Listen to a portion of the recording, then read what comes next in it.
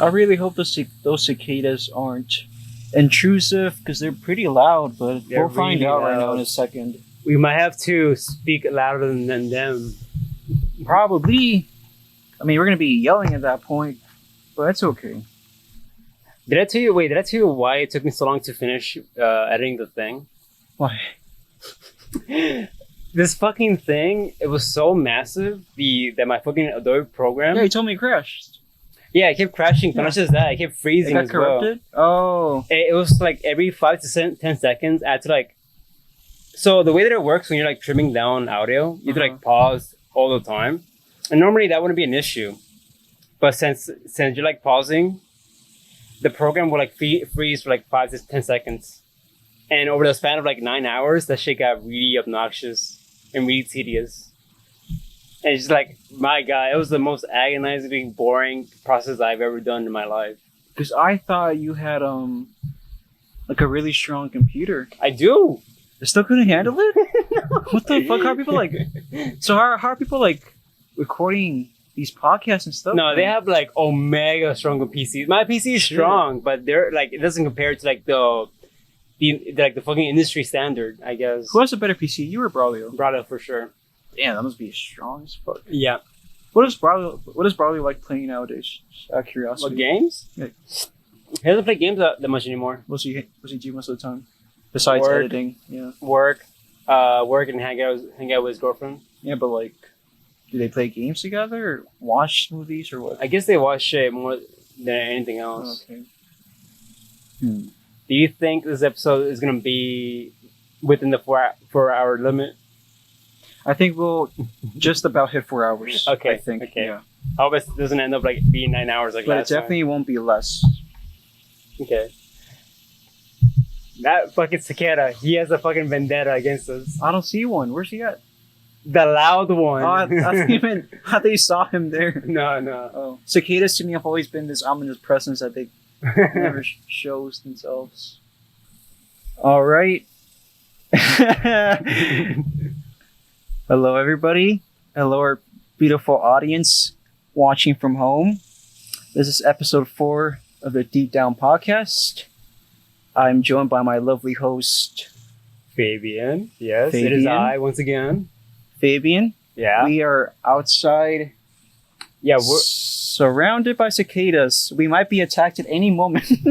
I mean, yeah, our location differs from last time where we've been recording inside of a car for the most part of these episodes. This time, however, it's hot as balls. Yeah. So we decided to like record in a fucking little tent Yeah.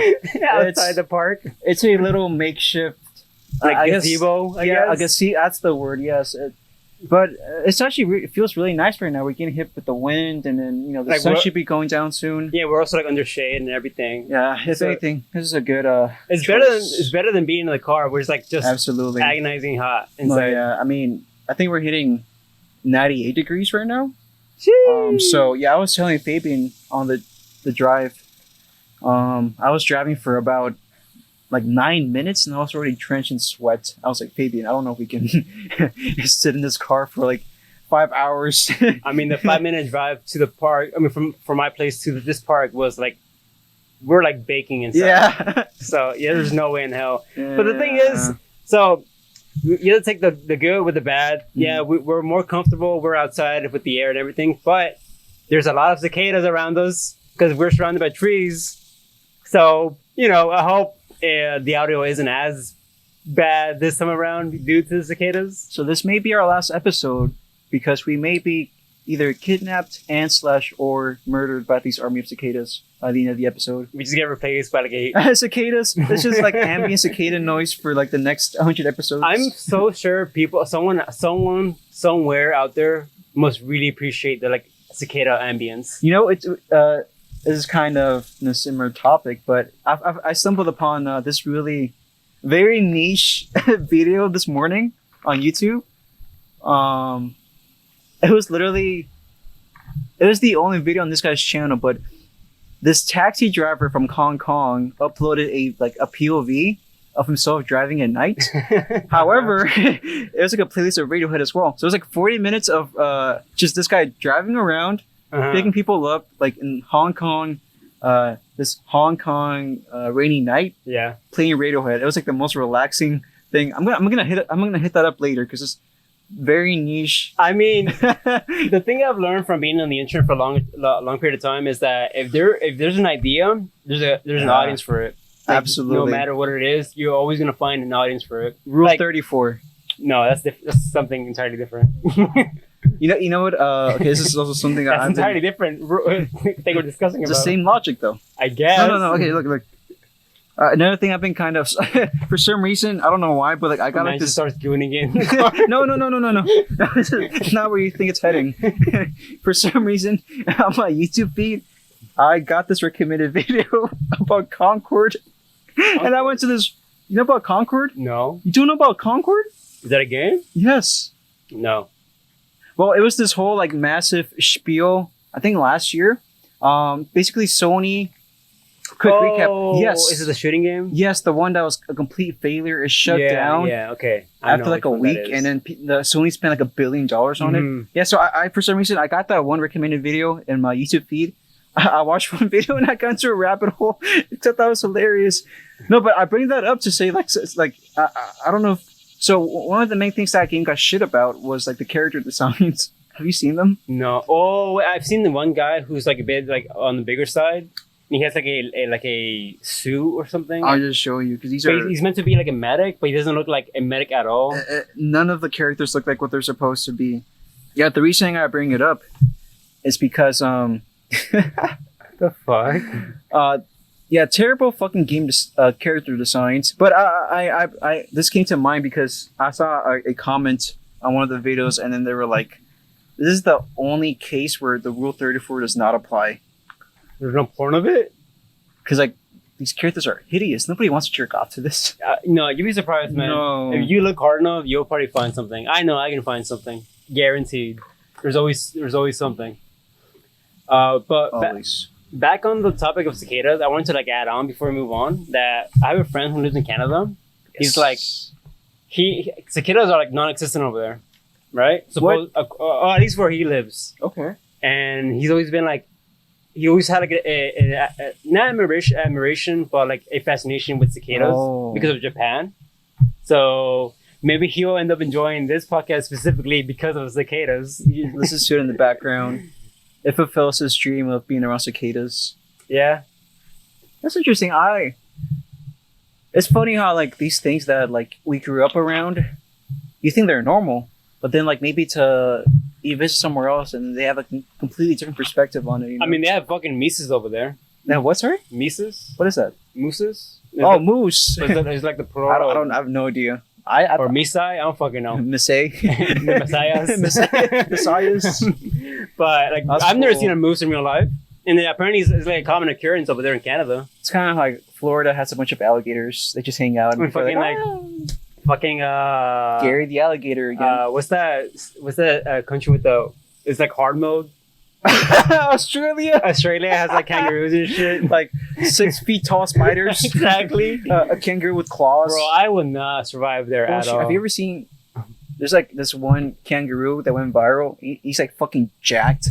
It's terrifying. I've seen pictures of it. I always thought about kangaroos as these like really cute animals, dog-like creatures. No, they're fucking scary. No, dude, they would kill you. Their fucking feet have like these giant claws. I've seen the kangaroo video where the guy just like punches the kangaroo in the face. Yeah, and the kangaroo's like, "What the fuck?" And he doesn't know how to react to it. I actually I know the bat. Oh, whoops! Oh, the mic fell because of the wind. I didn't realize it was that strong. There you go. This should be good. So I'm actually a little bit familiar with that story because I do know that the backstory of that particular encounter. Apparently, the kangaroo was about to strangle his dog. Yes, and then the guy intervened. Almost said the dog intervened.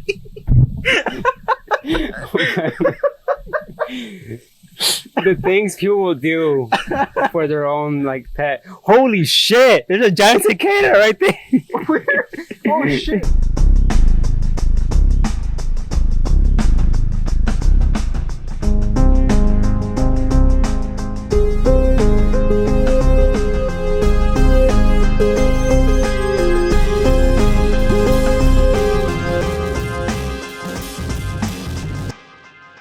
But moving on from that, Yes. the theme of the episode.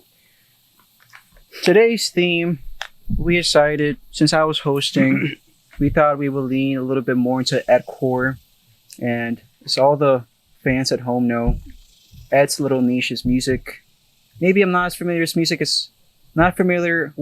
as much as I would like, but it's definitely a topic I can definitely talk a lot about. more at than length. I am. I just listen to Nightcore. That's about it. I mean, you say that, but I mean, I've seen you expand your taste over the years, and you've definitely put me onto shit. Like, there's something on here that Oh, really? Okay. we'll get to it. But yes, But the reason why we're recording a theme episode was because that fucking episode that I re-edited it took so long that I couldn't like consume the recommendation from last month. So that's another reason why we're doing a theme episode. this is a little DLC back home, so they don't start missing us. Which I get emails about all the time. It's when is the next episode? When is the next episode? Oh, no, don't you worry. We're gonna have a little Yes. rhythm going moving forward every month, every 31st of the month, new episode, new themes, new formats. Just keep watching. You'll see. We're gonna improve. We treat our audience with love and care. Our 10 subscribers. But we have a mixed bag about how we're going to approach this because, funnily enough, me and Fabian take different approaches to how we consume music. Yes. So I like to think that I'm definitely much more of an album guy. I'm definitely admire the way a collection of songs can tell a narrative and an arc. And that's really where I feel that music really shines. But I know that you... Yeah, for me personally, I just kind of stumble across random songs, and if I find one particular track or song that I like, I never like really bother delving into the backlog of an artist. I just kind of like, oh, I like this. This sounds cool. I move on to the next thing, and never like think about it much further than that. But like since I've met you, I've come to appreciate like the art of like albums and how I mean, you put it perfectly right now. Like sometimes they have like these cohesive narratives that they can only experience through the process of listening to the entire album in one go. And yeah. So do you want to explain how we're going to be doing this? So, it's actually pretty cool because we're going to be hitting at this from almost every angle. And what I mean by that is that, Fabian, you're going to be talking about your top 25 favorite artists. Yes, and there's a reason for that because, again, I'm out of us two, my music knowledge is a lot more limiting. So I kind of figured if I can't talk about albums particularly, I'm going to talk about artists that I really admire or I just like in general. Because I feel like I'll have a lot easier time doing that over the thing that you're going to be doing, which is... So initially, I was going to just go full head on and just do my top 25 favorite albums of all time.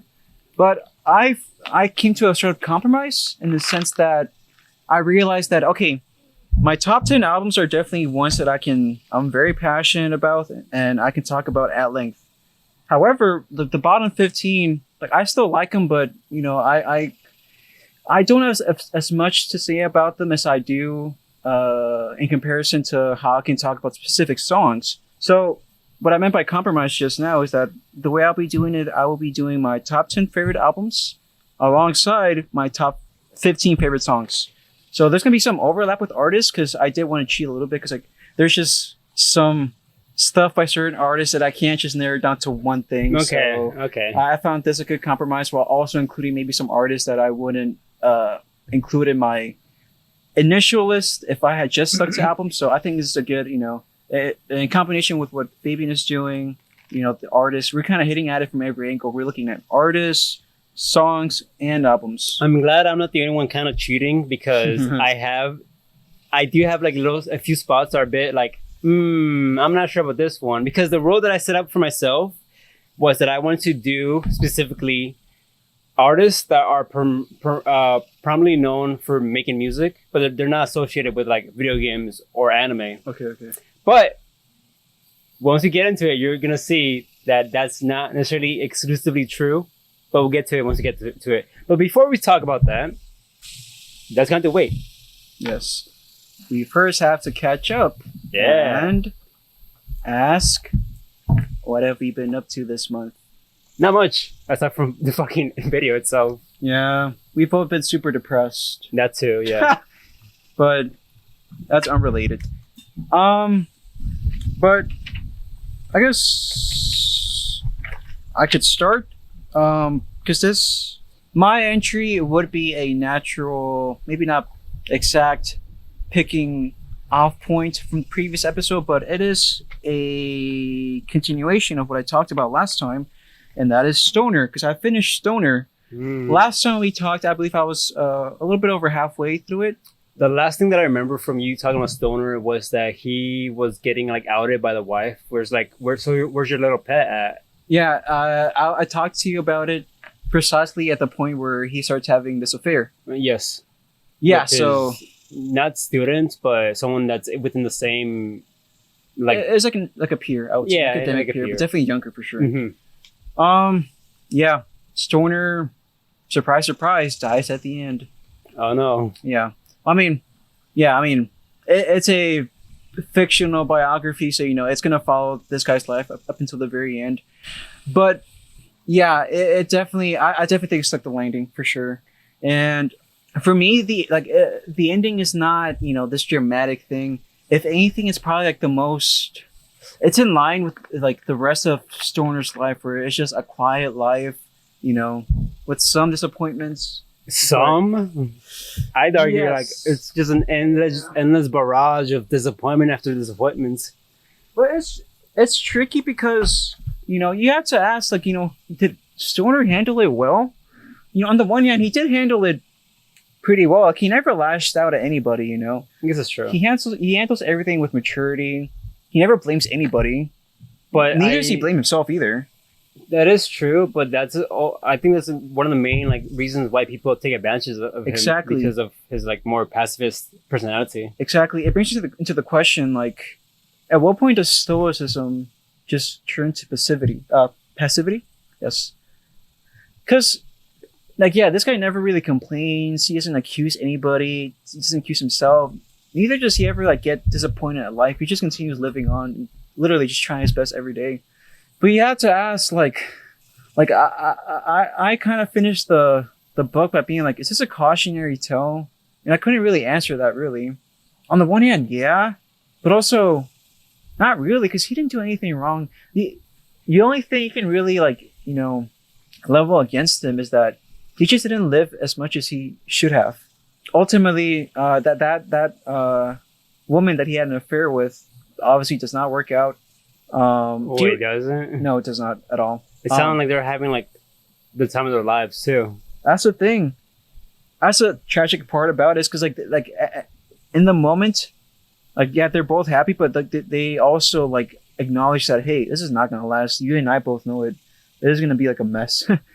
But do you remember that one professor who ended up having like a yes? So okay, so my curiosity is, so what's his deal with the student that he was so protective about?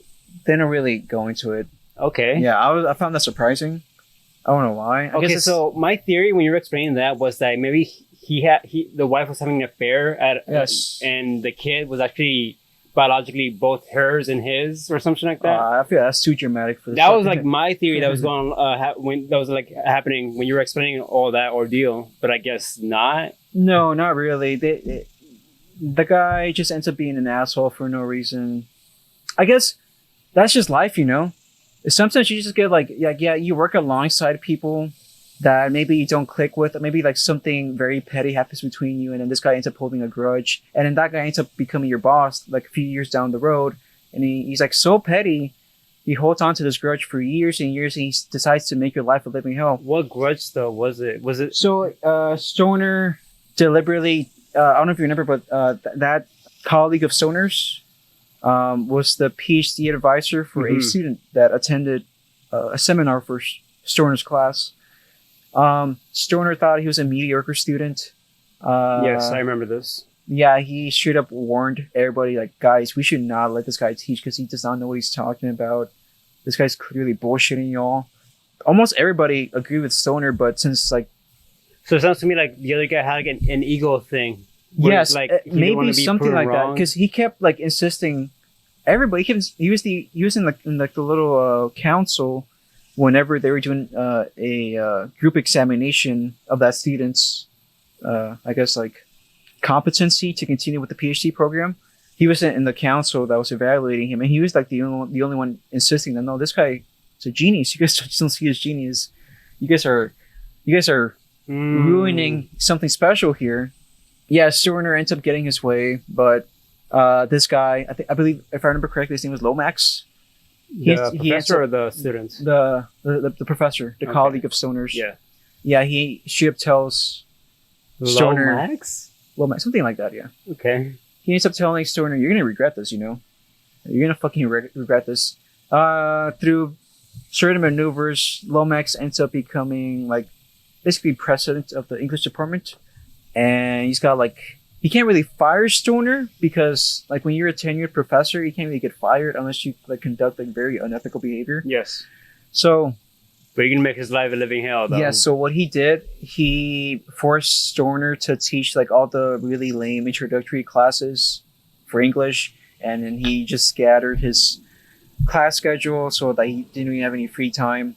Again, Stoner took it like very stoically, I guess. He just was like, "Fuck it."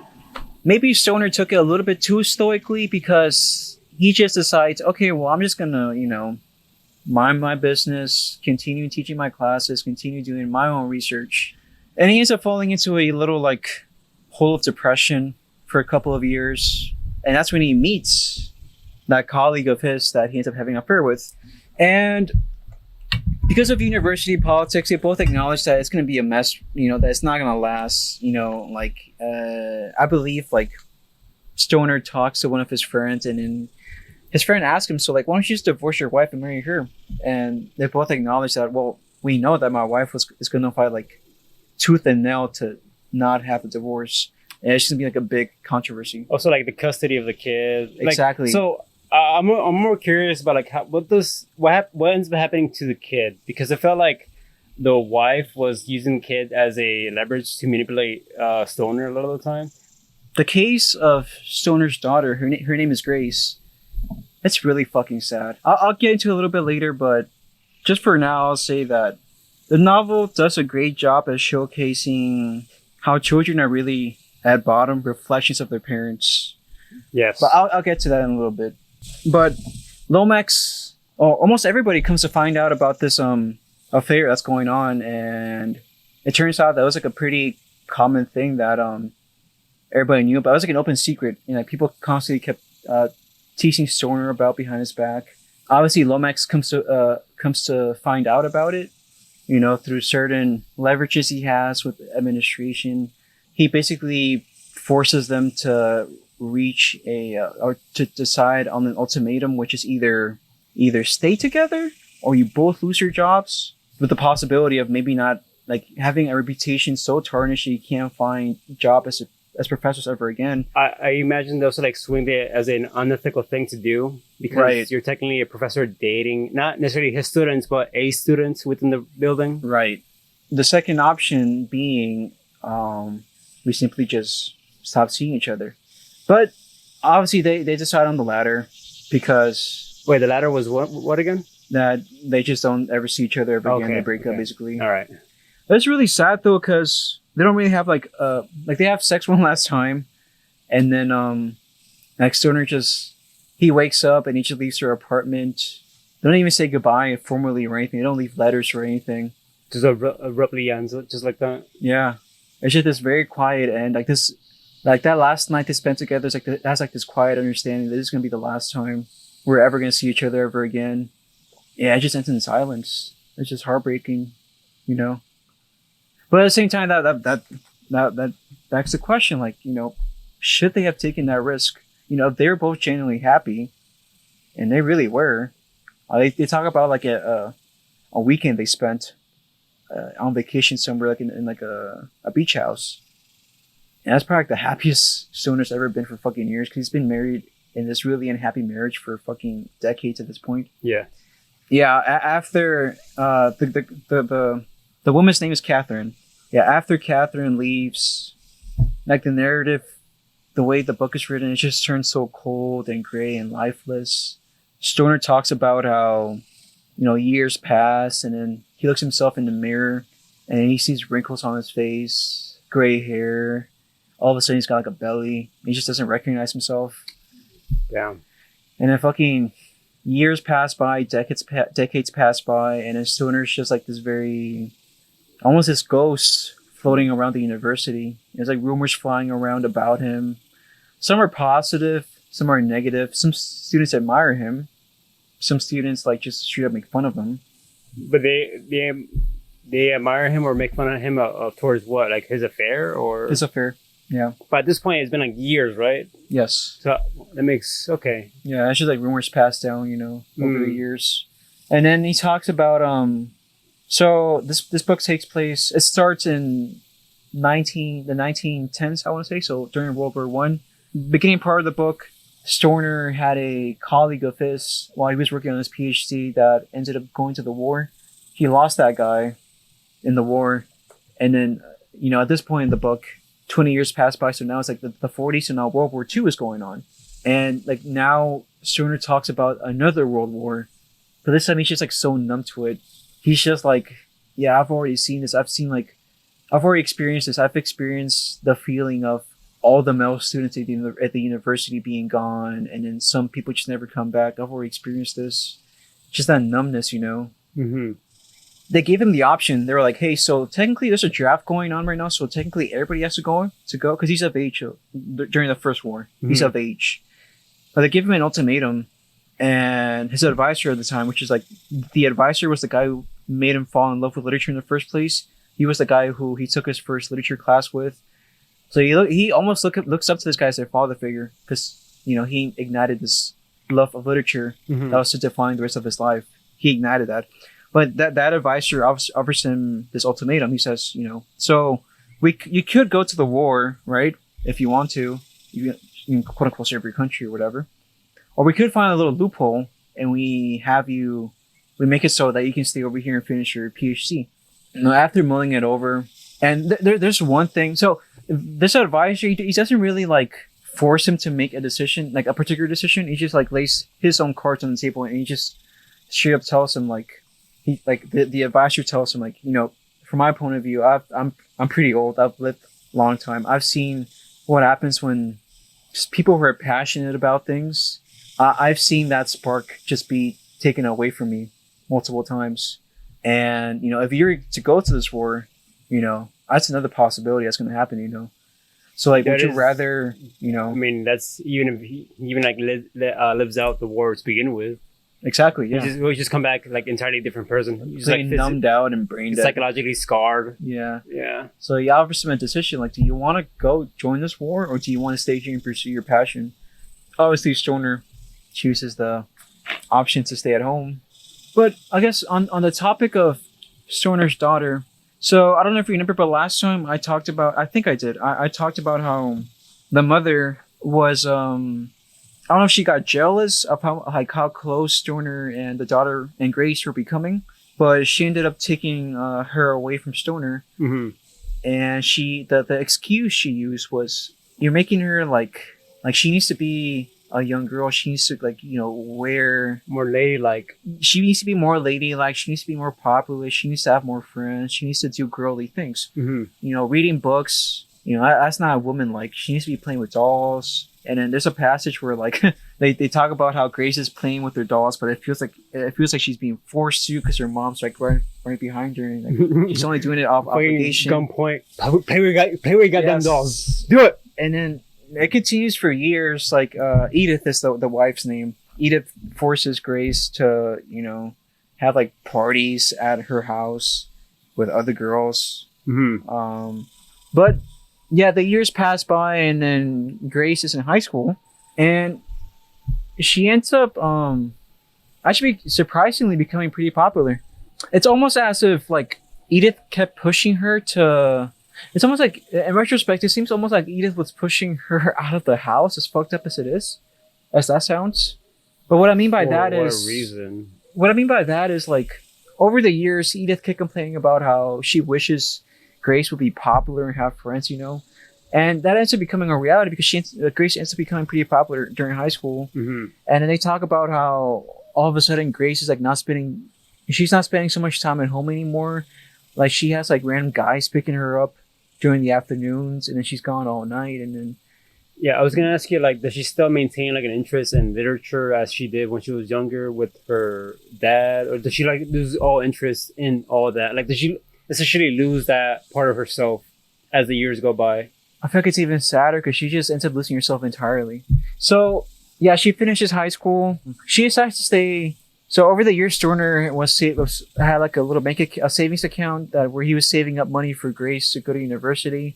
And he tells her, if you really want to, we have the money to like, send you out to a different state, anywhere you want to go. We have that money. She ends up deciding, no, I'll stay here. I believe it's Mississippi. No, Missouri.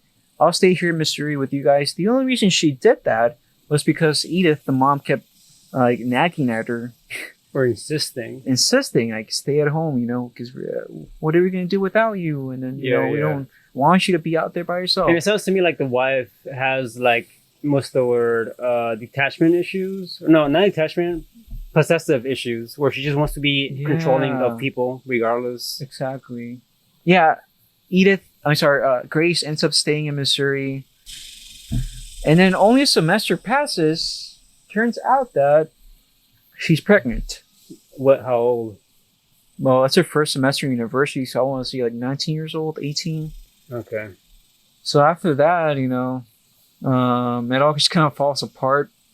The husband, well, I guess the guy, I guess that was customary at the time. If you got somebody pregnant, you had to marry them. You're being forced to. Yeah, so, that checks out. Yeah, this poor guy gets this girl pregnant, and now he's like forced into a marriage. And he seems like a really nice guy. It's just, I feel like it's meant to convey like the process that Stoner goes through. I think a lot of people naturally went through that process just purely by the fact that they get a person pregnant, even though there's no like emotional or romantic attachment towards them. They're just together because of social customs. Social customs, exactly. And it's kind of like depressing when you think about it. It's like, Jesus, what a time we used to like live in. How does like that all lead into? So the boy she ends up marrying, again, bear in mind, this is happening during World War II. Drafts are coming up. The guy ends up getting drafted, and he ends up dying like the first month. So now all of a sudden, she's 19 with a kid, and then the husband is gone. So now she's like, shit.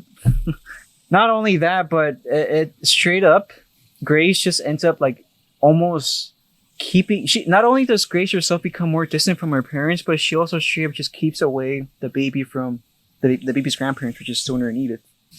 Okay. Any reason for that? Because I imagine, like, does she hold any resentment towards her parents? I don't think it's resentment. I think it's just numbness. Like later on, after like she has like a heart to heart with Stoner, she says that honestly, in retrospect, she tells Stoner, she's like, honestly, in retrospect, I think I got pregnant so I could escape you guys. That's fucked. Because like his house is just fucking sad. Well, she didn't say that, but that's how I interpret it. Like this house is fucking sad. But it's like it sounds to me like at least with Stoner, it sounds like she had like a pretty decent relationship with them. That's the thing, though. Remember, keep in mind, like Edith kept them away for years to the point where like they just became strangers. Like Stoner kept spending more time at work because he didn't feel welcome at home, and then even when he got home, it was time for Grace's bedtime. She had school the next morning. He was just never around then, and so years pass by. All of a sudden, your dad becomes a stranger, and feels fucking cold. But Grace ends up having a baby. She's actually pretty close to her husband's parents, and I believe they support her for a couple of years, so they give her money and stuff to support herself, and then she lets them see them pretty frequently. They visit pretty often. But when it comes to Edith and Stoner, though, that side of the family, she's definitely a lot more distant. She doesn't really visit that much. And the real gut punch is the fact that Grace ends up becoming an alcoholic. Oh. It's really fucking sad. Like, most of the novel is told from Stoner's point of view. So by the time, some years pass by, Grace has her kid, and then she visits. I forgot what the reason for her visiting was, but it's irrelevant. But she visits, and then she stays the night, and then Stoner picks up on like she might have a alcohol problem because she all of a sudden Grace is like she's like insisting, you guys don't have any alcohol here? Do you guys have any alcohol here? And she's like, no, not really. I mean, we could get some tomorrow morning if you want or something. But now that you bring that up, I do recall you saying that the wife also is like has alcoholic tendencies, if I recall correctly. I don't remember that. Maybe it was part of the book at some point, but I don't think they really visited that. I have this vague memory of you saying like she has some sort of like tendencies of using some sort of like supplements, but I'm not very sure. I do remember that like when they would have parties, when Stoner and Edith had like dinner parties with his colleagues, she would get drunk and then she would like act like a completely different person, and then once everybody left, she was like completely cold to Stoner.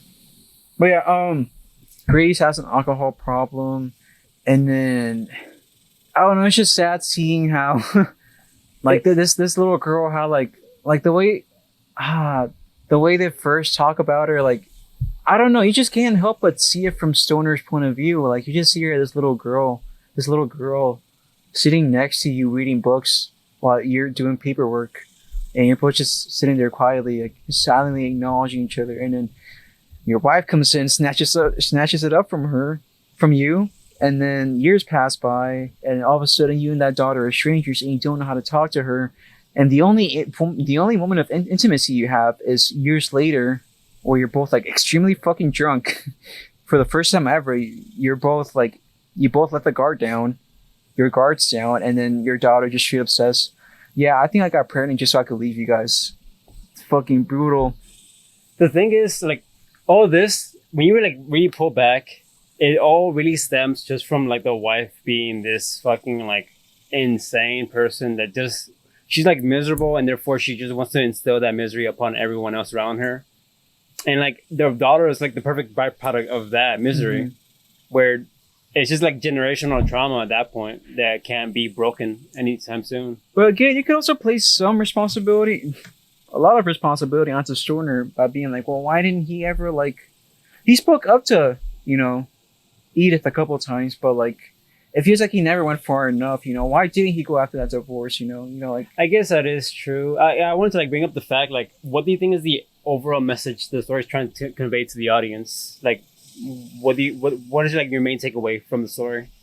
Don't be afraid to live life. There's been so many points throughout the book.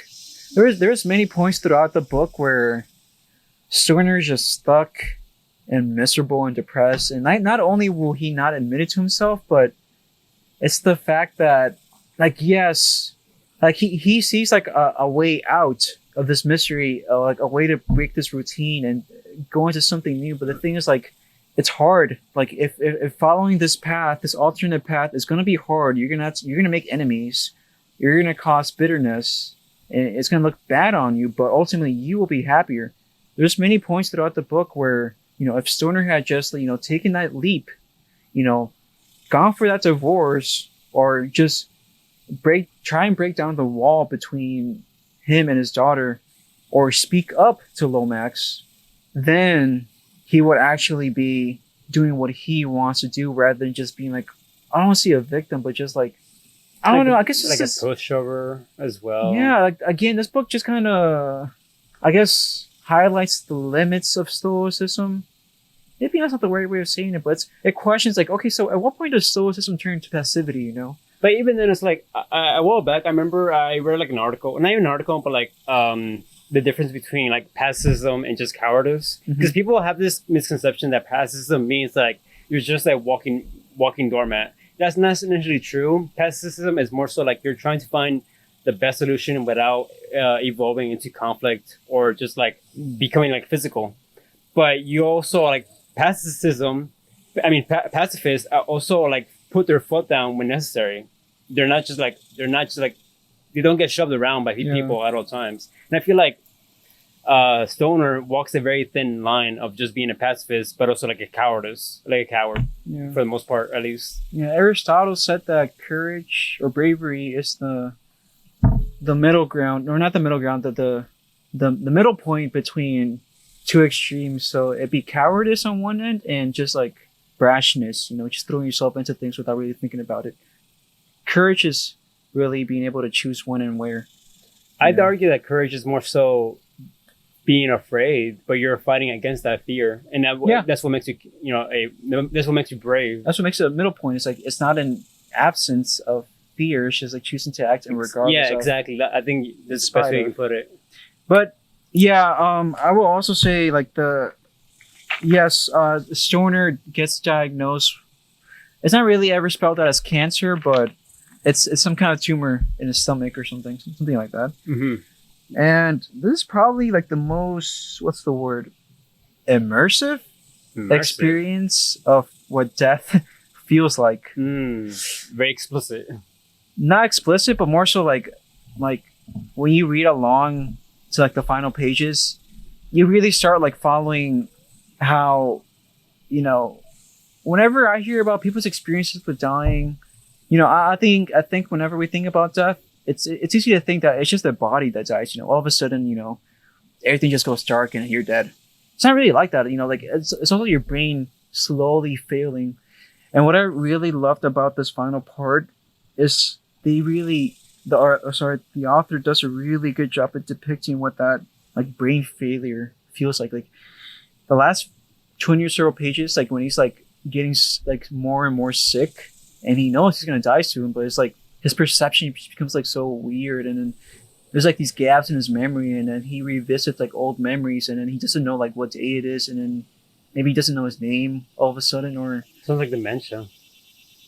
No, it's like your brain slowly like withering away, Mm-hmm.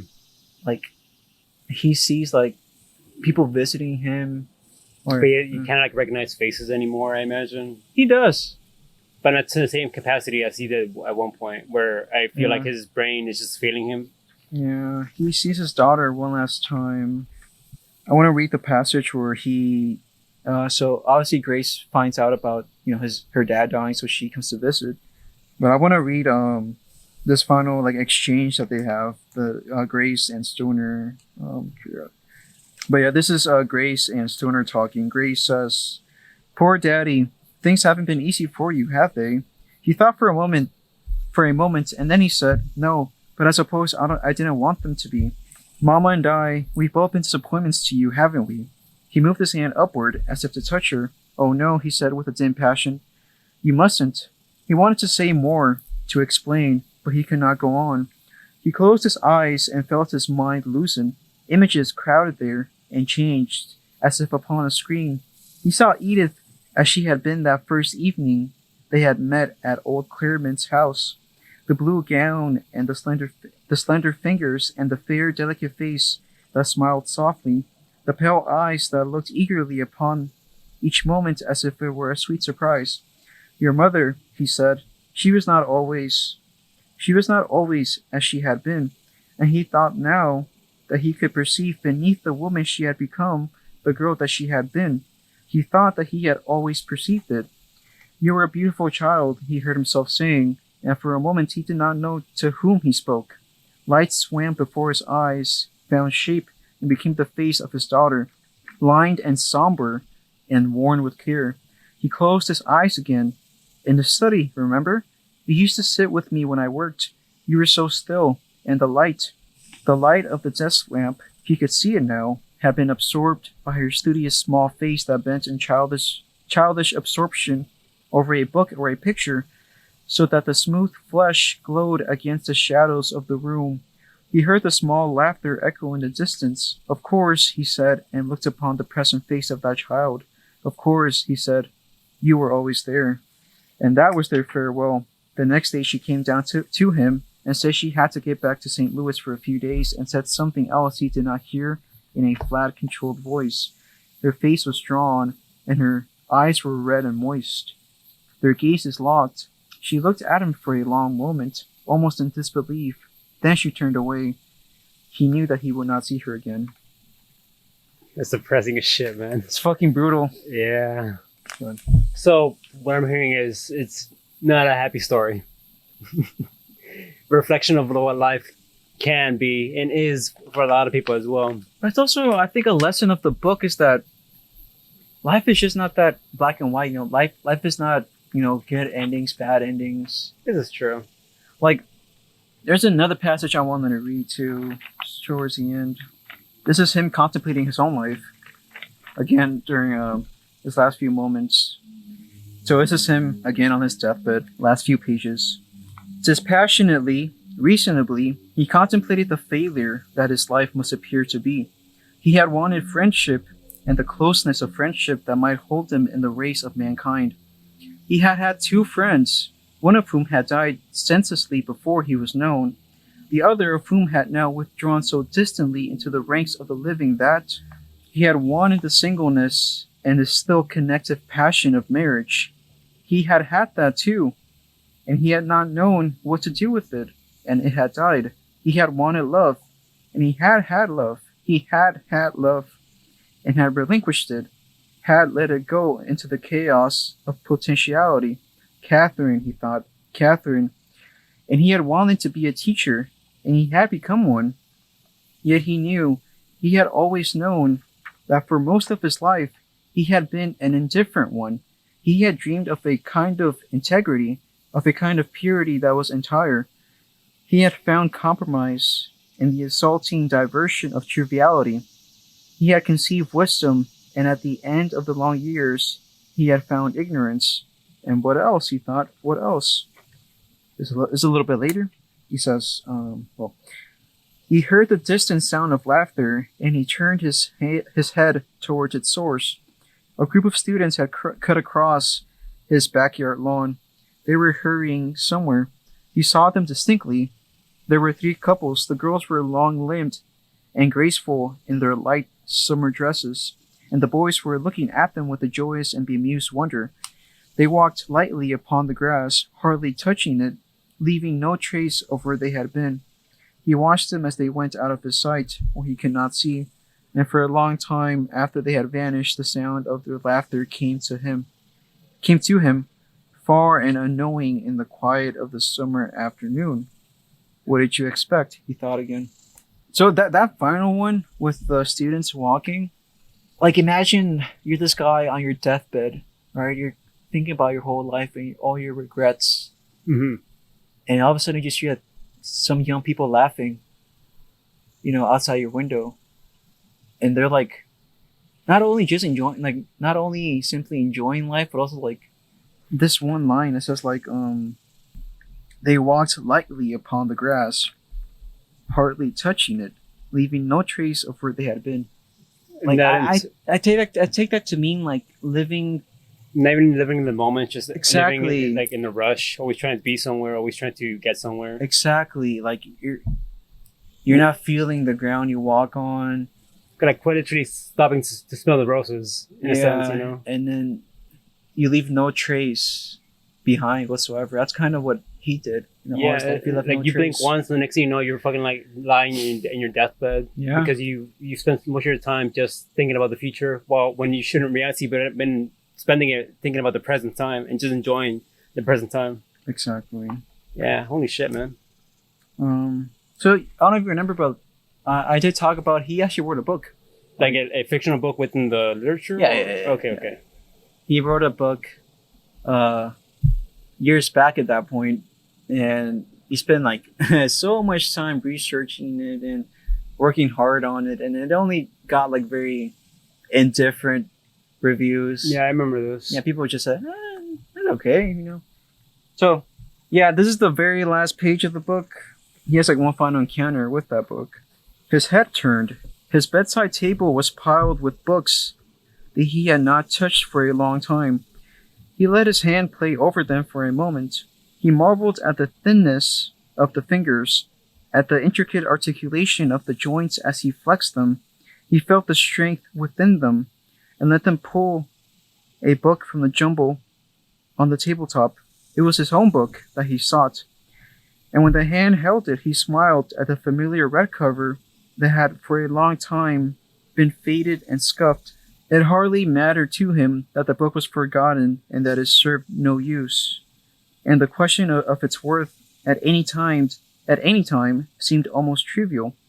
He did not have the illusion that he would find himself there in that fading print. and yet he knew a small part of him that he could not deny was there and would be there.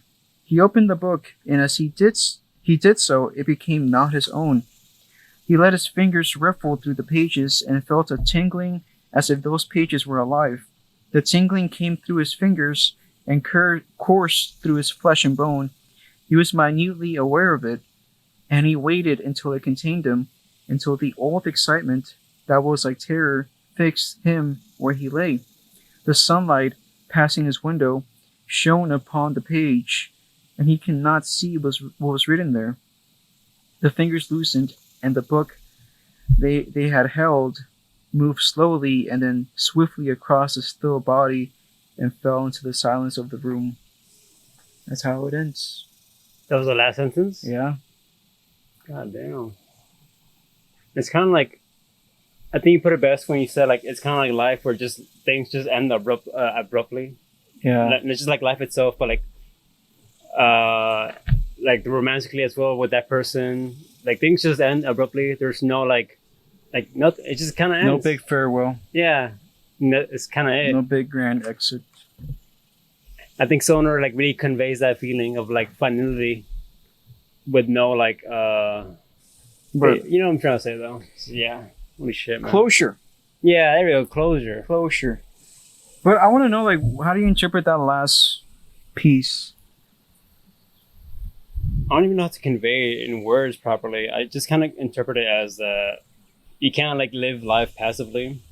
You have to take it, like, the incentive to just live life right here and right now, or else I think it's like Stoner is meant to be a cautionary tale, as he put it earlier, on how to not live life, or else it's just gonna, like, be a miserable experience and it's gonna, like, pass you by real fast without you even noticing. So, like, I think back on that, like, description where you said, like, his belly was bulging, his eyes were, like, wrinkling without him even, like, realizing. Like, time just, like, flew by him without him even, like, noticing. And I think that's what it's meant to, like, convey. Ultimately, that's what life can be if you let it be. If you let it, just kind of, like, enjoy the moments, I guess. Mm-hmm. I thought the book itself, like the book he was holding at the very end, was kind of like symbolic of his own life, because, like, the book itself, like, the contents of it were, like, not, again, they're not great, but it made also, him filled, at least. Yeah, like, it was present, and it's gonna leave a trace. Maybe a trace that many people wouldn't notice, but it's gonna leave a trace regardless. Like, that book is gonna exist. Mm-hmm. It probably won't be passed around a lot, but it's still there. And it kind of, like, hankers back to, like, the farm as well, with his parents, where they try to, like, maintain this farm for generations upon generations. And I'm not sure how that farm, if Stoner inherited the farm or not. He sold it. But even then, like, that farm, even though it's not theirs anymore, it still lives on. Mm-hmm. It's still being, like, maintained by someone else entirely. And I think that's, like, what life kind of is. It's kind of like your essence lives on without you a lot of the time, and that's perfectly fine. Like, this book is going to live on without him, and it may not be, like, well known, but it's still, like, this little piece of him, like, fragments, like, echoes of his identity, is still living on way past his life as it has been expired. And I think that's beautiful, and I think that's what art is, or just, like, life in general, leaving a trace behind. Yeah. Traces. Goddamn. But yeah, it's a difficult book in a sense that it's probably, like, the one work of art I've experienced where, like, yeah, I loved it. I enjoyed it a lot, but also, like, I don't know what to take away from it. And that's kind of what life itself is. You kind of just come here and then you leave, and it's like, well, what was it? Well, it's not really one clear answer. Yeah. It's an amalgamation of different things. It's not either positive or negative. Yeah. I feel like sometimes art doesn't need to be anything you can, like, take away from. It's just, like, the feelings they invoke upon you. Oh, it's literally just like, well, art is just the artist leaving a mark in the world, and that's what Stoner did. Mm-hmm. Maybe it's not a big it's not a big mark that many people would notice, but it's a mark, you know. Leaving your stamp on reality, you know. And like a part of them now lives in you, you know, and you speaking about it is like fragments of their identity and their beliefs and their lives is being passed around in very small ways, you know. So it's like, I don't know. Like, you know, you're not going to be like a famous artist or anything, but you will impact people, you know, your loved ones. In small ways, they're going to remember you. It's literally just a ripple effect. Yeah. Holy and shit. even then, like, do you think, well, I don't know. Obviously, in the moment, Stoner himself wasn't very happy probably, but like in retrospect though, like in all things considered, do you think Stoner lived a happy life?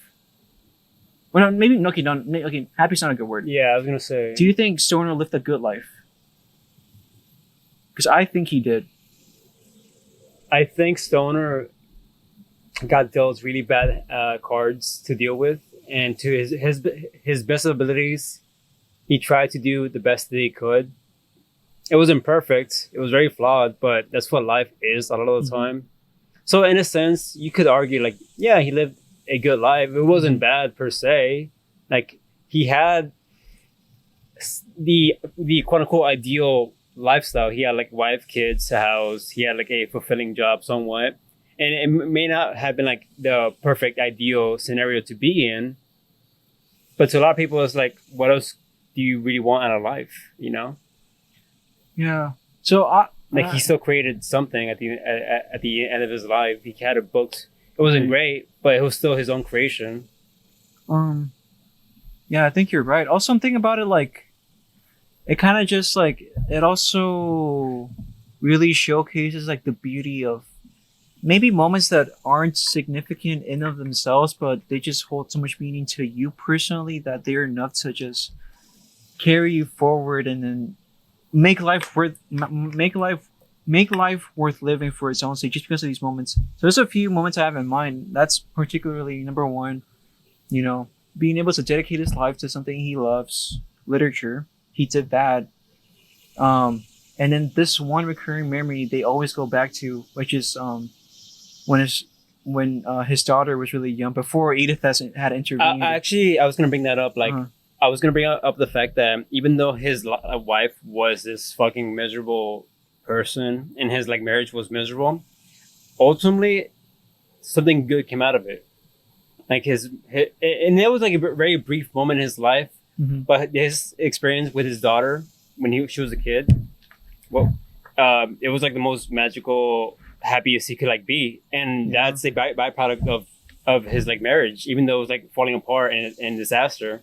Like good things can happen out of like bad things. Exactly, and they always go back to that memory. They view at it from different angles of how how Grace was like studying next to him, and she was like engulfed in this book, and like the way the sun hit her face, or the lamp was this weird, whatever, you know. Yeah. So little moments like that. Exactly. You know? So it's like life is not all black and white. There's this middle ground that a lot of people can't see because they're so fixated on the good and bad. When in reality, it's like it's a mixture of both. And then that whole affair with Catherine, like it was doomed from the start. Everybody knew it, and it was like this, you know. It wasn't a good look on Stoner, but regardless, he was happy. They both were super happy. Like the way they talk about, like, you know, that one weekend they spent together, just magical. Like there's like this sequence where they're just sitting next to a fire and they're just sitting next to each other quietly, and they're just sitting there enjoying their presence. Little moments like that, you know. Yeah, because ultimately, even though that relationship didn't like work out, it's the memories and experience within that moment it was that still really lived. Yeah. Yeah. Again, like it was doomed from the start, but then it's still, regardless, it still mattered. Yeah. You know, that's the beauty of it. That's kind of life itself. You know, life it's literally doomed from the start. Not only is it gonna end, you know, it's gonna end, but also like it's gonna suck. It's gonna be hard times, but it still mattered. You know, and there's gonna be beauty alongside it. Goddamn. Yeah. With me, without having like read this, I can like really feel the emotion that's like just packaged within this one story. What would you like rate this? Oh, it's a 10. 10? This is like the 10th thing you rate 10 out of 10 during this podcast. Remember, I only pick good art. That's bullshit. I do. But, I keep thinking about this cover, and it's like, it's not sadness per se, right? It's just like quiet disappointment. Yeah, that was Quiet disappointment. But yet you still continue living, you know? Oh no. And I think that's like not only what this book is about, but what life itself is about. It's just like, I don't know, life is just so disappointing a lot of the time. What do you think but it's called, worth it, stoner? Like, I think it's just his name. Yeah, but like, I think it's like a metaphor. Like, You think so? you're not hard as steel, but you're not like weak as pebbles. You're just like in the middle ground. I think that's what human is. You're just like in the middle ground, not necessarily fragile, not necessarily hardened, but you're just it's stone. As soon as you asked that, Hold on. my Give me 1 second. mind immediately. Oh, sorry. As soon as you asked that question, my mind immediately went to stoicism. Not only because it kind of sounds similar, but also like Out there, you're gonna say like, "Oh, it's just fucking him smoking pots when you're no, just a stoner." no, stoicism. Not only because like it sounds like the word stoicism, but also like it's that stillness, you know. But also, when does that stillness turn into passivity? But yeah, I think it's a good way to end it off. Though. Yeah, that's really all I have to say about it. That was a lot, man. Sorry, yeah, I didn't realize like shit. I might have to. You're good. It's just like. Yeah, I don't think I was gonna have that much to say about it. I mean, it's good. It's good that it impacted you this much to the point that you're wanting to just like ooze your opinions and your feelings on it. That's just good art. And that's what art should be. Ultimately. Absolutely. But that's really all I have to say about Stoner. Fabian, Yes. tell me about Go Focus with your avatar. Not as emotionally charged as Stoner, I'll tell you that much. So, go. I don't even know how to pronounce this thing. It's like go GH, focus with your avatar. The main premise is that you just decorate a room and you customize this avatar and you just kind of coexist with each other. But the way that the program is like designed, it's meant to be a productivity application as well. Oh, I didn't know that. Yeah, it's meant to like help you be productive. So they have like a timer, they have like a stopwatch, a Dodoro timer as well. This whole time I thought the avatar was you. No, you create your own avatar. I thought the way you talked about it and the way you showed me, like the impression I got, I thought it was like a you literally just assign your own room just for fun.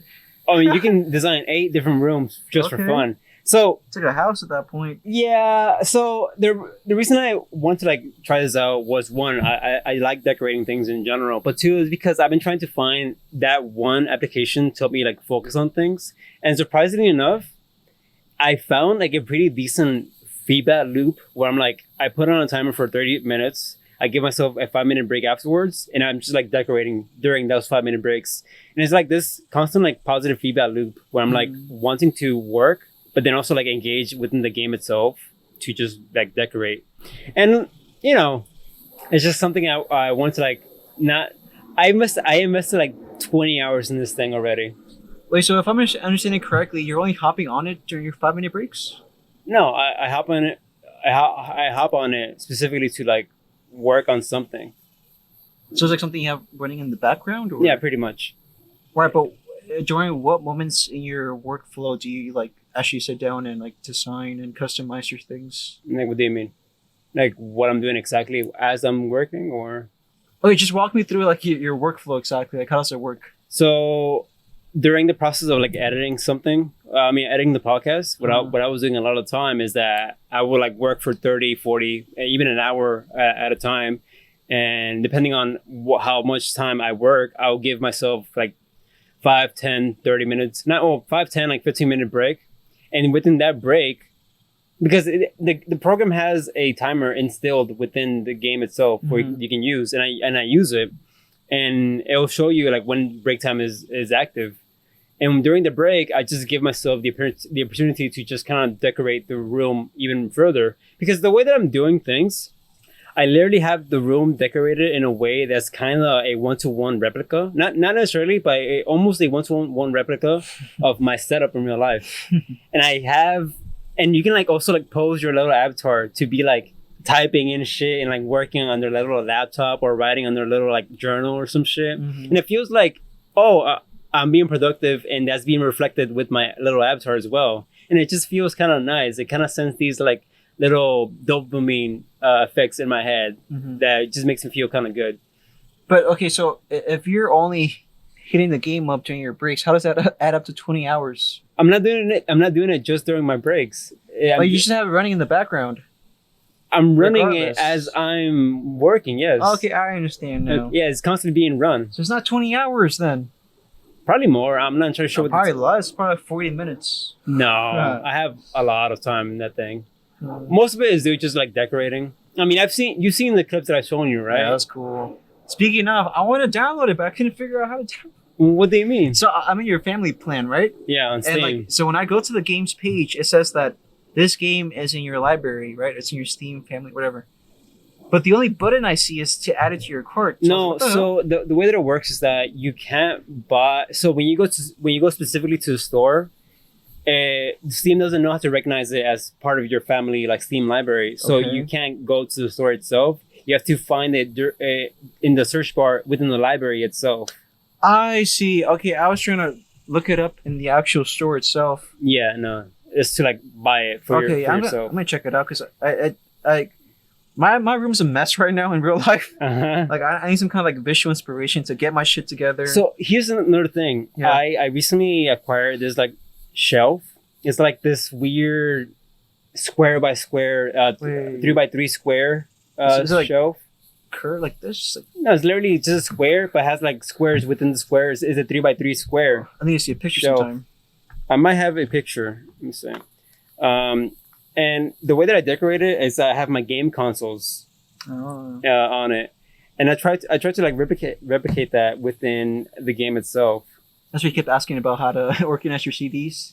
Yes. Wait. So okay. So that's what you're asking. It's so random. Okay.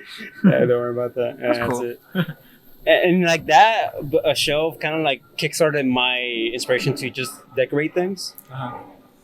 And like the one thing I've been really into is also like CDs. I've had like not just CDs but also like cassettes, because I own this one cassette for Celeste. It's like the OST of Celeste, but it's like encapsulated in a cassette. And I think it's like the fucking coolest thing ever. And I've just been like watching. I've been like searching a lot of images on Pinterest on how people decorate their rooms with CDs and shit like that. And it's so like cool to me. Yeah. And this fucking game, because the way that it works is that you can import images into the game, and it could be anything. It can also be like GIFs as well. And I've just been importing CDs that I would like to have in real life within the game, and I have like this wall dedicated to just like CDs and posters and games and shit like that, and it's fucking awesome. This is exactly like what I'm looking for currently. Oh, I think you will have a blast with this, because I've seen like a lot of rooms where they just decorate their rooms with just like all their favorite like vinyls and albums and shit like that. It can get like really creative. It's very limiting currently. There's not a lot of like variety with its furniture. But even then, with enough like creativity and willpower, you can get like a lot of different results. How would you like personally try to like decorate your own room if you had the opportunity to do so? I definitely need to add like a little. So two things I've been wanting to add for the longest time.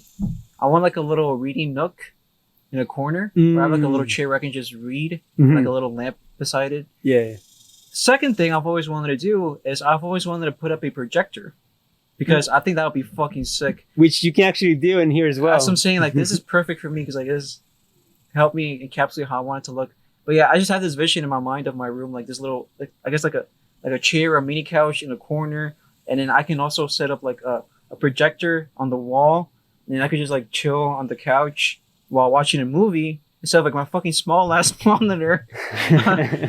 And like, I don't know, just those are the two main things that come to mind. Like, I was picturing more like the walls being decorated with vinyls and shit like that, because you can also do that. I know, but like I have this one Radiohead poster I've yet to hang up. I've had it for years at this point. I just haven't hung it up because I need to buy the frame for it.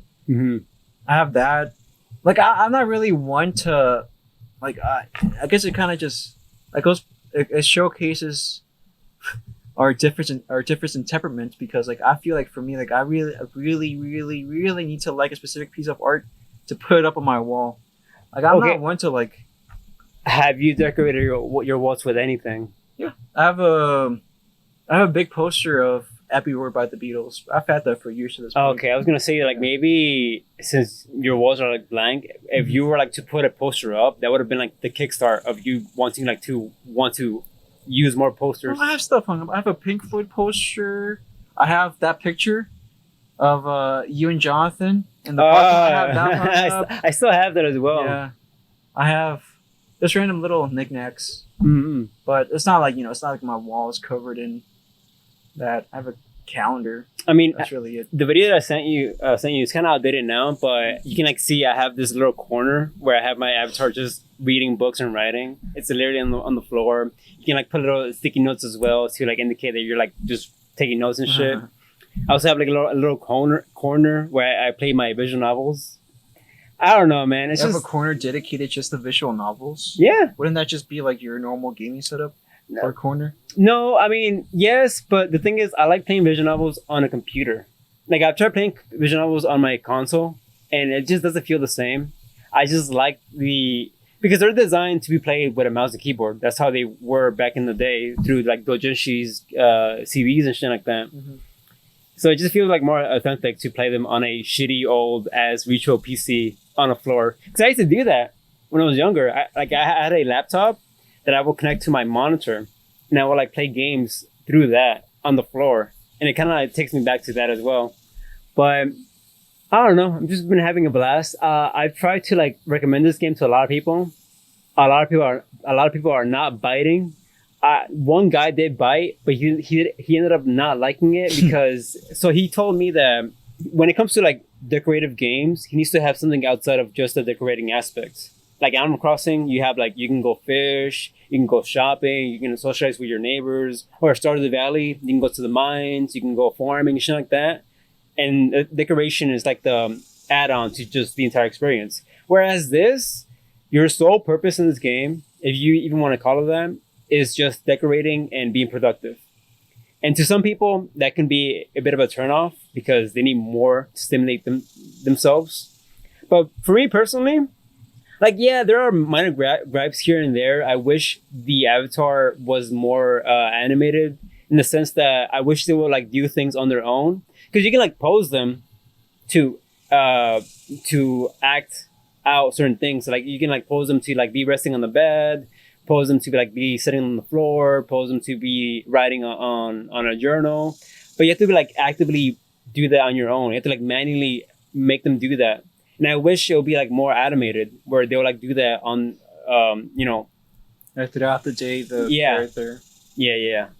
But I don't know. It's just a little thing that I enjoyed. I want more people to play it because what I'm like doing with this thing is that I'm using it as a visual board in a sense, where I'm just creating things where I want my room to eventually look like this down the line, which will be awesome. That's how I'm thinking about it too. Mm-hmm. Like a virtual 3D Pinterest. I guess is the best way of putting it. Yeah. That's how it shows up in my mind. Wait, I'm gonna check it out for sure. Yeah. Now that I actually know how to download it. For sure. Another thing I want to like add. This is a bit personal. I might cut this. I don't know. We'll see.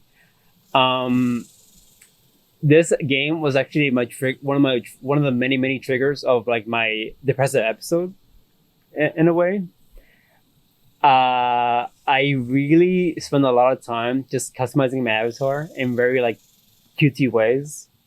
And just kind of like experimenting with all the clothes. It made me kind of like go through this euphoric sense that kind of just like put me in a weird state. But it was also kind of like, it was kind of like uplifting. Yeah, like I I was can like gonna mess say. around with it in a very safe environment, you know? Mhm. I don't know. It's this small fucking game has been a weird, intimate, but also like positive experience for me in many ways. Not just like productive, but like just me exploring my like gender identity in a space virtual environment. I don't know. It's one thing to do it in your mind, but it's also another thing to like literally see it in front of your eyes. Mm-hmm. like have full control or creative liberty. There we go. Yeah. Exactly. I sent my little avatar to a friend, and she was like, "Oh, she kind of looks like you. I think it's like the eyes or the eyebrows. I don't know. It kind of like makes you look like that." And I was like, "I fucking wish I looked like that cute." Like I don't know. It's I don't know. It's just really cool.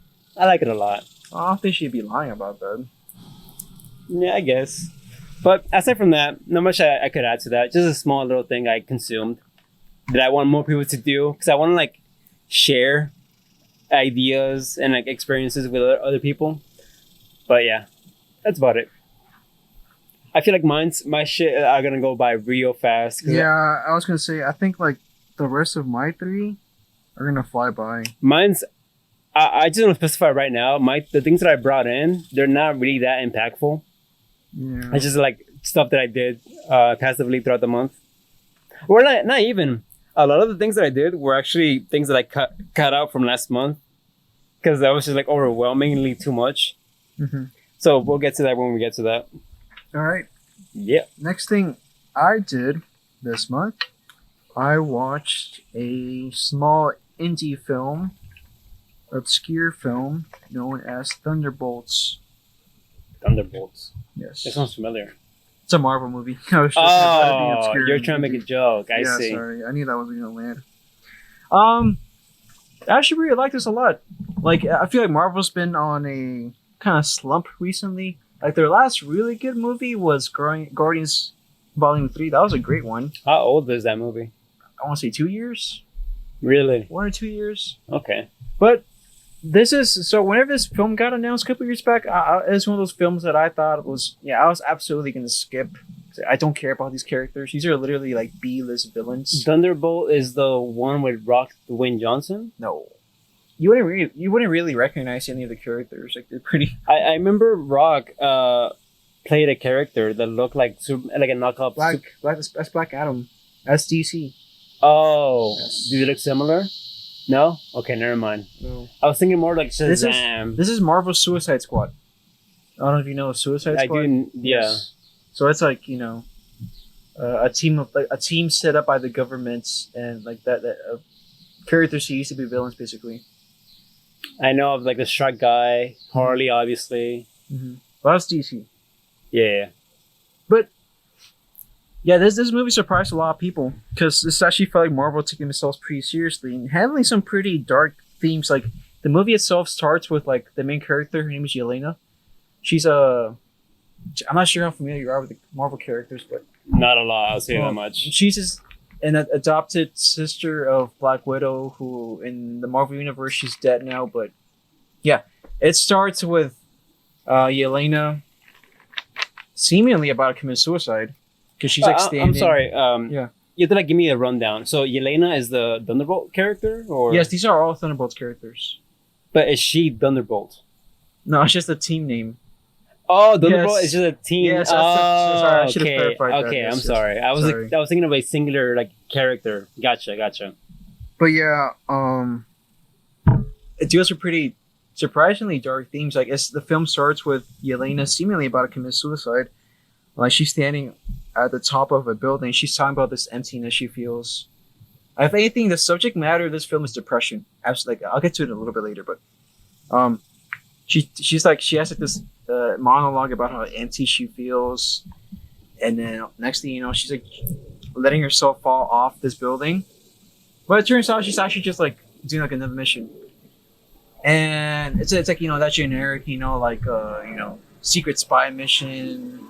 Yeah, it kind of just there's like this generic sequence of like her killing some bad guys, but it's almost kind of like meta in a sense because like it's she herself right before this whole thing happened is talking about like how mundane her job feels, how empty she feels, and then it's over this like generic action sequence that we've seen a million times before. So it's kind of reflecting probably her own state of mind that she's been doing these kind of jobs for years and years, and she's just like numbed out to it. But yeah, that's the general thing of the movie, I would say.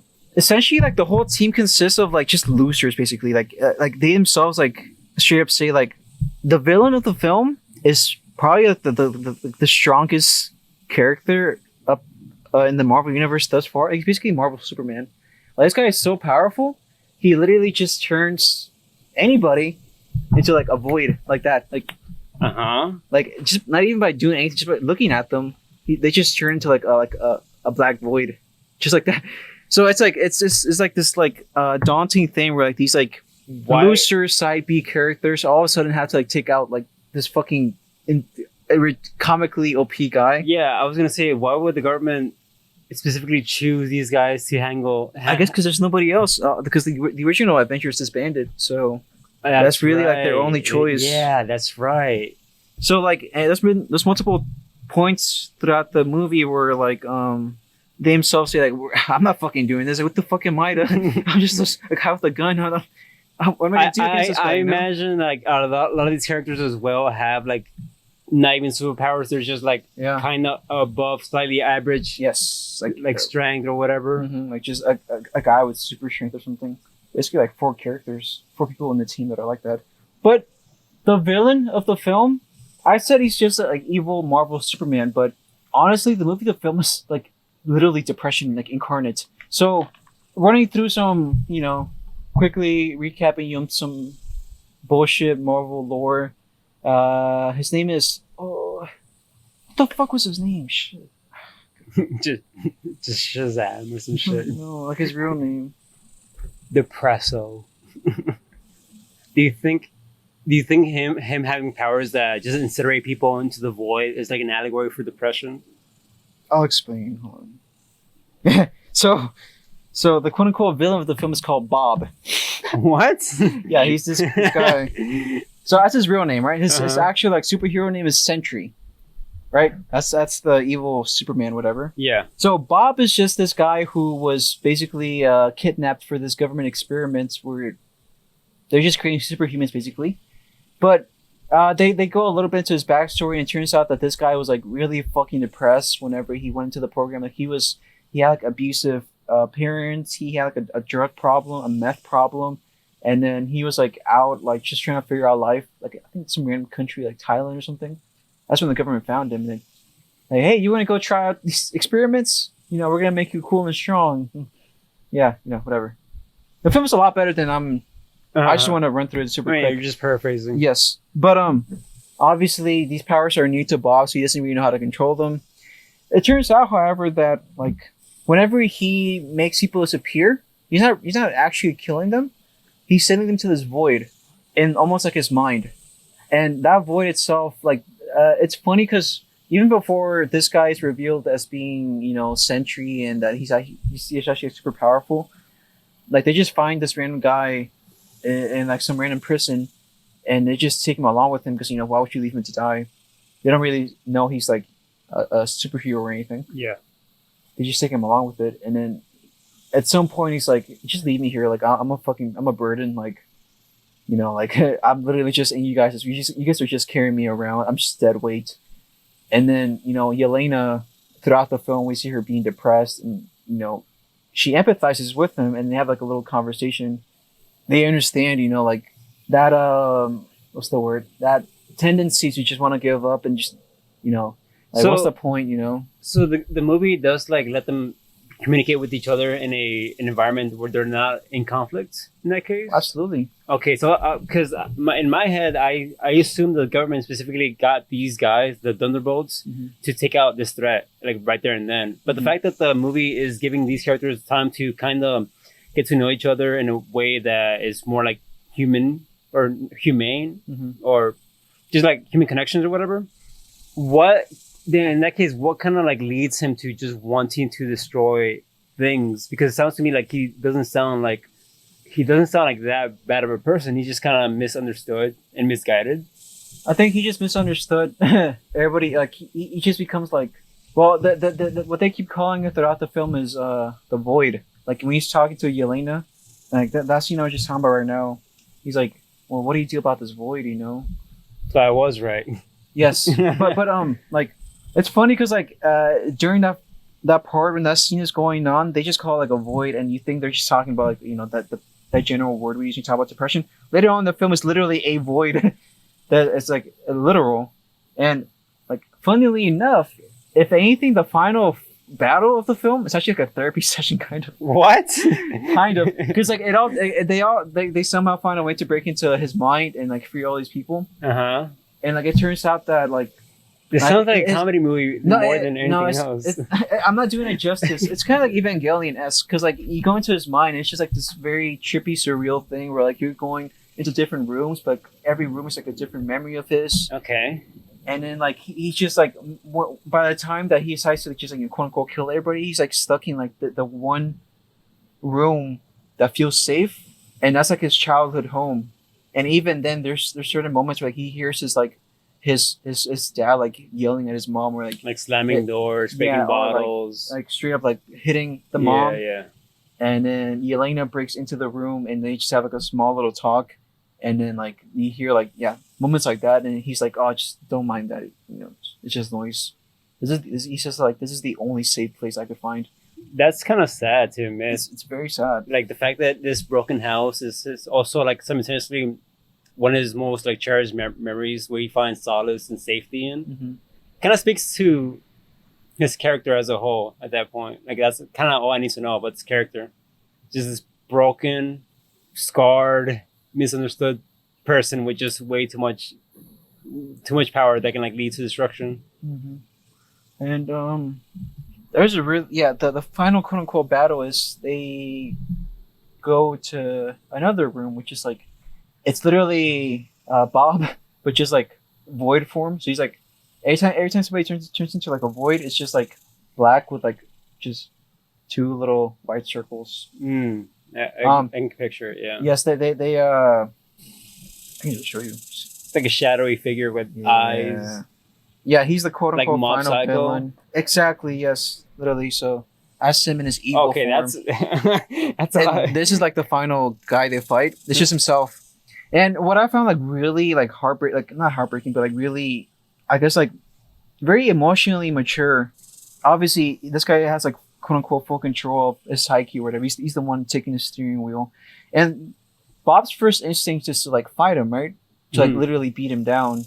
But like he starts beating him down like so hard to the point where like you hear like bones breaking, like blood splattering, and then like the Thunderbolts are watching and like this is not right. This is brutal. This is going too far. Like it's giving me like invincible vibes. Almost. Yes, kind of. But I think the message itself is like the answer is not to beat yourself up or like punish yourself or like to beat yourself or like win a battle. It's just like compassion, and because like they as a team they all like stop him from like literally killing himself.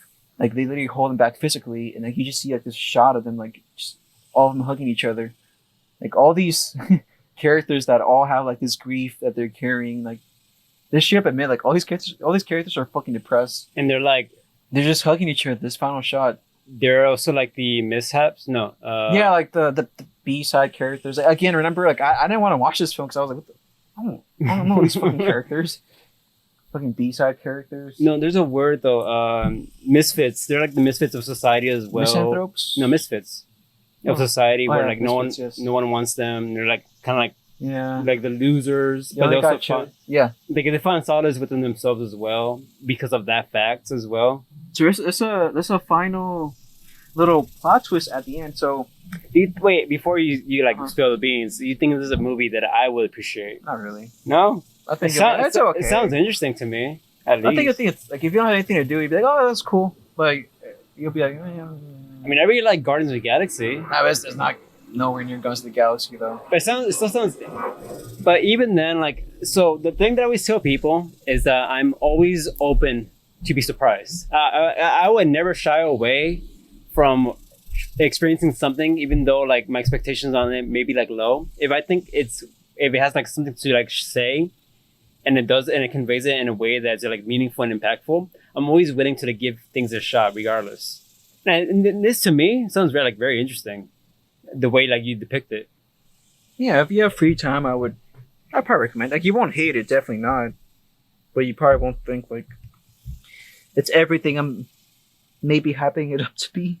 Okay, I'll just say that I don't think I did the film justice. Like it's a lot more nuanced than I'm presenting it as. Mm-hmm. Yeah, I think you should watch it. Yeah, you don't really need like previous knowledge of Marvel or anything like that. Yeah, it sounds like it's its own standalone thing. Yeah, it's very self-contained. But the final little twist I wanted to bring up is like, so throughout the promotional process, the film was advertised as Thunderbolts, but with a little asterisk at the end. So it turns out the very film at the very end of the film that they get branded as the new Avengers. Oh, wait a minute. Yeah. You think they're gonna like?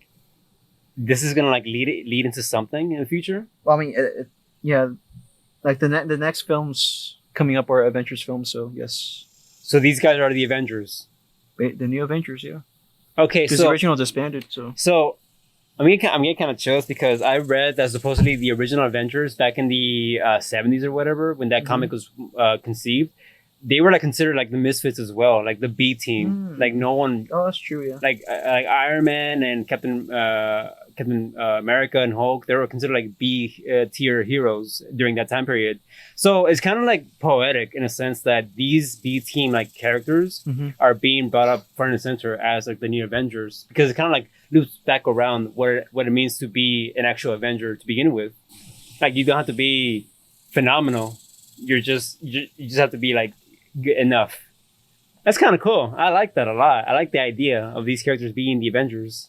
Even then, like the credit sequence is just like a sequence of like, you know, fake news articles saying like very mixed reactions from the public. 'Cause, again, bear in mind like the Avengers are extremely famous in this universe. A lot of people are shitting on them, like they're clowning on them. Who the fuck are these? these are not the Avengers. And like these goofy ass like, I don't know, just like it's very realistic, you know, like I don't know, like on a fucking Kanye West became president, you would see like a ton of funny memes or like, you know. No, I even imagine like Marvel fans will like look at this like in real life and be like, bro, what the fuck? How are these guys the Avengers? Yeah. Like who are these characters? I don't even know who the fuck they are. Yeah. I mean, I'm pretty sure given enough time and development, people will come around to liking them. I mean, I think like again, you know, these characters were initially like B-side, whatever, you know, but I think the film does a great job at developing them. Maybe not all of them, but at least the main few ones. Well, so let me get this straight. So Thunderbolt is like a you team said, name. Yeah, no, but they're like the equivalent of Suicide Squad, where they're villains initially, or they were villains when they got together, quote unquote. Or like more anti-heroes? Anti-heroes, yes. Okay. Like they don't get together to do bad stuff. It's just like these anti-heroes that were put together by the government or through circumstance or whatever, and now they have to go solve some shit. And even when the whole Sentry shit is going down and like this guy's turning literally all of New York into like a giant void, they're like, what the fuck, that's not our job, you know, what the fuck are we gonna do? But then they're like, well, that's what being a hero is, you know, is you have to step forward. And like, and these very beautiful shots where like they like these people who have like so much self-hatred of after being like cast aside and being considered, you know, as shitty people, all of a sudden, like for example, this one guy saves a little girl from like being crushed from a giant rock, and it's just this beautiful image because it's like, imagine being cast aside your whole life as like this bad person, and then all of a sudden like, this girl she doesn't see that. She sees like somebody that saved her life. This is okay. It's funny you speak about this movie in a very positive light, because this is so like My Hero Academia coded. Like, I have been wanting to revisit. You're not okay. I'm gonna say it right now. I'm gonna say it right now. My Hero is not for everyone. I personally like it. I love My Hero. It's a 5 out of 10 show. It's a 5 out of 10. Okay. Like I love My Hero. I watch every anime season. I read the entirety of the manga. And I'm currently wanting to read the spin-off series Vigilante. But I will admit, it's average. It's a 5 out of 10. It's not phenomenal. But I still appreciate it for what it is. So I don't think you're going to like My Hero whatsoever. Do you maybe see more, do you see some similarities to Hunter x Hunter? My Hero? No. What I'm talking about right now. Thunderbolts? Because the way you talked about Hunter x Hunter sounds like something I would enjoy more. Or are they dealing with different things? No, Hunter x Hunter deals towards a lot of different things. Okay. And for shonen, it's probably one of the most nuanced stories out there for sure. It sounds like it, yeah. But yeah, that sounds amazing. How are the visuals?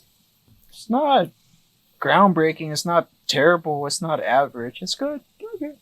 I think yeah. After this conversation, I think you'll like it. You know, I think you probably give it like a 6 or 7, which is pretty good for you. I mean, It might yeah. I think it's gonna. How should I put it? Maybe make you appreciate superhero. You're right in the sense that it's very similar to Invincible in a sense that it's a very and I love Invincible. Right, it's a very human presentation of superheroes. Mm-hmm. You know, I think that's why I gravitate when it comes to superhero stuff. I tend to gravitate towards the more human like side of things. That's why I like Invincible. But then again, I also don't really like The Boys for that same reason. Yeah, I've grown to really cool off on The Boys. I've tried watching like the first episode, and I'm not sure what it is. I just couldn't get into it for whatever reason. But even though like the premise itself sounds really interesting to me, I don't know. For me, I feel like it just got a little bit too edgy.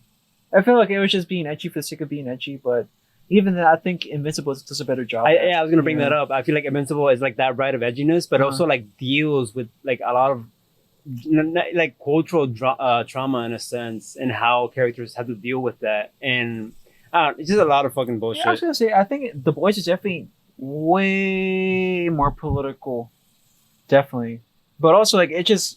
I think political commentary, it's great and all, but it walks a fine line because it can definitely be like too on the nose. We talked about this with the fucking Mickey. Yeah, it feels like it's cool at first, but then like when you drag it on, it just becomes too on the nose. Yeah, because isn't the main what's his name? The main bad Homelander? Guy? Yeah, isn't he like Mr. America or whatever? Yeah, but it's just like okay, we get it. It's been 4 seasons. I'm not gonna watch another fucking season. And there's another one now, and there's a fucking spinoff. It's like, guys, I'm tired. At this point, they're just doing it for money. It's funny. That's the fucking ironic thing. So at first, like, it's a very explicit commentary on like how superhero culture has become like this fucking like fantasize, romanticize. No, not that. It's just like it's just fucking the industry pumping out shit for the sake of pumping out shit, right? Like they poke fun at it, like with fucking Iron Man 6, Iron Man's butt ass 2. What? But then like now it's like fucking 6 seasons of The Boys, and then a spin-off show, and then a comic book. I feel like the one superhero movie that delves into that perfectly is Into the Spider-Verse, the second movie. Like it deals, it dabbles in that like idea that there's so much saturation in the superhero feel that there's literally there's a spider person for literally any scenario. For every scenario, there's a fucking Spider-Man dinosaur equivalence and shit like that. And it kind of like conveys like, yeah, sometimes people just buy into these sort of shit because they just want to see more of their favorite superhero, and they create all these fucking saturated stories just to make money, Yeah, that's really all I have to say about it. Oh shit. That's really it for Thunderbolts. I don't have much to add, but what you rate it? I move on. 7. Okay, good strong 7. Maybe an 8 if I'm feeling generous. Sounds interesting. Yeah, it's good. It's good. Okay. It gives me hope for Marvel. That people have talked about how this is like it feels like Marvel's like in a very meta state of mind right now, because like this, it's like, yeah, you can see that these are just B-side characters, but it's also like a reflection of like Marvel themselves are doing, like kind of just being laughed at and then washed up. There we go. Yeah, a lot of people think that about Marvel, and it's kind of like the thing that I've noticed about modern Marvel is that, especially when you compare them to the older stuff, a lot of stories back then, they felt like self-contained. I get picture like the original Spider-Man trilogy versus the new Spider-Man, where the new Spider-Man stuff, they're always being like crossover with other superheroes, and you have to like understand this overlying lore of the Marvel films to really like appreciate that one particular film to its fullest extent.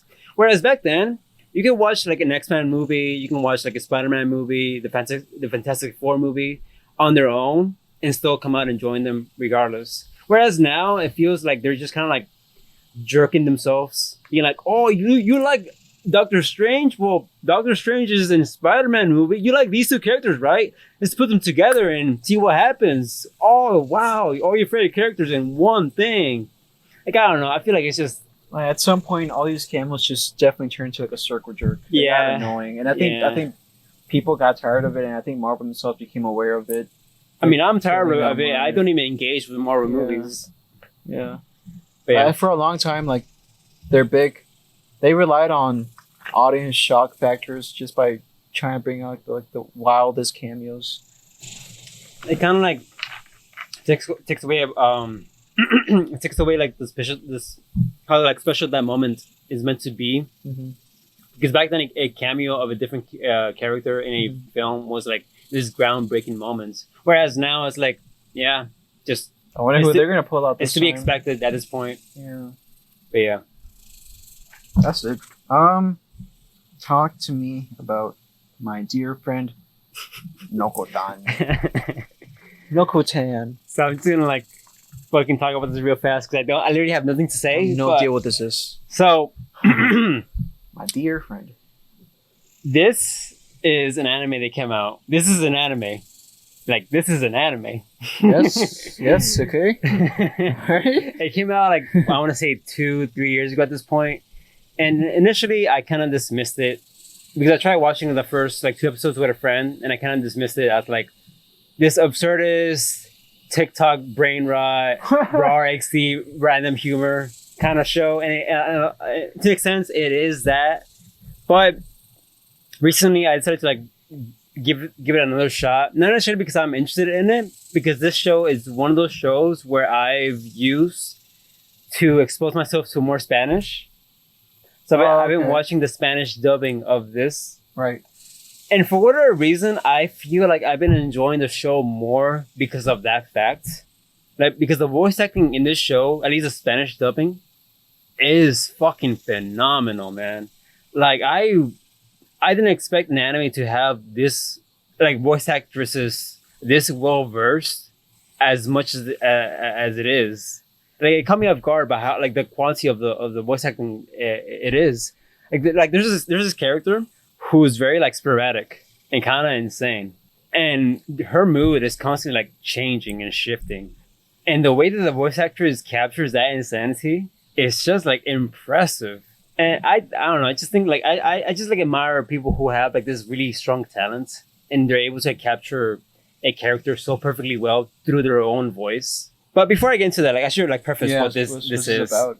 So, my dear friend Nokotan is literally about a dear girl who enrolls in a high school, and everyone kind of like thinks is like normal, like, oh my god, a student.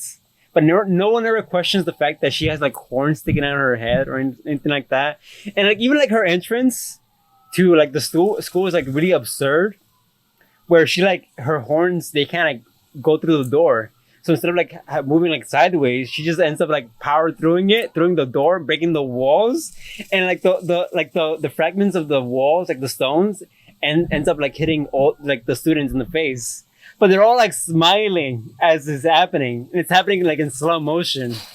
And I'm like, and like the teacher has like shards of like glass in her fucking like head as well and everything. It's that kind of show where it's like fucking absurdist and stupid. And the main character, she's like this blonde chick who like looks at this and she like sees the absurdity of it. And she's like, why is Oh. am I crazy? Like, why is no one questioning the fact that like there's a fucking deer person and no one's like commenting on it? And aside from that, like it doesn't really like delve into it. It's a very like low commitment slice of life anime where nothing really happens.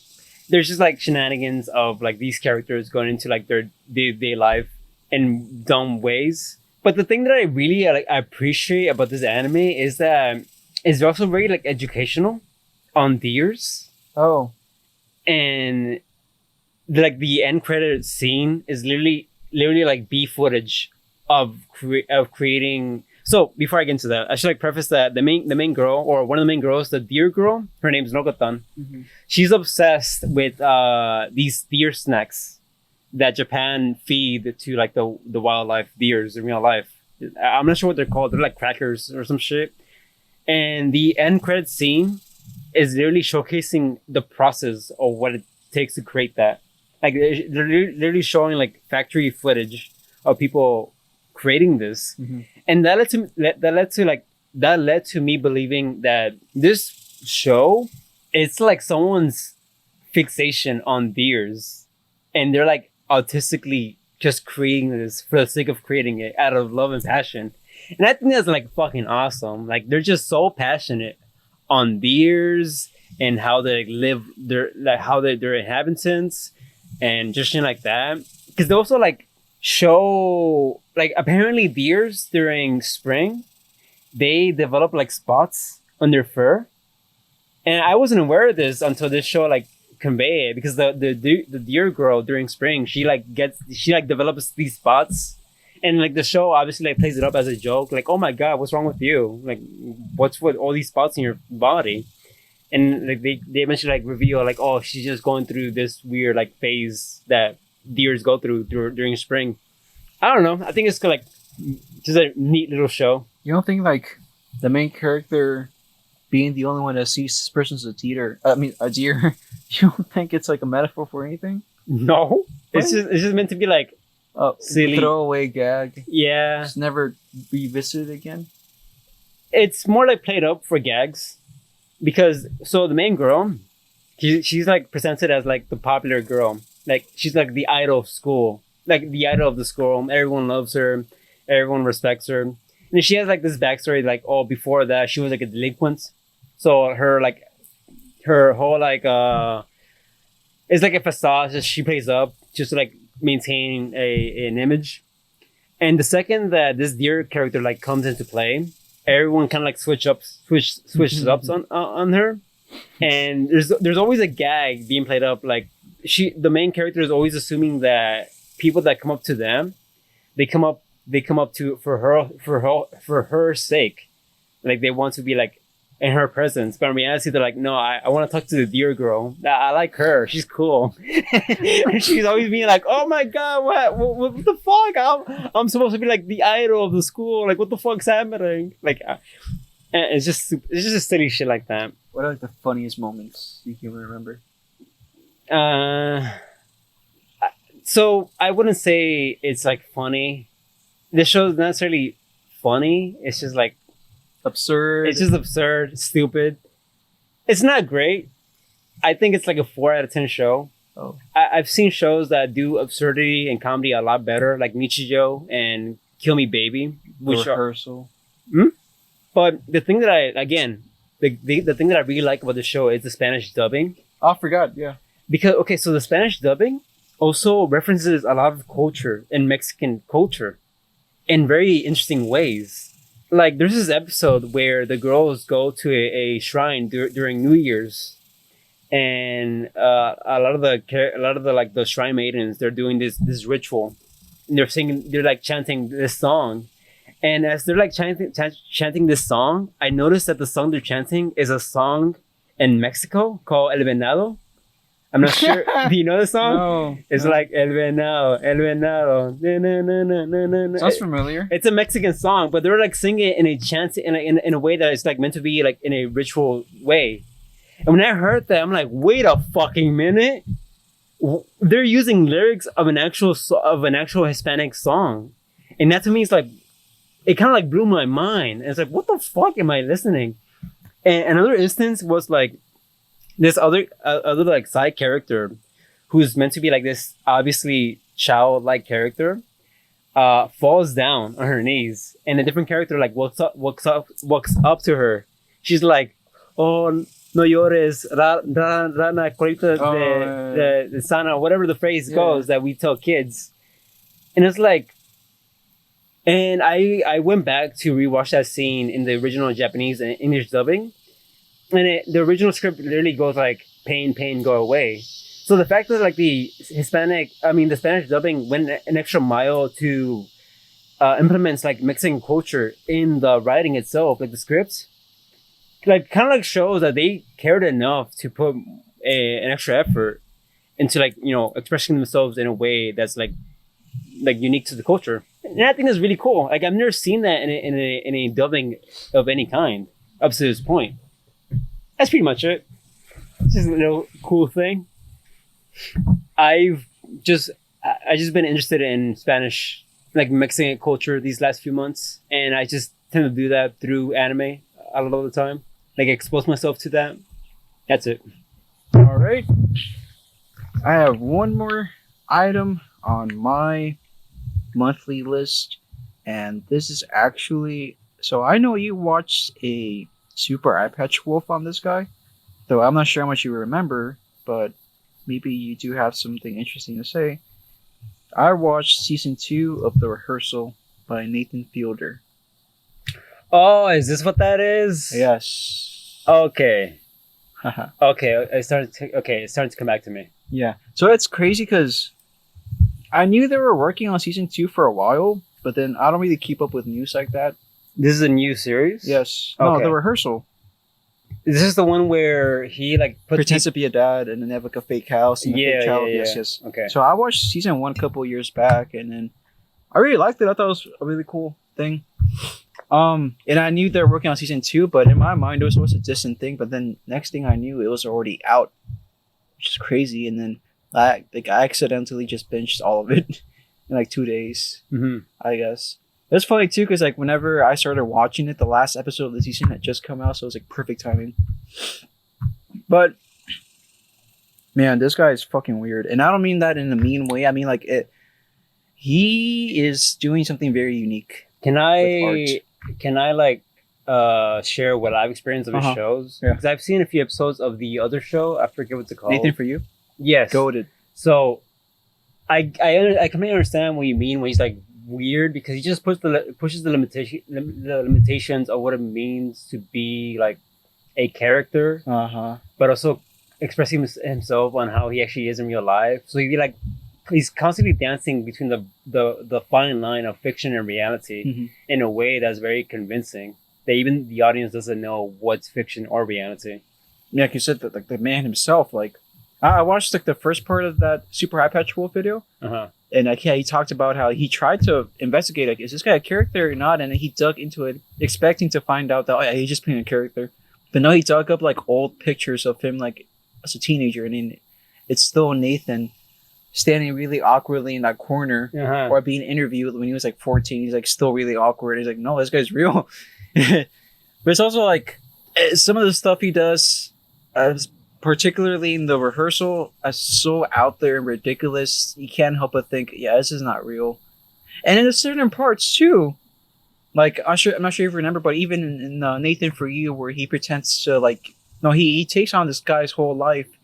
And then he says, oh yeah, I got on this dating app and I found this girlfriend. And then he presents it as this real thing. But it turns out that actress goes on Reddit and she confirms that, no, I was just an actress that got hired. So it's like, she confirms that she was just this actress that got hired and she was given a script. So it's like, okay, well, what the fuck is real then? You know?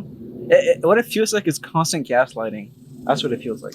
More so like, also like a parody of a lot of things, because I remember like the episode where he's trying to like sell poop flavor ice cream, but he like presents it as like, this is gonna like bring you a lot of money for your company, and that's the very first episode. Yeah, it's the very first episode.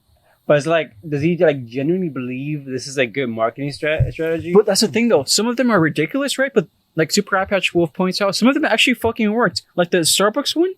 I don't think I watched that one. What he did, he just opened up a fake Starbucks, same colors, same menu, same uniforms, same everything. The only difference is he put dumb in the name. They just call it Dumb Starbucks. So legally, it was just considered like a parody. But it actually fucking worked. Like it was like national news for like a month.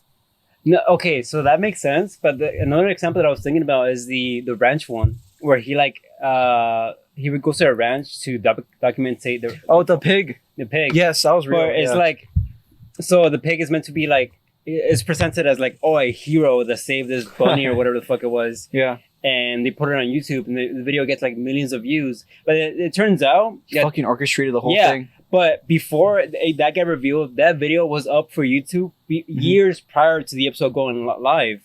So he like constructed all these things to make it seem, it was like an elaborate ruse to make it seem like this pig was like a hero, but in reality it was all like constructed to pull at your heartstrings, and that allowed the forum to become like popular and widespread.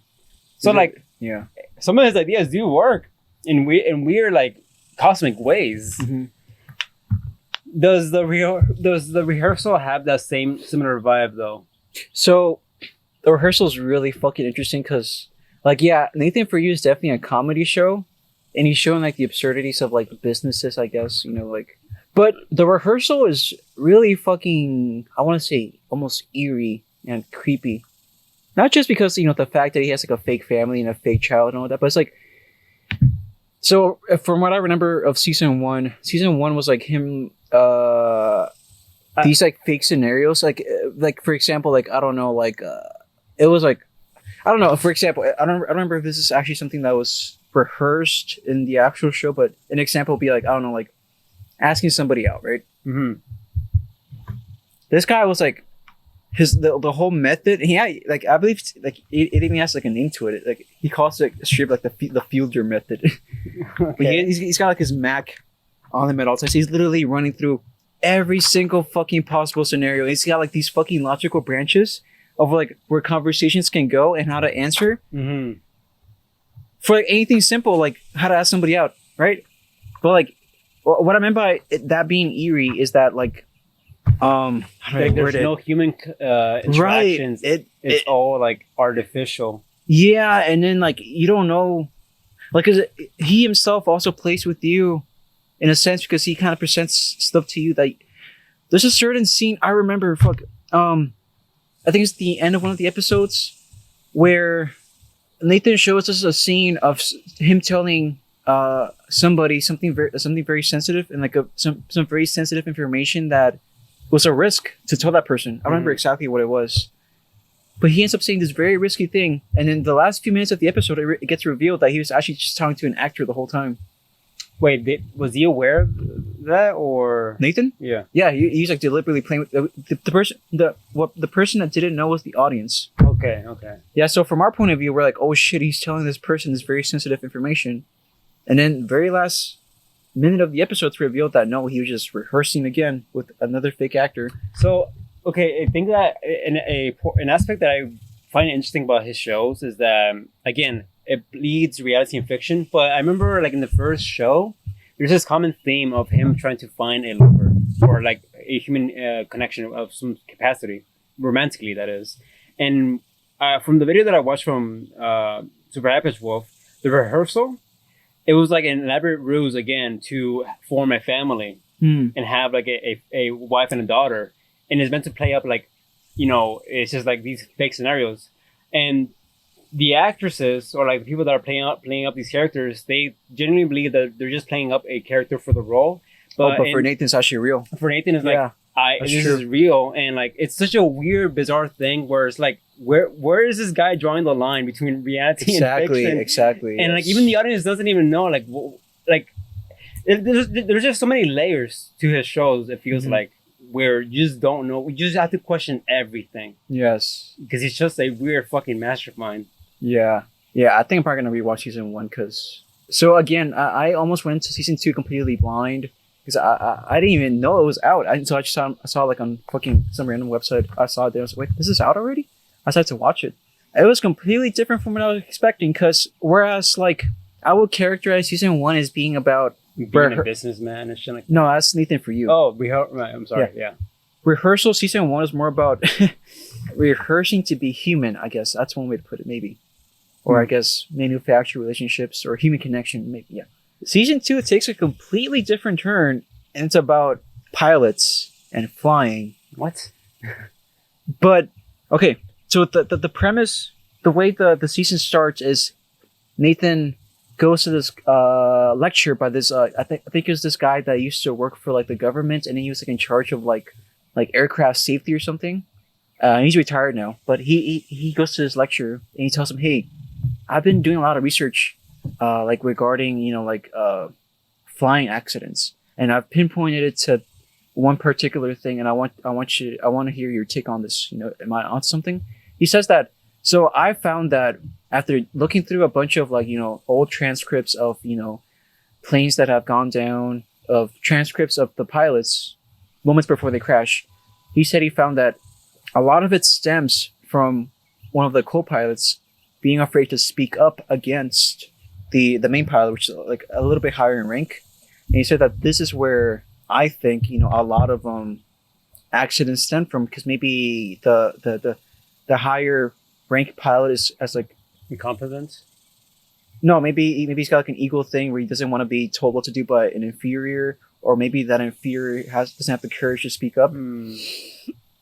Well, Nathan goes full into it, and he starts like not only does he have like a warehouse with like a fake plane and fake pilots and fake scenarios, but he's also like delving into like the psyches of these pilots.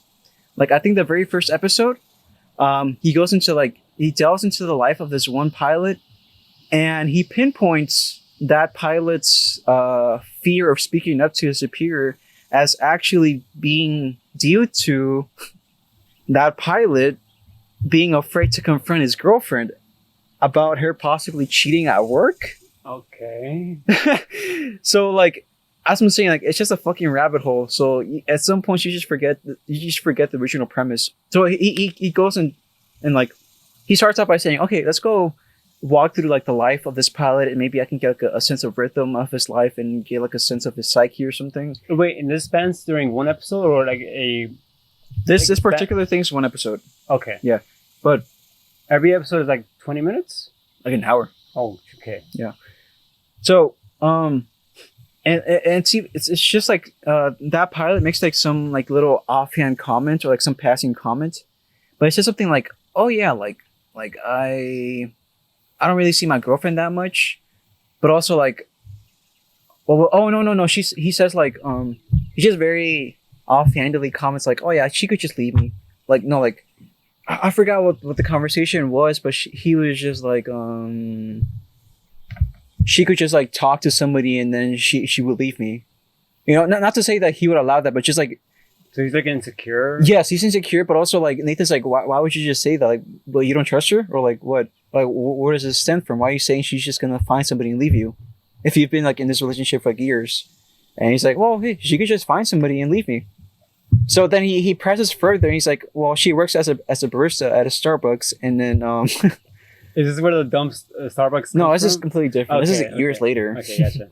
And then he talks about, well, maybe there's gonna be like a customer that she clicks with, and then she ends up falling for him, and then she breaks up with me, and Nathan keeps pressing like, wow, why is this even a possibility in your mind? Like, just to interject, I thought when you brought up Starbucks, I thought he was gonna like infiltrate the Starbucks by working as an employee to get information. No. Okay. Well, no. But go on. He sets up a conversation between that pilot and his girlfriend. Like, he actually brings in his girlfriend, and as like I guess to save face, or as like something to make it look normal. He just says like, oh, this is just to get a sense of like how pilots interact inside the control room or whatever. And then he gets them to talk about that thing, like what like he finally almost forces that pilot to speak up against like that girlfriend. It wasn't in an organic way. He just kind of like blurts it out, I imagine, or like did it flow? I can't remember exactly what it was. Knowing how he acts, I feel like it must have been like an awkward interaction. Well, it was obviously, yeah, it was.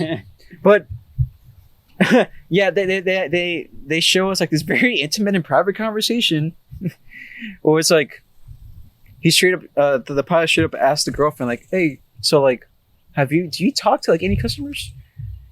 And then at first she's like very dodgy and she's like not admitting it, but then eventually she does come around to it and she admits it, like, yeah, this is customer that gives me like flowers, but it's nothing. I swear it's nothing. And then he took me out to eat, and we went out for coffee, and the boyfriend's like, that's not normal. Like, why are you doing this? Okay. But she's like, no, it's fine. We're just friends, But it's just funny how like like some little offhand comment leads to like this very real, intimate, and raw conversation between this conversation we probably shouldn't be hearing.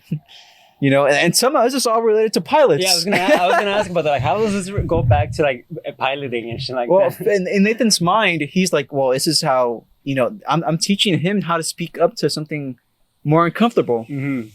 How to talk about something that's uncomfortable to talk about. That's how he connects it. But yeah, that's one thing.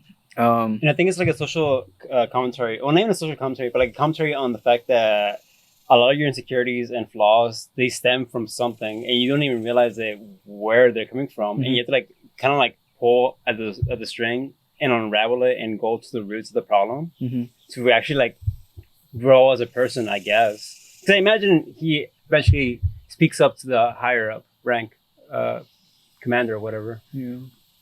But another different experiment that Nathan does is that he reads this biography by this famous pilot that was involved in a crash.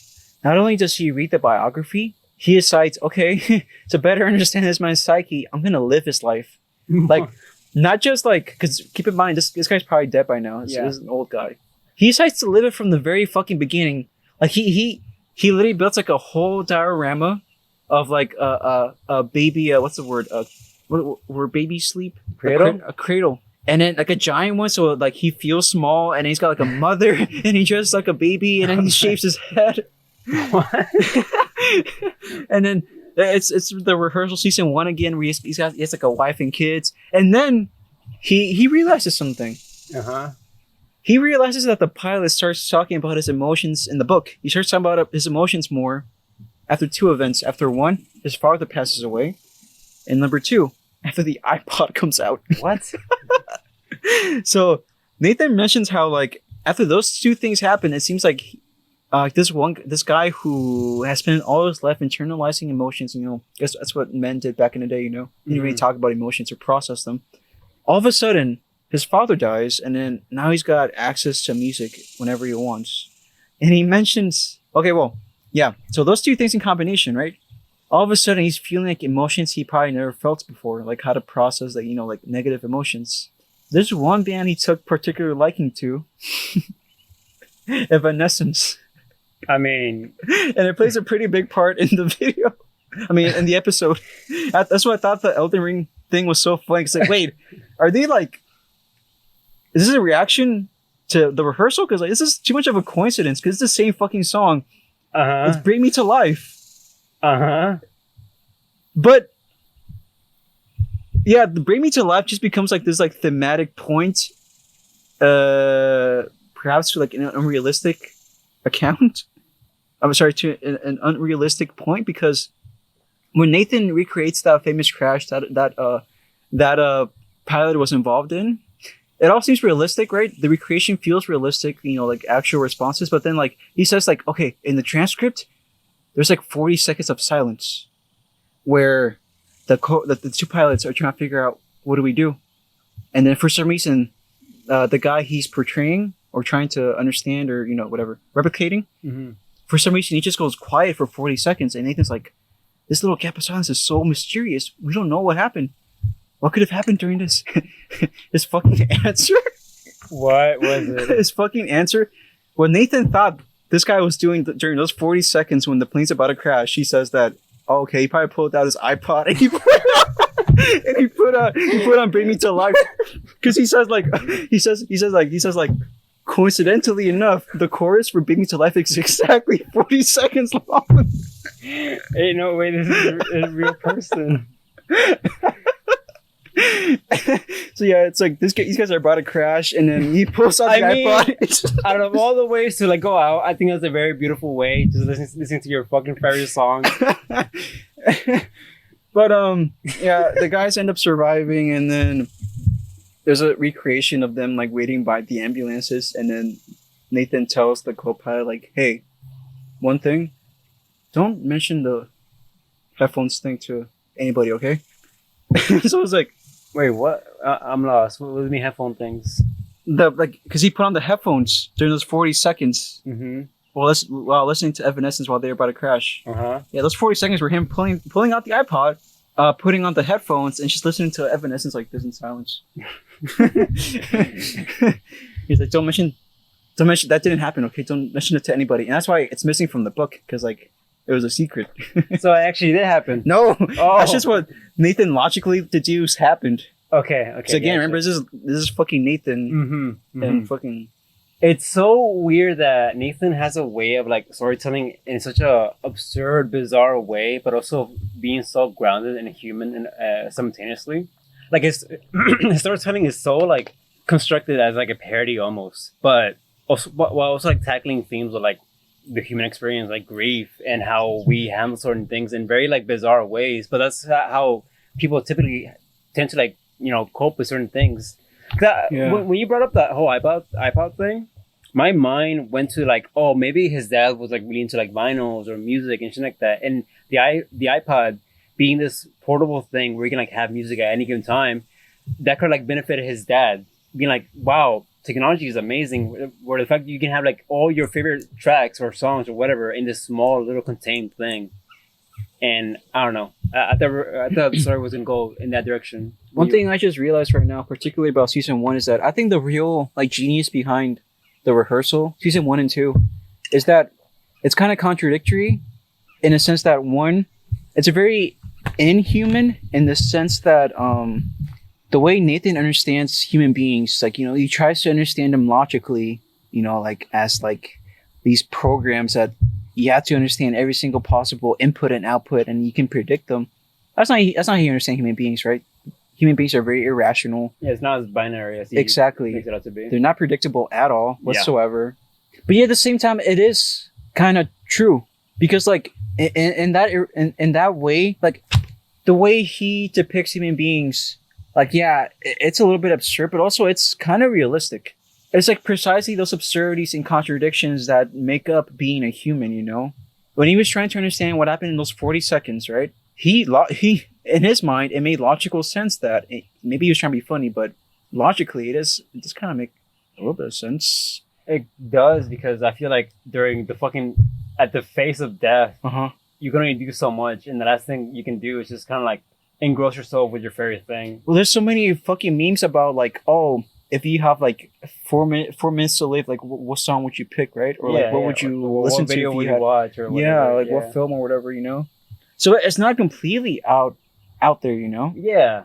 Like, it sounds silly and absurd, but like in reality, it is such a normal reaction to have in that moment, because it's just a way, I guess, it's just a way to like cope with the realization that, holy shit, I'm dying. What else can I do? Mm-hmm. Just kind of like ease the pain in small ways. What do you think he's like neurodivergent? Okay, that's perfect transition because he actually touches on this. So this pilot thing, right? He takes it very seriously. Like, he's genuinely like rehearsing to bring it to Congress. But to get to Congress, first you need somebody to vouch for him, to get him an audience, right? Mm-hmm. To listen to him in court.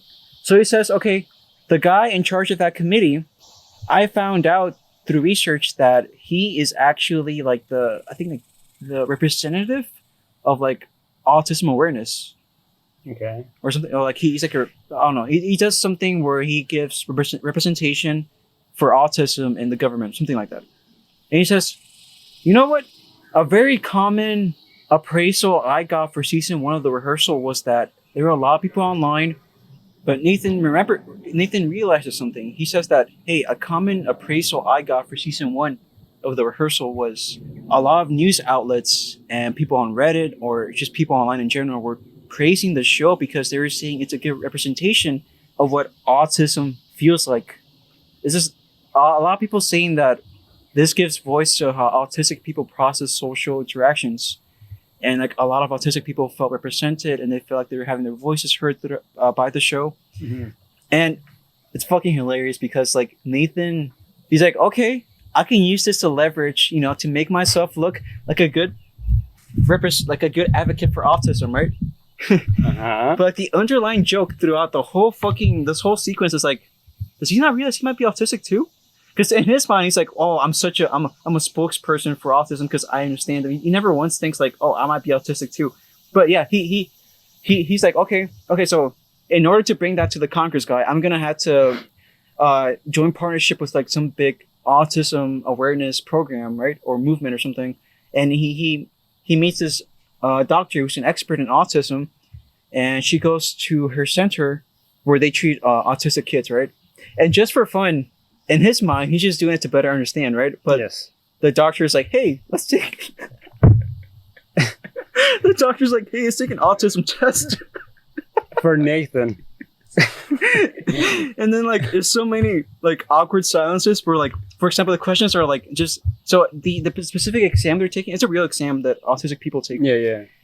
It's an exam where they show pictures of eyes, and they want you to answer like, okay, what emotion are these eyes invoking? Like, does this person look scared, ashamed, sad, angry, whatever? And like, it's so fucking awkward. He's like on the computer, and like the first image, he's like, and he's like, he genuinely does not. He's like, is he sad? And then the doctor's like, no, he's happy. And it just keeps going on and on and on. But it's like never, it's like this very like unspoken thing where like clearly either the doctor thinks he's autistic, or like maybe she's trying to like hint to him like, hey, you should probably, consider this. Yeah. But it's never like straight up like mentioned explicitly by Nathan. He just thinks like, oh, this test is weird. But anyways, yeah, that goes on. And this is like all played up. Like the show presents it as it's all being played up for the sake of the story. But in reality, it's like, yes, do you think it's actually... Is this guy not putting two and two together? That's the sense you get. So this connects back to the pilot thing because, well, first off, he wants to bring it to the Congress guy, but also, come to find out, this is the biggest twist of all. This man, Nathan, these past few years, was actually trying to be a pilot himself. So the very last episode, it's revealed that, oh yeah, these past few years, I was getting not only did I get my pilot's license, I was putting the hours in. Like, I literally learned from scratch how to fly a fucking plane because I wanted to recreate like these scenarios. So the entire show is just literally his fixation with pilots. Exactly. And it's revealed the last episode, this man actually fucking spent the last few years like learning how to fly a plane. Not only like a small plane, but also like a big, like fucking, like the big ones they use at airports. He learned how to fly that. Oh, okay. And the very last sequence of the season is him flying that big one for the first time. Like, you need a, because like when you train to fly that big plane, you only do it virtually. It's not until like you're actually like flying that plane for the first time that you're actually doing it like a real one outside of virtual machine. So him flying the plane is actually literally him flying that plane for the first time, and all the actors he used throughout the season to recreate all the different things are the passengers. So he's got 100 passengers of real people, and he's like flying that big ass plane for the first time. But also, anyways, this connects back to the autism thing because it's also like, so in order to become a pilot, you need to take a psych evaluation test. And, well, one straight up asks, like, have you ever suffered from anxiety, depression, or like, are you like neurodivergent? And he says like, well, just to be safe, I'm going to take an MRI scan of my brain, right? Because apparently, like, you can see, like, if you take like an MRI, it can detect like ADHD, depression, schizophrenia, autism. He decides to take that just so he can, like, answer the question truthfully. And the very last scene of the show, well, first off, it's a cover of Bring Me to Life playing, but also the airport where he recreated a lot of things and where he met all these pilots and where he did all his research was this airport right here in Houston. What? I'm dead serious. Whoa. This motherfucker was over here recently. Why Houston Airport specifically? Is there any reason for that? I think that was just a first pilot because he sought out like volunteers to like pilots to talk about their experiences, and I guess like the first one that landed was like this guy who was like stopping by Houston.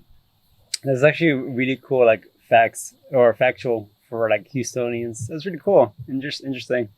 Do you think Houston is like obviously here Houston is like we live nearby airport, but do you think it's known for its quality of airports or anything like that? There's a lot of transports that come in and out from Houston to other places. I'm not sure either. That's a good question.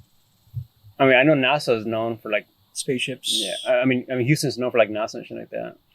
But yes, the final scene of the show is a cover of Bring Me to Life, and also Nathan about to open up the results for his MIR scan, which is gonna reveal whether or not he has autism, and he ultimately decides not to look at it. Oh, okay. What do you think? What do you think is the reasoning behind that? I think ultimately because it doesn't really matter to him. I feel. So another so the way this connects back to is like so he found out that the reason why so many pilots are like mentally unhealthy is because like I forget the name. I think the FAA, which is like the Flying Association, whatever, people in charge of all this, they're very strict about this kind of thing. Like if they find out that you have anxiety or that you were diagnosed with anxiety or depression in the past, you're like automatically kicked out. So it also cuts. So when right before he's about to fly that big plane, and as he's waiting, as he just took that MIR scan, he goes on Reddit and he goes into the pilots subreddit, and he looks for people in a similar situation where, maybe they're applying, but also like they're waiting for their diagnosis to come in. Very and- specific right. scenario to be in. And all well, like that's Reddit, you know. Yeah, I guess true. And all the comments are saying, "Is he a fucking idiot? Why the fuck would you ever like put down your diagnosis? Like if you put that, you're immediately kicked out of being a pilot." But I also like wonder that's like the most responsible thing to do because you at that point you become a liability for your passengers. I imagine. Yeah. Ultimately, he decides not to look at it because he's like, "Well, if I am autistic, then that means I can't be a pilot anymore." But also, like I clearly show that I can be a pilot because I put so many fucking hours. He put hundreds of hours into practicing. So it's like a social commentary on the fact that only because you're not neurodivergent or have all these mental illnesses doesn't mean you're less any less capable of pursuing what you want to pursue. Yes, That's kind of beautiful. Well, also like it ends off with him talking about like, oh yeah, and then like after the successful flight with the passengers, with the actor passengers, I ended up working for like the government, and then I ended up like he would what was it? It was like he would fly like airplanes that are about to be decommissioned from like Brazil all the way to like some random ass fucking country like Saudi Arabia or some shit. And like he put the fucking like he would fly over the ocean and he put the fucking work in. Mm-hmm. And then it ends with him about to open up that email with the results, and he's like, well, I'm not gonna let this tell me whether or not I'm a pilot because I know I'm a pilot. You know, Yeah. I've done the work. Use the experience. Yeah, but it's like if I open this and I am autistic, I have to report it, and then all of a sudden I'm not a pilot just by legal bullshit. You know? All these arbitrary legal reasons. But yeah, I think you should watch it. Have you watched Rehearsal season 1? I think you'll love it. That's Nathan. That's probably him, honestly, because like he was fucking practicing. I mean, it's such a crazy concept to think that maybe one of these things we've heard could be Nathan. Well, it's crazy because like I just went to fucking Denver a few months ago, Uh-huh. right? And I was at that airport. I was like, holy shit, this motherfucker was here at some point. Imagine if your pilot was just Nathan. Oh, I'd be scared. It's funny too because like so he's getting volunteers for people to join him on that big flight, right? Mm-hmm. And he was like, oh, nobody's gonna join. What the fuck's gonna join this guy flying a plane for the first time? To his surprise, nobody said no. Like he straight up said like, oh, if you feel unsafe or you don't think this is safe, you don't have to. You can say no. Nobody said no. And then some actor that was being asked, he straight up asked him, so how many people have said no so far? And Nathan said nobody. They've all said yes. They're all down. And then the guy's just like, well, that's actors for you. Something an actor would do. Well, I was more under the impression that like, like I think as awkward and uncharismatic, well, as awkward and like weird as Nathan may be, he still has like this sense of charm to him and charisma that he just naturally like pulls in people to just be on his side regardless. I think that was like the main pull away that I was getting out of that. But maybe it's just as simple as like actors being actors, I guess. I think actors just like risk, probably. But to answer your earlier question, I've only seen a handful of episodes of the original show. But it's one of those shows that like really stood out to me and that really like sticked out to me. And I've been meaning to like go back and try to like, you know, either finish the show itself or rewatch it from the very beginning to get to the rehearsal. Because, you know, the way that you and Super Happy 12 describe it, it sounds like a fucking bizarre show. I think you would love Rehearsal. I mean, I like the original show a lot to begin with. Like I said earlier, he just has a way of like having all these bizarre, weird little like narratives that kind of like always loop around, in of itself being like really impactful and meaningful, and showcasing what the human experience is and like human connection is, because a lot of the first like a show was just him trying to like feel less alien and feel like more normal and human. And the impression that I got is like the whole reason behind the show wasn't because he wanted to like market himself as like a businessman, but more so because he wanted to like form connections with people in very, very like bizarre out of ways. And he kind of does that in many ways. For example, like the fucking Santa Claus guy, they become like actual friends and they like bond, and you know. And I think it's fucking like awesome. Like the show can be many things without being like. I do want to like watch it one of these days for sure. I think you'll love it. I think so too. That was really it. Incredible. It's funny because like I wasn't expecting to, one, for it to come out so soon, and number two, for me to watch it that quick. So I was just so entertained. I just binged it in like 2 days. How many episodes? I think 8 or 7. So it's like 7 hours long. Okay, that's reasonable. I think we can move on to our next topic, which is Sons of the Forest. Yeah. Again, I'm just gonna skim through this one. Do you know what the Forest is? The game? No. No. So last month we talked about like Minecraft, and you brought up the concept of like Minecraft, but like super realistic survival. Okay. So imagine that, but in this, like the Forest is literally just that. It has like a very hyper realistic on survival where you have to like maintain your hunger meter, you have to keep yourself like warm or hot, you have to find like water and just shit like that.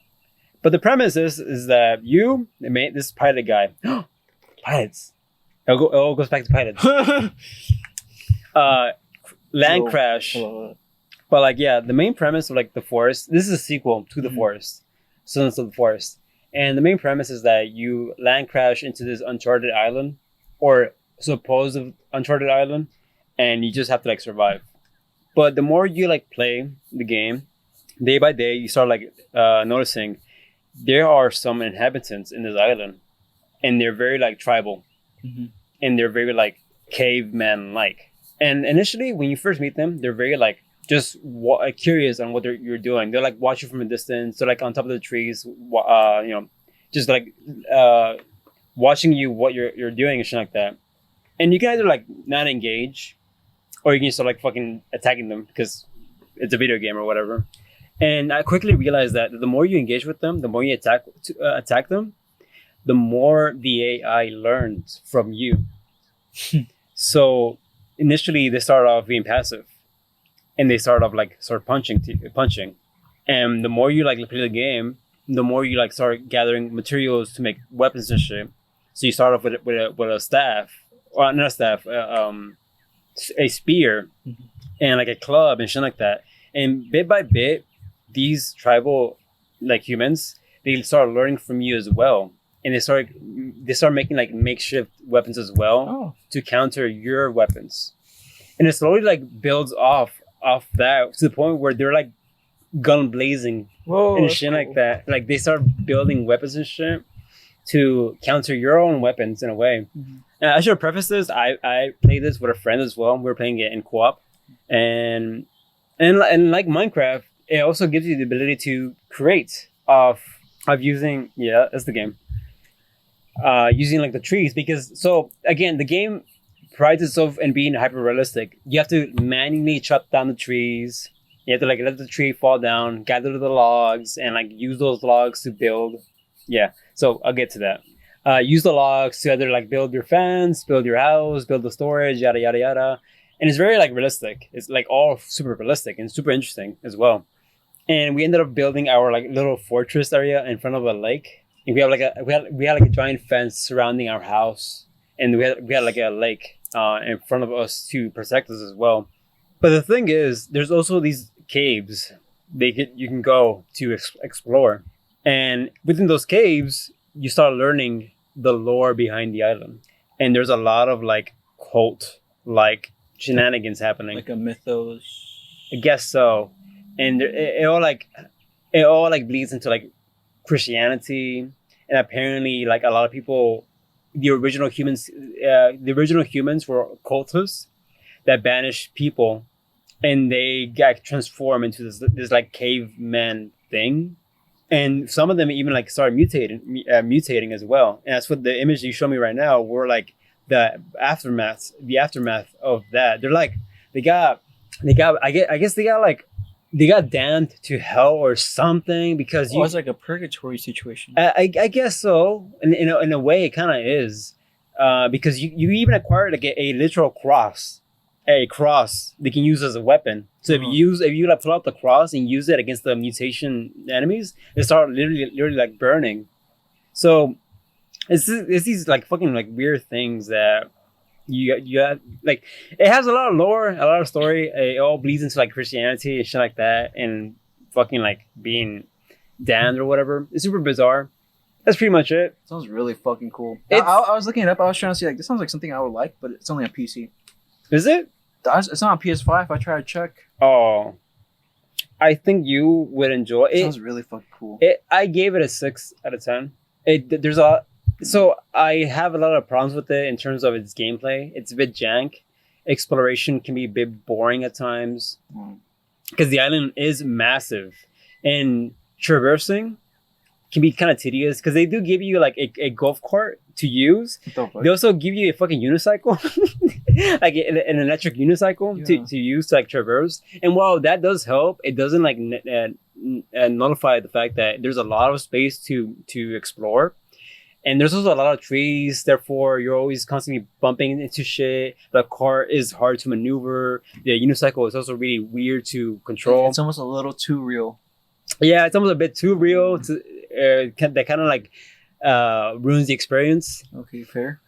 But I played it with a friend. I still had a good time. Is it co-op only? No, you can play solo as well. The game even gives you like the NPC companions. So there's this guy called Kevin. He just like follows you around, and you can like order him to like help you out either by picking logs or stones or sticks or whatever. You also find a second companion called Virginia, but she's one of the few rare like specimens that is like half human, half mutation.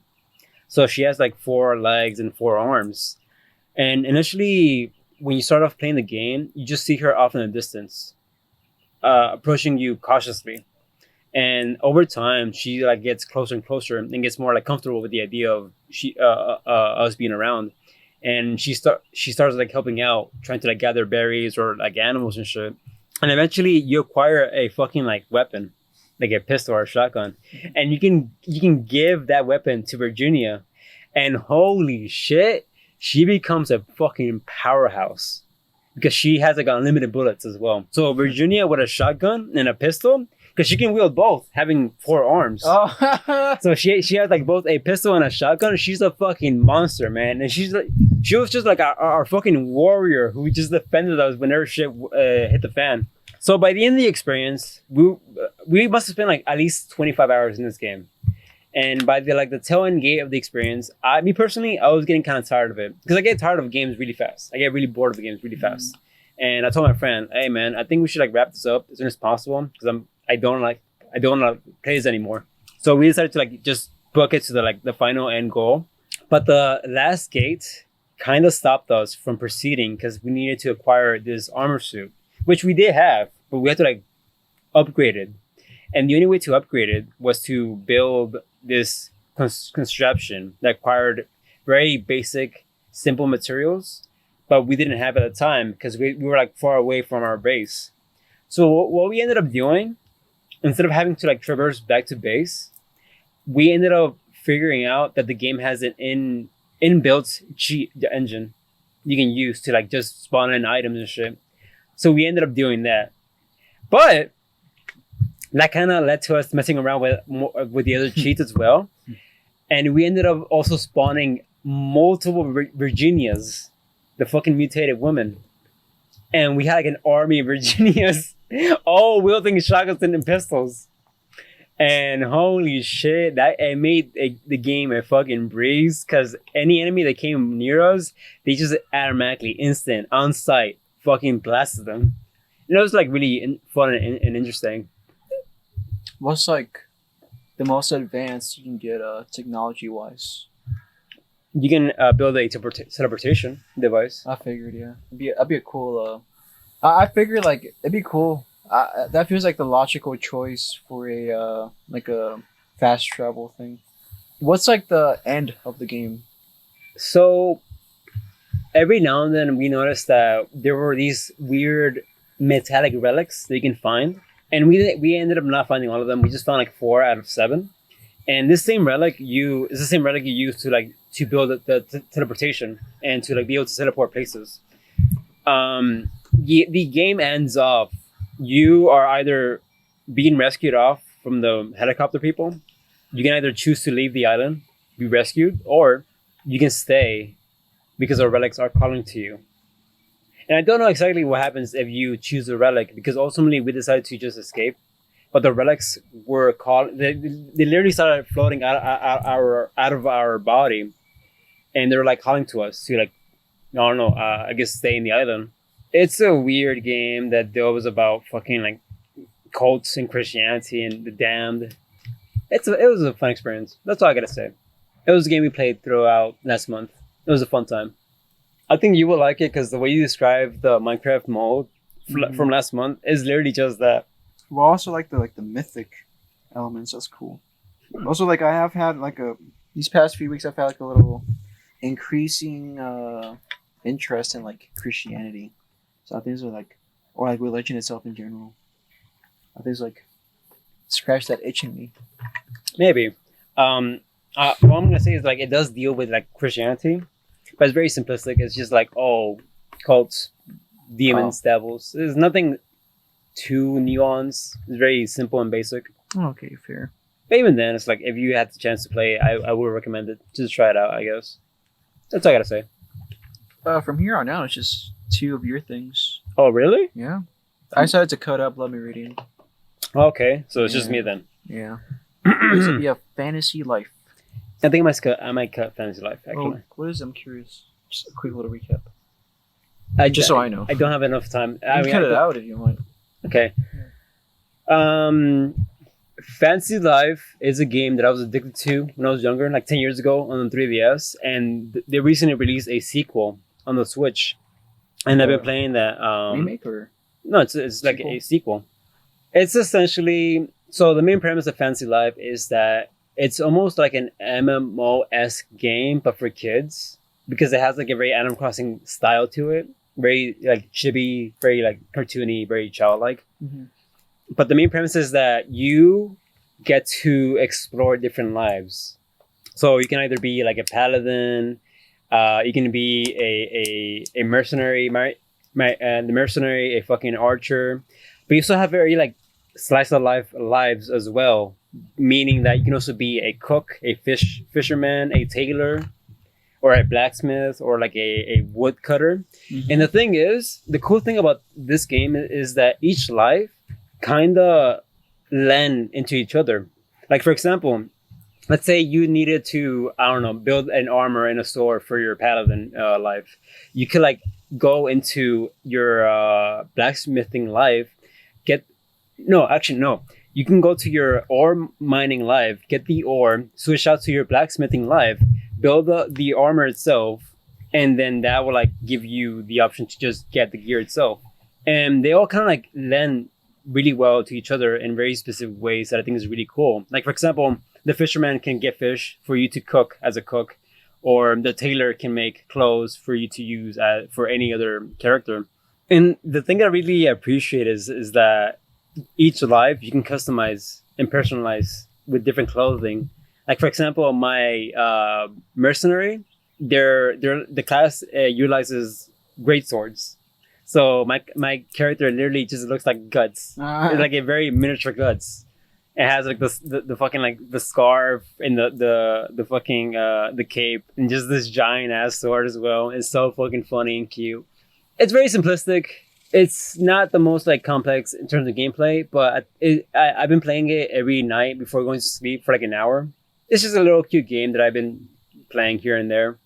It does also take like a lot of inspiration from Animal Crossing, specifically New Horizons, the new one, in the sense that it tries to implement this island where you can customize it to the fullest extent. Meaning that you can like terraform, you can change the landscape, you can build waterfalls, rivers. You can build bridges. You can build houses, and you can also acquire like NPCs to help to make them move in into your little island to have a sense of community. I think it's fine and dandy. It's a little thing that feels kind of tacked on.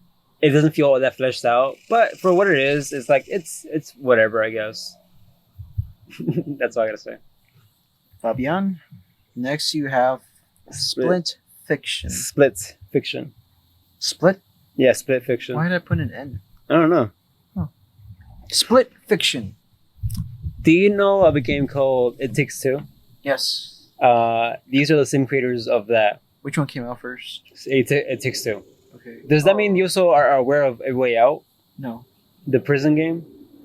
So these guys, they're typically known for creating games that hanker back to the old co-op couching gaming where it's like split screen and shit like that. And their newest game of Split Fiction is just that. But the twist here this time around is that you play two characters who are up and coming writers. And the story starts off with them going to a company who specializes in putting humans into these pods that's going to extract their ideas and put them into a machine. And by the end of the experience, I kind of came off with the idea like it was like an allegory for AI and creation through AI, I guess. At the very beginning, something happens.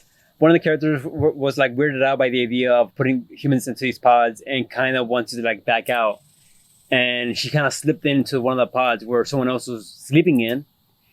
And that caused them to kind of, their worlds to be intertwined.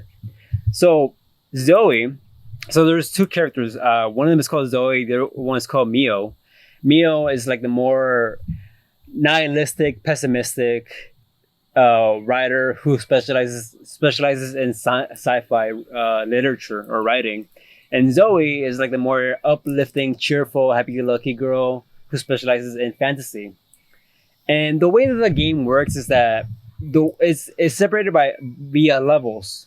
Sometimes you are exploring a world of science fiction and space and shit like that. And sometimes you're exploring a world of like fantasy with elves and orcs and shit like that. But the thing is, every level, even though it has like the same like thematic theme of science fiction, sci-fi, and fantasy, they all also have like very specific gimmicks per level. For example, like there was one time where one of the fantasy levels consisted of me and my friend being either a gorilla or a fairy. And we have to like utilize our forms to traverse the world. And other times it consisted of us having like these, I don't know, like guns and like bombs and shit like that. The typical like sci-fi shenanigans. And the game has like a very interesting way of in using very limiting environments, but also giving us enough gimmicks that are integral to the themes of fantasy and sci-fi in very interesting, unique ways. I think it's just like a really cool little game that does like a lot of interesting ideas.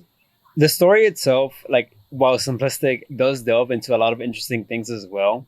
It tries to convey like sometimes writing consists of like delving into our psyche and delving into our like insecurities and trauma, and that kind of like bleeds into our writing as well. Like for example, Mio has this whole thing with his dad that he's been hospitalized, and that in the game is conveyed as this like tentacle alien thing that's just stuck in this cubicle. No, I mean this like cylinder water thing, and that's meant to like convey like, oh, my dad is just like he's rotting away. He's like this fleshy thing. He's old. He's dying, and I can't do anything to help him. And the way she like expresses that is through this alien thing that's just like entrapped in his own like little, containment. And this also like Zoe, the more cheerful one, also has like trauma of her own, where she's like a twin, or was a twin, and due to like an accident that happened with her other twin sibling, they were like playing near a creek of water, I believe, and the other twin kind of like fell in and just drowned. And a lot of her like trauma and guilt kind of bleeds into her writing as well. And one of the levels consists of like just traversing this like catacomb dungeon, and it has like this like very like slight blue filter as well, conveying the feeling of like depression and somber and grief and stuff like that.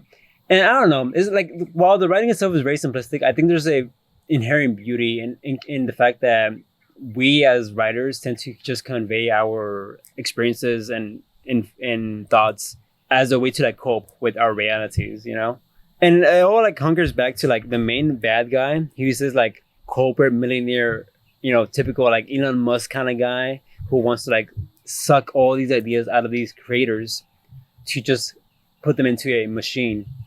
And it's like the typical like, oh, rich man is bad because he's trying to suppress creativity and is trying to suppress us and make money off that. And ultimately, what I got out of that was that just create for the sake of creating. Fuck like being like widely published, and just kind of like do your own thing. If you get picked up or not, that doesn't ultimately matter. What matters is that you get down to it and you express your thoughts and your feelings in any medium that you want to like explore them in, whether it's writing or painting or whatever. I just want to end off saying that throughout the game, you bounce between fantasy and sci-fi. You take turns exploring these worlds, but by the end of it, the machinery that you're in, this pod, starts breaking, and there's a bunch of glitches and bugs happening, and it all culminates to this final world where the worlds are being bled into each other. But the thing is, so the game is presented as a literal split screen, and you get to see you and your friend playing in real time, even though they may be like miles away from you. You can still see what they're seeing in their own screen. And the way that the game plays into that is that one side of the screen is stuck in science fiction, and the other side of the screen is stuck in the fantasy world. But it's all happening simultaneously, where like if I were to see in the direction that my friend's at in the game, I would see like a fancy world, but he will be like seeing a very unique scientific sci-fi like oriented world. And it's like, I don't know, it's just super like bizarre and trippy and weird. And there was a point where the game was just like bouncing back and forth between sci-fi and fantasy, and the screen was literally panning back and forth in a very like trippy manner. Oh. Where it was like on one side of the screen it was like sci-fi, and then it would like move the split between the screens will like move to the left, then it would be like more fancy orientated, and it was just so fucking like bizarre, and it was messing with my head in a weird way. I liked it a lot. It was a cool game, a cool experience. I gave it a solid 7 out of 10. Is it a co-op only game? Yes, co-op only game. You can't play this solo. You have to play with a friend. It was interesting and cool. You know that bit you said about how authors base a lot of their work on like their own experiences. Mm-hmm. Can you get closer?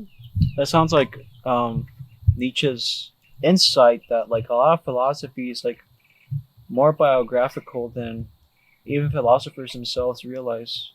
I mean, yeah, I'd argue that to create something, you have to pull from your own experiences to create anything, regardless. So I agree with that statement.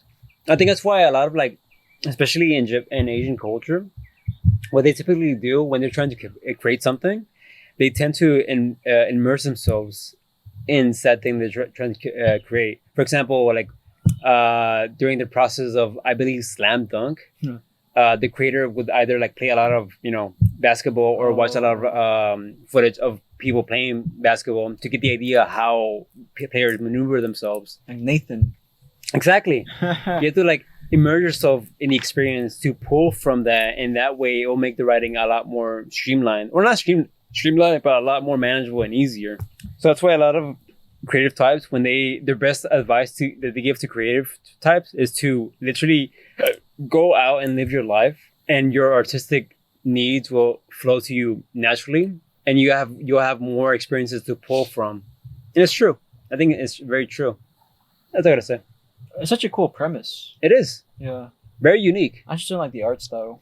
Oh, it's like Fortnite-esque. Yeah. I like Pixar. What's wrong with the art style? I think it was nice. That looks lame. I feel like it'd be the perfect opportunity to get like really weird and freaky with it.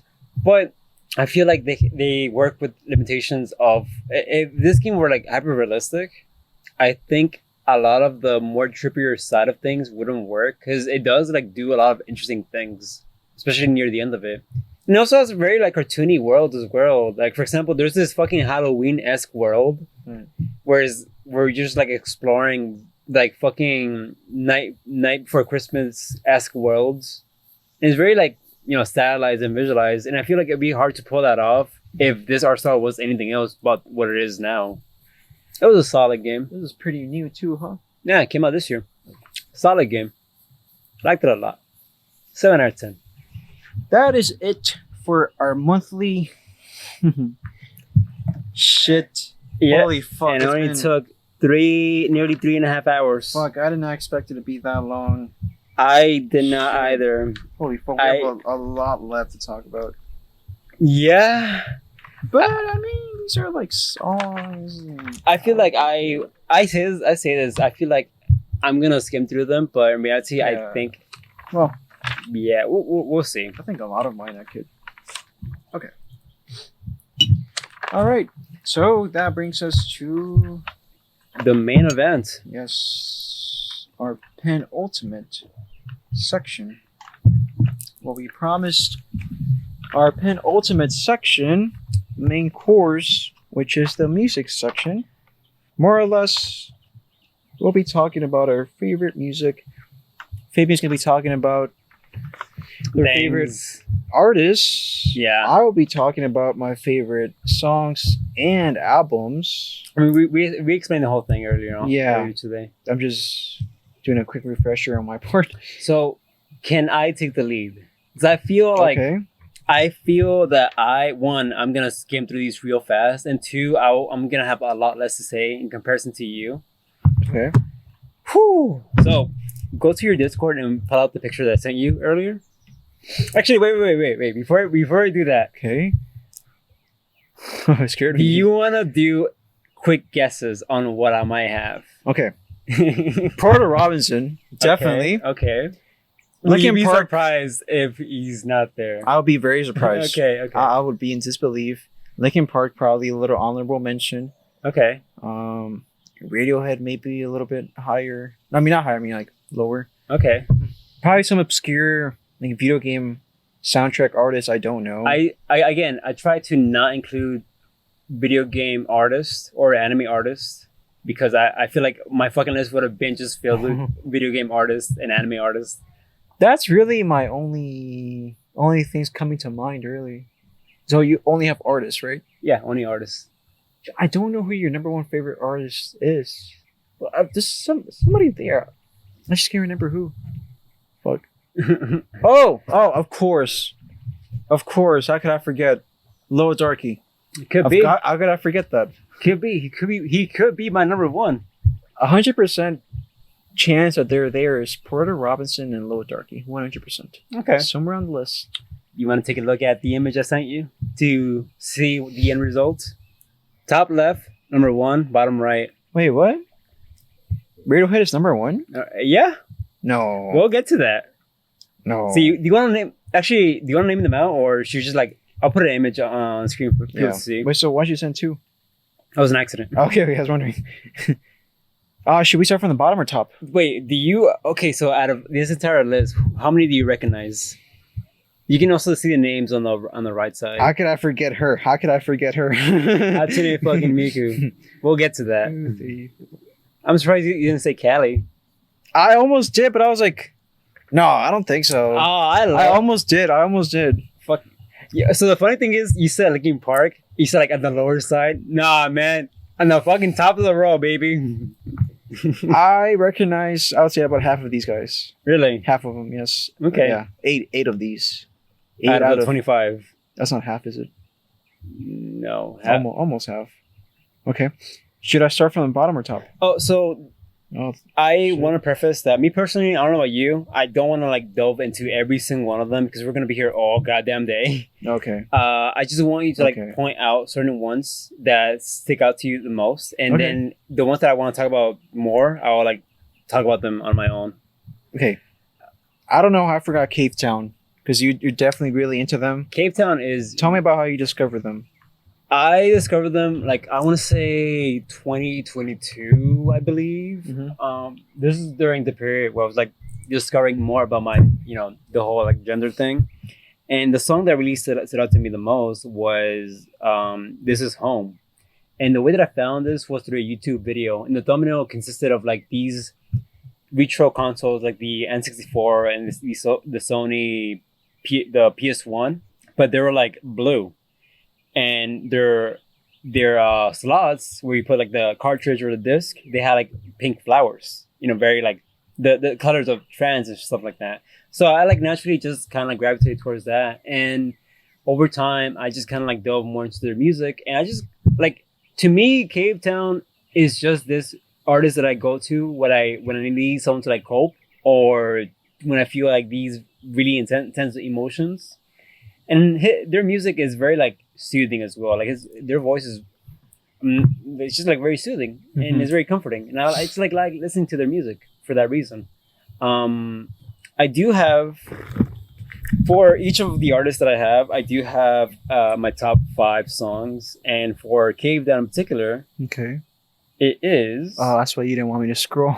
Yes. Okay. My least favorite to most favorite is Alone, We're Alive, Meteor Shower, This Is Home, and Talk to Me.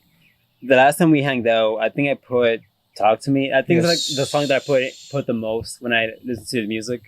I mean, you've gave me the impression that you've known about Cave Town in the past, I found out about them through their 21 Pilots covers. which I wasn't aware of Yeah, until you. I think that's how they got famous at first. They just made like ukulele covers of 21 Pilots songs, and it was great. It was cute, whatever. But yeah, I knew eventually they did their own solo career thing, and I remember like vividly they posted like I think their first ever live performance, and they were like this little kid. I think they were like 16 or something. It's crazy now looking back on it. It's crazy how like I saw them almost in a sense grow up. I want to say grow up because we're the same age more or less, so it's like we grew up along each other, I guess.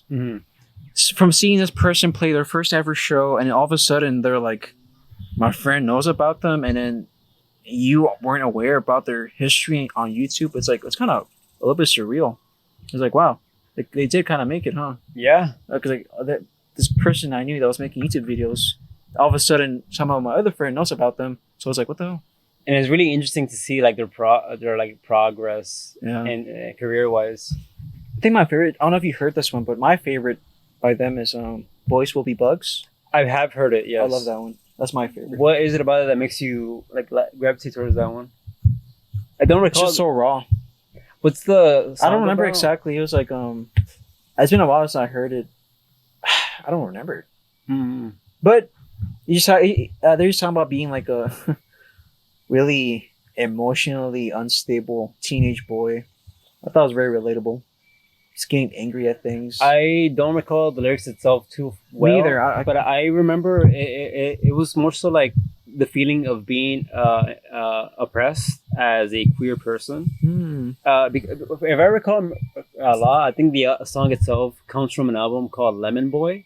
Yes. I think, and I'm not sure what that entails. I feel like lemon has a lot of significance in the queer community, or specifically I'm not sure which aspect of the queer community or the LGBTQ community, but I know for a fact that the lemon has a lot of significance somewhere. I mean, I'm reading over the lyrics again, and I think they just resonated with my teenage boy brain because, yeah, it's like I just turned 14, and I think this year I'm gonna be mean. Don't mess with me. I'm a big boy now, and I'm very scary. I punch my wall, stay out at night, and I do karate. Don't message me because I won't reply. I want to make you cry. Ain't that how it's supposed to be? Though it isn't me, boys will be bugs, right? I'm a dumb teen boy. All I want to do is quit. My mom told me that she's worried, and I couldn't give a shit. I have friends who understand me. Their names are Spider, Beetle B. They don't say much, but they have always listened to me. I think like I just resonated with like being a confused teenage boy with emotions, yeah, and I was like, I don't know what to do with these. I guess that's Just one being way an of putting asshole. I don't know. And it's just part of growing up. You just have to be an asshole for a little bit, and then you learn better. I think Talk to Me in particular like really resonates with me a lot. Yo, sorry. What's up? You have a shit. What? Oh, you have that on your back. God. I'm sorry. I thought it was a spider or some shit. I don't like these. Wait, was that a worm? Caterpillar. Oh, They creep me out though, because we got like fur on them and stuff. they're not poisonous, right? I hope not. But they're on your shirt, so it's not gonna bite you. Oh, it couldn't have been in you. She scared the shit out of me. He scared the shit out of me when he threw it at me. I'm sorry. I thought it was a spider. I'm trying to figure out a. Oh, just ignore it. I mean, I don't want to kill it either. I mean, we can use. Especially not after the song about befriending bugs. So. There you go. Yeah, you got it, buddy. Be free. Oh my god. Oh, that's. Well, we're talking about the song "Boys Will Be Bugs," and then a bug shows up. On my shoulder. Yeah. It's Cape Town trying to convey their feelings to me. There it goes. I want to record it real quick. Oh my god, there it goes. Oh, there's a little spider nearby. That's not Did I tell you a while back actually? I saw a fucking like baby snake Oh no. and a baby tarantula. Oh. And they were like in the same like radius. And outside my fucking apartment. Fuck that. And they got close to each other. And they started fucking fighting. And it was so bizarre. And it was such a rare like occurrence. I've never seen anything like that. Yo, you weren't scared of the tarantula? I was. But Barla was with me. Jesus. A tarantula? It was like a Yours? baby tarantula. Fuck. Yeah. Let's not talk about it Yeah. anymore. But I don't want to talk about the snake either. yeah, that's all I gotta say about Cape Town. You talk about This Is Home. Talk to me. Oh, sorry. Yeah. This is home is also really good. I feel like I struggle with a lot of self acceptance, and I feel like you as well tend to struggle with that feeling of like not being unable to speak to yourself in a emotional, meaningful way. This song in particular, like really kind of like eases the pain. It's like sometimes you have to like just kind of sit down with yourself and just like communicate with yourself and just realize that your thoughts are not your enemies. They're designed to like essentially protect you, but sometimes the way that they protect you is very negative, and they make you feel a lot worse. But you have to like understand. Counterproductive. Yes, counterproductive. I have to like realize that you have to work with your inner thoughts and your inner self to kind of coalesce and just coexist. I have thought about previously how, and I don't mean it in a narcissistic or selfish kind of way, or even pessimistic or cynical, whatever. But at the end of the day, like, this is advice I've told everybody before, and it's probably advice I should take myself. But it's like, at the end of the day, you just have yourself. Oh yeah. Like, people come and go, even if it's like out of your control, or like somebody dies or something, you know. But, and you know, relationships, yeah, they're great and all, but they're fragile, and like I just said, they could be taken away and disappear at any moment without you expecting it. However, the only relationship that is always going to be there no matter what is your relationship toward yourself, you know. And that's why precisely it's the most important thing to cultivate, you know. It's once you really like knuckle down and like really work on that particular relationship, it's like almost everything else just opens up to you. It's like it's almost a fucking cheat code. It's so simple, but like it's also like it sounds way easier than it actually is. Yes. Like yeah, like obviously talk to yourself. How can that be? But like just like the process of sitting down and just talking to yourself is so super complex that, like you said, it is kind of like a cheat code, but it's a cheat code that takes a lot of time and commitment to like actually realizing. It's very much worth it though. It is. I think it's so tricky because like these are, well, it's not only you talking to yourself, but also like you're trying to like not just understand, but also like untangle and perhaps even like rewire habits that have literally been hunkered down all your life, you know? And now I'm not talking about like, like bodily habits, like taking showers or whatever, but like literally thought habits, the way you think. How are you gonna not only try to understand your thought processes? That's already one hard thing to do. How are you gonna try and reroute that? That's very fucking difficult to do. It requires a lot of hard work. I haven't figured it out myself, but I do know that it's. I mean, it's an investment. Very much, journaling is like a part of like understanding, self-understanding. Yeah, because I mean, it's the way to like reflect on just not even just your day, but also like how did I feel throughout the day, what thoughts came up, and then all of a sudden you have this collection, this record you can look back on, and then you start seeing patterns. Like, okay, these are the patterns. I'm constantly repeating. Maybe this one's not serving me as much. I need to reroute, maybe approach this from a different angle, or rewire this habit. Mm-hmm. Kind of went off topic, but it all brings back into what Cape Town's all about. Just like self-realization, self-understanding, self-love. I've definitely, as somebody who used to watch them back then, and now I'm like revisiting them through you. It's like, yeah, they definitely. Not only are they different, that's obviously it's a very surface level observation, but I mean like in the sense that they've definitely come into their own, and they're definitely like a lot more comfortable in their skin. Mm-hmm. It's like you said, self-actualization. It feels like what was hiding beneath the skin back then is like now slowly coming out. Yeah, it's beautiful. Is that it for Cave Town? Yeah, I guess. Okay. Next one. Any other ones that caught your eye? Yeah, that's just the first one. All right. I mean, we don't have to talk about all of them, but just the ones that really stand out to you. Little Darky. I know you love Little Darky. Little Darky? Yeah. I mean, what can I say about Little Darky, man? He's just like the pinnacle of like creativity and just not giving a shit. He's so raw. And it's being so raw, but also so like he's so raw, and it can come off as like not necessarily arrogant, but dismissive. But he also has like a sense of like being like also soft and melancholic with a lot of his music. Like at one point, it can be very like angry and sporadic. And loud, and in the next second it can be like the most somber, quiet song you can imagine. And it's just like that level of being able to just express yourself in many ways, not just like through tone, but like through genres as well, is what I admire about Little Darky the most. He's just so versatile in his field, and I like respect that so much. A lot of my favorite artists, like I have in mind one particular person. That's John Lennon.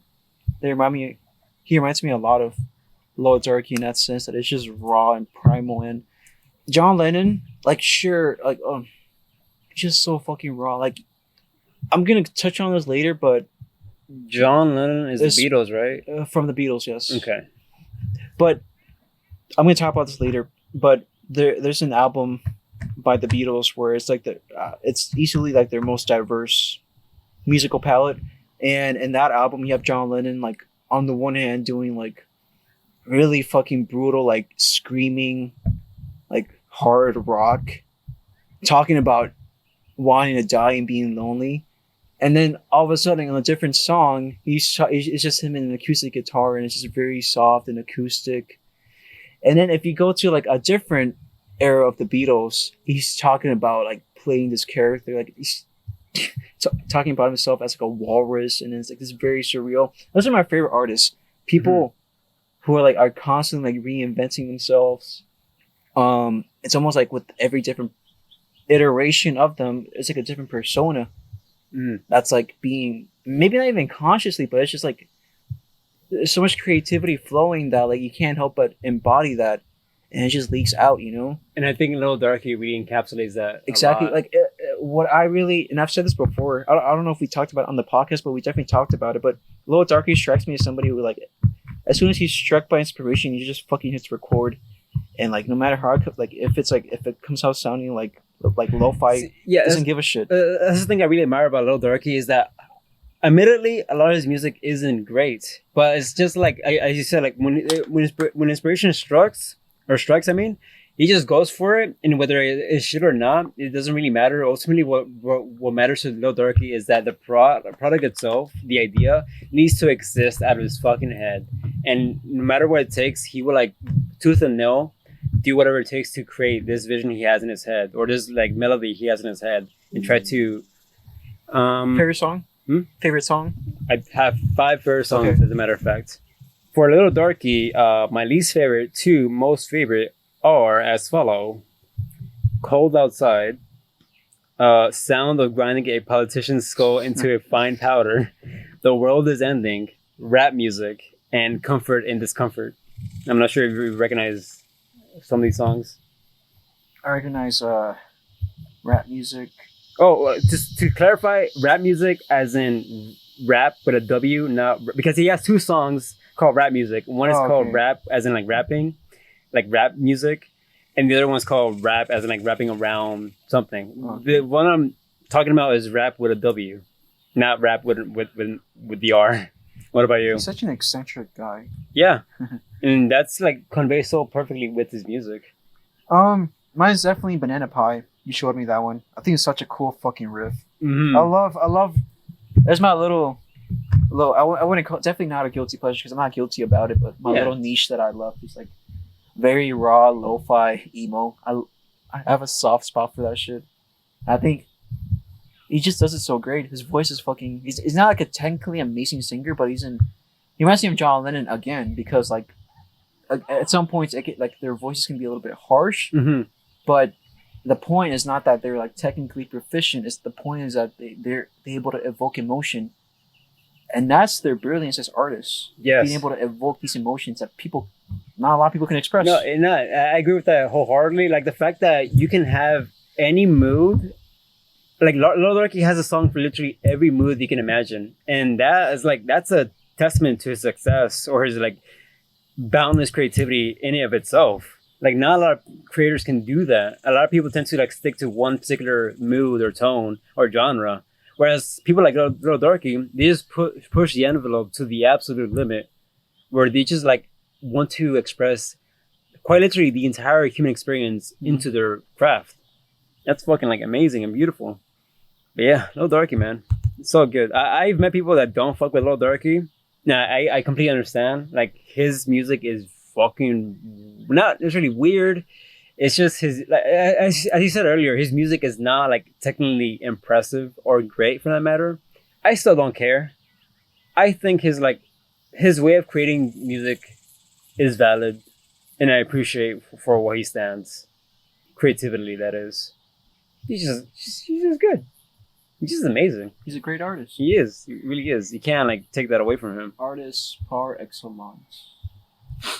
All right. So as y'all can probably tell, our voices do sound a little bit more echoey. We had to relocate locations to a cathedral because my laptop, which we are currently using to record, is on its last legs, and this cathedral was the only building nearby with any outlets. Yeah. So we're gonna sound like we're in a church for a little bit, and I was hoping the cicadas didn't follow us, but it sounds like they followed us. Can we do the Halo theme song? How's it go again? That doesn't make sound. I don't know how it goes.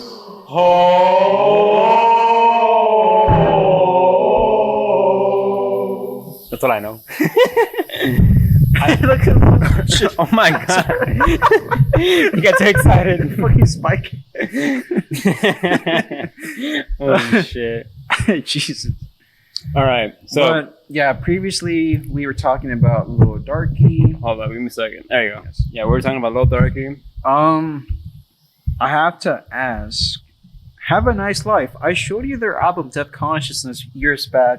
Yes. It left an impression on you, but I didn't know it was Oh, dude. an yeah. impression to the point where it's your number 2 artist. I mean, I want to clarify that a lot of these artists, I've only listened to like one album, but like some of the artists' albums, especially this guy's album, really impacted me in a way that I just can't describe. Just the way how he can convey, like invoke feelings into you purely through fucking instruments is just something that I find like really interesting. And now I'm gonna sound like a broken record. A lot of these, describing a lot of these guys, because the fucking beeps and boops, they just fucking make me feel things. And this guy is like the perfect encapsulation of that. His fucking beeps and boops make me feel things. Ever told you like one time I matched with a girl on I think it was Bumble, and apparently her high school English teacher was this fucking guy, the guy from the band.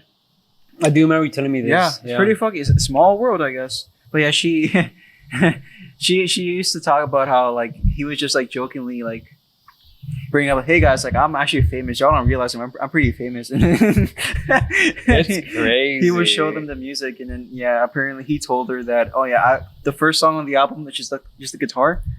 Apparently he filmed that in the bathtub. Why? What song was it? The one with the guitar. There's just dun dun dun dun dun dun dun dun dun dun dun dun. It's just an instrumental. The very first song. Oh, the acoustic guitar. And then it goes. Doesn't he sing though? No, it's just the first song. Is just an instrumental. Okay, I have to like re-listen to it. He recorded in his bathtub. Fun fact. It feels like a lot of the best artists tend to like start off fucking recording either in their car or in their fucking like garage or bathtub. I remember reading somewhere that apparently the entire budget they have for recording the entire album, $40. What? Yeah. That's why it sounds like pretty lo-fi. It's not even like a stylistic choice. It's just they were literally on the budget. Pretty crazy. I mean, it kind of lends itself really well to the style of music it absolutely had. Like I think my favorite song is I Don't Love. That shit is okay. fucking... It's funny you say that because I think, let me double check actually.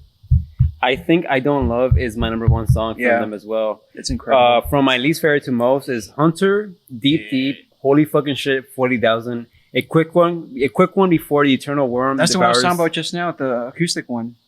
The one he recorded in his bathtub. It does have music, no? It's just instrumentals. I mean, it has lyrics, no? I think you have it confused with something else. Maybe. You have it confused with Blood Hell?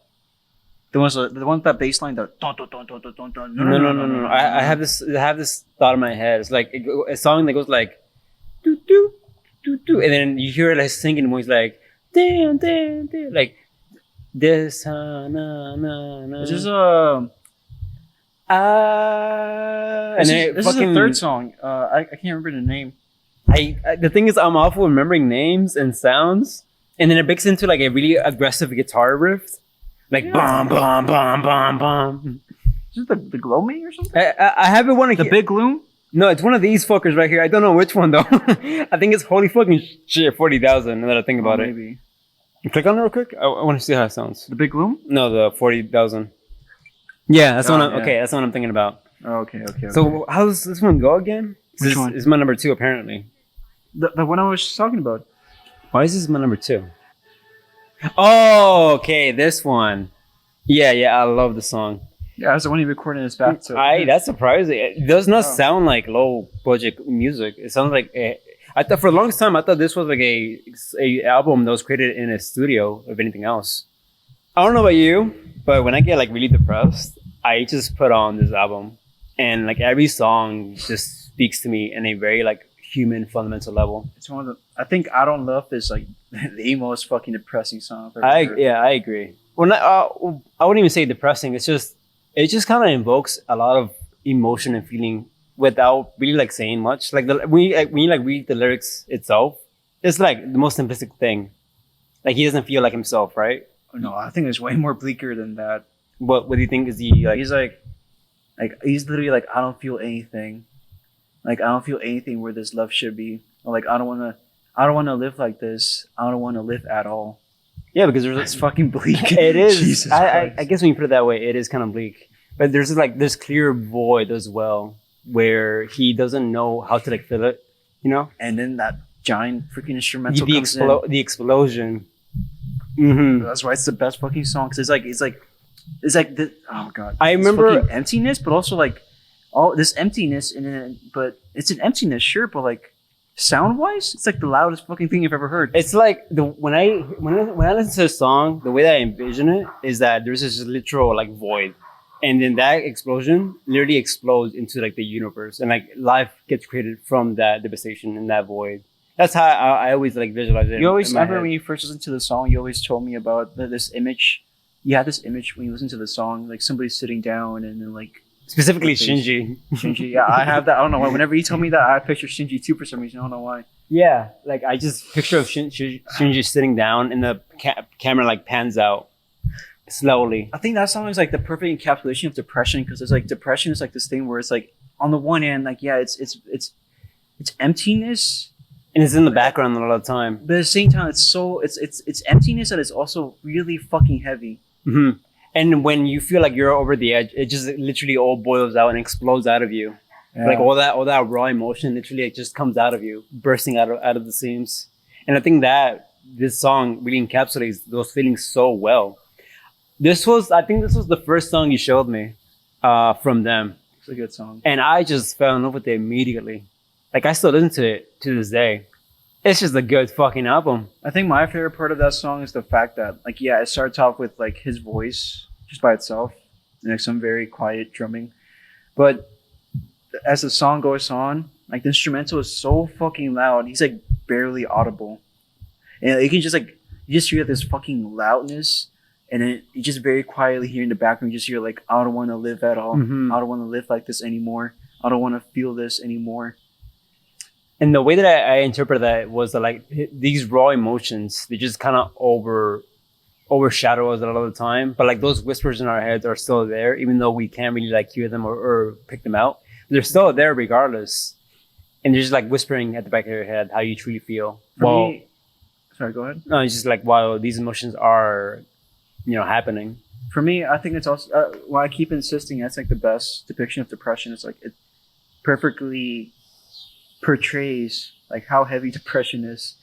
This fucking weight on you, and like it's such a fucking loud song, but also like his voice is like so drowned out and quiet. He's about to give up. He has like he's fucking just done, but also like there's all this noise and all this weight. Mm-hmm. That's the fucking contradiction or the paradox of like depression. Is like you feel so defeated, so empty, but at the same time, Like all these this fucking emotions. heavy thing on you. Great album. I listened to the second song, Blood Hell. You know that one? I listened to that. I've listened to the whole entire Okay. album. I can't recall them based on name. I had to like listen to them. The ones like arrowheads, arrowheads, arrowheads, arrowheads. I don't recall this one. It's the second song. But I listened to this one while working out. It's fucking incredible. Oh, this one, yeah. Yeah, and fun fact, the reason I found out about this album in the first place, I think I was like I was like in a music Discord or a Toy and Pilots Discord years ago, and we were just talking about bass, and we were talking about we were talking about like the coolest bass lines we knew of, and then somebody put me onto that song, and like listen to this shit, and like the fucking the fucking opening bass riff, that's just like. No. And when I first heard that, I was like, "Holy shit!" Yeah, I was gonna ask you about like how did you find this song? Because I feel like you found this song, you showed it to me, then I showed it to Braulio, and it kind of like had a ripple effect. Well, it's pretty like well loved in the internet, you know. Yeah, I want to like delve for a lot of these artists. The thing that I've struggled with is delving more into their backlog, and these guys have a nice life. I do want to like delve more into their other stuff because I've only listened to this one album. That's it. But it's because I have like this attachment to it, and I don't know something about. Well, yeah, you're getting to the predicament that I get into, which is like I get like really attached to certain albums by certain artists, and then I get hesitant to explore more. It's a weird thing, but it's real. It's definitely there. Yeah, I get that feeling. Yeah. Now you understand. I guess so. There's another one. Oh, so we're moving on from that? I think so. Okay. Did you want to add anything more on that? No, I think that's about it. I think we captured everything. Porter Robinson. Porter Robinson. Of course. I mean, a lot of things I said about... So, A lot of things I said about Little Darky, I think reflects on Paul Robinson as well. But he feels a lot more of the optimistic side of creativity in a weird way. Like there is a bit of pessimism as well, but I think as time went on, he's kind of like better at being okay with himself, okay with his voice, okay with his creativity and his outlet in creating.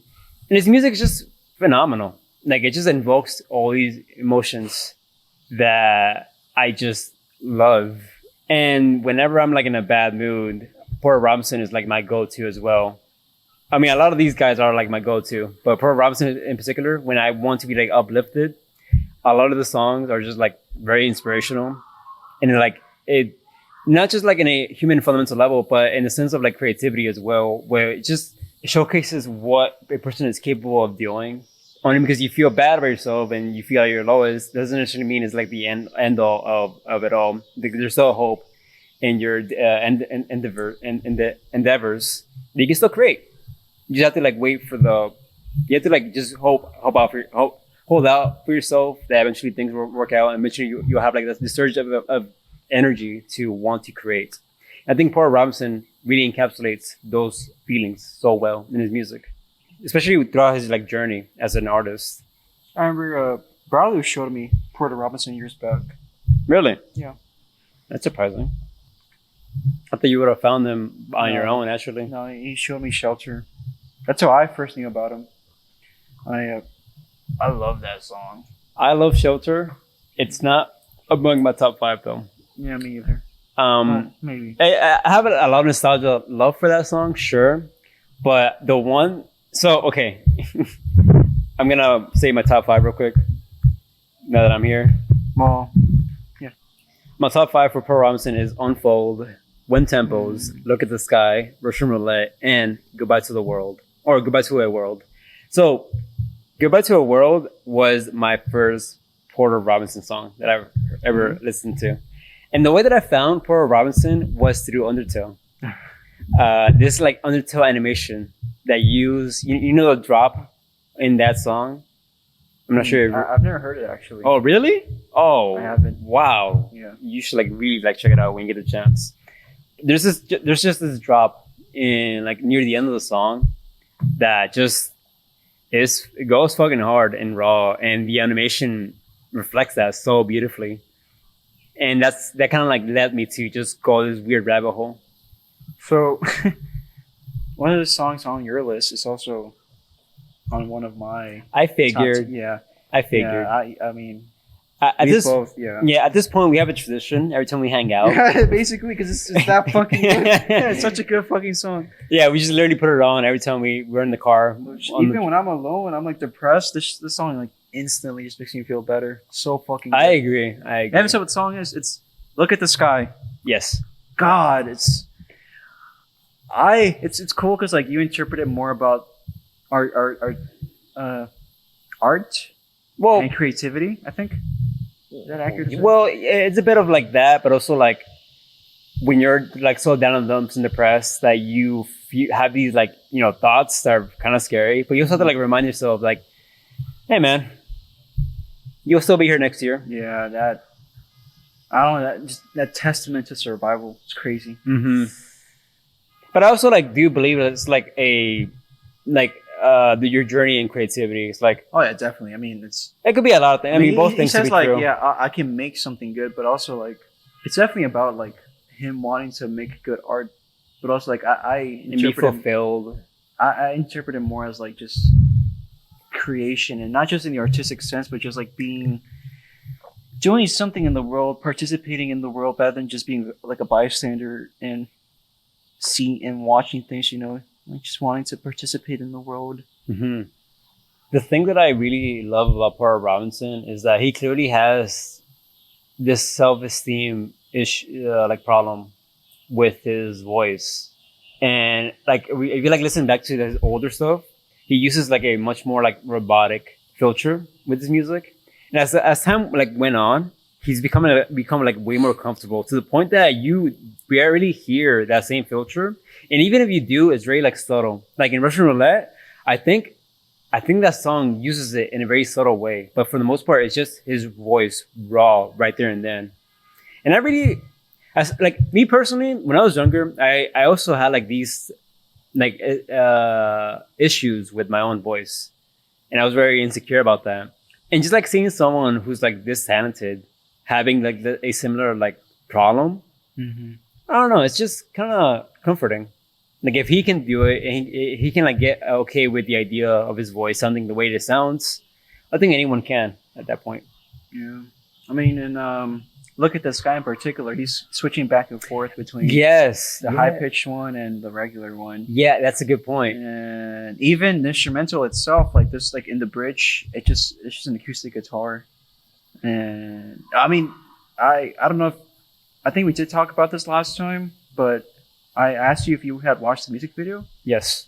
And the music video is incredible because it kind of embodies that same dualism because it's this constant back and forth between nature and like, I guess just machinery. Because the images themselves, like of flowers. That's a good point. They bounce back and forth between like pictures of like flowers versus like geometric representations of those flowers. And like anytime the music itself glitches, like in the song, the visuals also like quote unquote glitch, and it shows like the geometric. I don't know. I think it's so fucking cool. It's like I think it's meant to convey like his derealization as well, because I feel like he does have like tendency of being disconnected from the world, and he feels so robotic that he feels so like out of place with the world.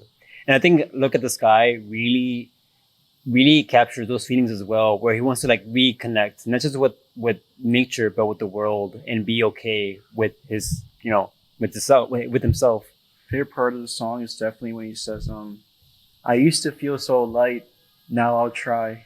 That little line, fuck, and then he's like later on, he's like, he just says like, I don't fear it anymore. But the music video itself, like it's also like a lyric video, so showing the lyrics. But when he says like, I don't fear it anymore, like the lyrics just like flash like that. It's like feel it, I think my interpretation of that line in particular, like I used to feel so light.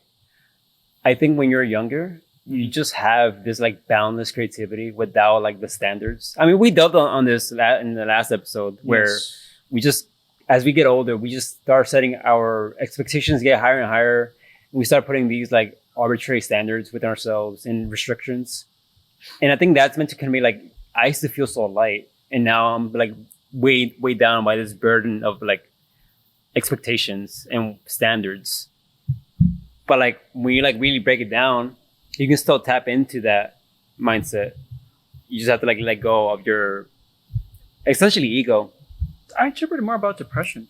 Think so? Like, or at least how I experience depression is like I just feel like so light and like so like detached from reality that whenever like I feel most of life is whenever I tell myself like, okay, now I'll actually like try to participate in the world rather than just be an observer, Is that's how depression affects me, at least, or at least me at my worst. I feel like I'm just like passive, too much in my head. But then like, to say that now I'll try, that's just to like to say that I'm tired of just watching. I want to do something too, and it leads back to creativity, rather than just like being a mere like observant. Yeah, or like somebody that experiences things. All of a sudden, you're somebody who not only participates but also creates something. I think the beauty of like Paul Robinson is that his music always has these motifs of like creativity, but also depression and just being disconnected. This sense of disconnection, and you can like feel that and hear that throughout every single little song, and just him being like okay with himself. I think you know that. It's like I think it could be that as well. That's the beauty of Paul Robinson. Like there's so many layers. What? I don't know what's going on with that guy. He just driving in circles and he's like beeping. I don't know. What time is it?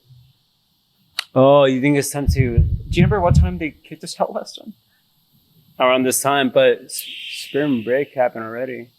Huh? Like the time shift, remember? Oh shit, you're right. I think it's time to go. All right. Is this recording? Yeah. Okay. We have switched locations again. Holy shit. Because the guy at the park told us to leave again. Well, This time he wasn't so mean. This time he just politely said, excuse me? He was politely honking at us to leave. Yeah, he said, get the fuck out. But yeah. What the fuck is wrong I think with it's gonna be a common occurrence with the podcast. We just like move. Yeah, it adds to the charm though. You know, that's why we're renowned throughout the world. We're known as the mobile podcast because it's always with this shitty fucking microphone quality. But it's immersive because you can hear the cicadas in the background. You guys don't understand. You guys are getting rain sounds. You guys are getting cicada sounds. You guys are getting arguing in the background. People arguing in the background. Some security guard yelling at us. You're getting like the first-hand experience of Houston. That's a good way of putting it. Yes. you get the wind sounds, and we're entering hurricane season, so. Oh boy, it's gonna be fun. Yes. But all right, any other artists you want to point out, or you think you're done pointing out? Of course, I'm not done. Okay. I'm not done. Okay, just making sure. Tell me about this indie artist, little known artist, known as Radiohead. I was hoping to leave this alone because I think you have Radiohead in your thing as well. I don't fucking like those people. No way. It's British people. You want to talk about it then? Might as well, right? I don't care about Radiohead. Okay. I don't have anything to say about them. It's losers. I say now. You know what? I'm gonna hold off on Radiohead. Oh, you don't like him either? No. Yeah. I actually, it was an accident. I put them there by accident. It was meant to be someone else entirely. Bullshit. I'm gonna leave off on Radiohead for a bit. But aside from them, do you have any other artists in mind, or should I pick them out? Now, we talked about mediocre artists just now. Radiohead. Yes. Fuck those guys. Cool. Let's talk about good music. Like who? Like Maury Calliope. Tell me about this. Oh, so Cali Mori Opie. Cali Mori. Cali Mori? No, it's Calliope Mori. My bad. Cali Mori? I don't know my VTubers anymore. I mean, you heard some of her songs, right? Yes. A lot of people find her music cringe, and I understand completely why. Like, her music is not phenomenal, but I personally like really, really like her style of music. Like, the rapping itself is not great. Like, it tends to feel like she takes a lot of inspiration from Eminem. You know, like the fucking yeah, exactly. But like, even over the years, it feels like she has finally found her own like style and voice. Reminds me of Quadeca. Huh? Reminds me of Quadeca. I wouldn't go to that extent, but like in the same vein where like Lil Darky is that like embodiment of like creativity, I think Mori also encapsulates that, where she has like a wide range of tracks to pull from, and every track can like either be very like hyperactive, happy-go-lucky, really like pop influence, like catchy as fuck. But on the polar opposite of that, it can also be like very somber and down to earth and very like, you know, very human as well. And like she has like openly like expressed like the process of creating music as well. Like, she's also an artist. Like, she draws as well. She likes to draw. Mm-hmm. So she like pulls a lot of creativity outlets or influence from both just drawing and music. And she's like naturally talented when it comes to creativity, I think. I don't know. Doesn't she know Japanese too? Yes. She raps in Japanese. Yes. She knows how to speak, but in a very like surface level. Like, she is able to understand, but speaking it is different, I think, for whatever reason. Mm-hmm. So yeah, she's also capable of rapping and singing in Japanese when it calls for it. I just love her music. When I first heard Mori, she became like one of the first artists that I wanted to like support willingly and like buy like CDs from her and shit like that. And I think it's more so because it stems from the fact that when you like get to like learn more about her upcoming as an artist, you slowly understand that she's just like everyone else trying to make it and trying to like make a living out of her passion. And I find that very inspirational. Like, yeah, she made it. She made her passions into reality. That's fucking awesome. What is she up to nowadays? I have no idea. I don't watch VTubers as much as I used to. I imagine Hololive still. So What if she's like super experimental now? She's like making concept albums. maybe. I mean, she did make this Metal Gear Solid cover song that people did not like. I never heard it because I have no interest in it. But just people were shitting on her for that particular song. I want to hear it. Yeah, I mean, you can look it up right now if you want. I don't know. I don't even know the name of it. It's just like Mori Metal Gear Solid, I guess. While you do that, I guess I'll stay out my favorite songs from her. My least favorite to most favorite is "Go Getter," which is just this like catchy pop song. Nothing like no, it's not anything like influential or deep. It's just very catchy. Off with Their Heads. I do remember you commenting on this song when I played it in PVC. You seem to like really enjoy how this song sounded. I don't remember that song. Red, Cursed Night, and End of Life. End of Life. I'm sorry. Those two in particular are very like somber, and I tend to put them when I get like down in the dumps. It's very uplifting. What are your like general thoughts on? No, I have not heard her in years. I remember you being like kind of off put by her music, but I'm not sure how you feel about them nowadays. I need a refresh because I don't remember what it sounds like. You want to hear like a song real quick? Mm-hmm. Still making music. Oh yeah. I'm so fascinated by this. I stopped listening to her after like a certain album, but like, why? It's just how I am, I guess. I don't keep up with artists for the most part. Holy shit, it's a lot of fucking music. My God. I'm telling you, man, it's just like Jesus, okay. yeah. As you can tell, it's just like fucking like Little Darky. She just produces shit, whether it's good or bad, it doesn't matter, and I respect that. But yeah, I mean, I don't feel like emotionally impacted when I listen to those songs. It's just good fun. music. Yeah, it's just fun. It's catchy. I like it. It's cool. That's pretty much it. What else can I say about that? I guess I'll point out some of my ones. I'm surprised you haven't pointed out like stuff like Sweet Trip. I feel like we talked about it. What? Dogged on it? We talked about it. Oh, I think we dogged. I have this very vivid conversation that we had really during our lunch break at P4C. We were on the way to. But not during the podcast? No. Okay. We talked at length about that one song.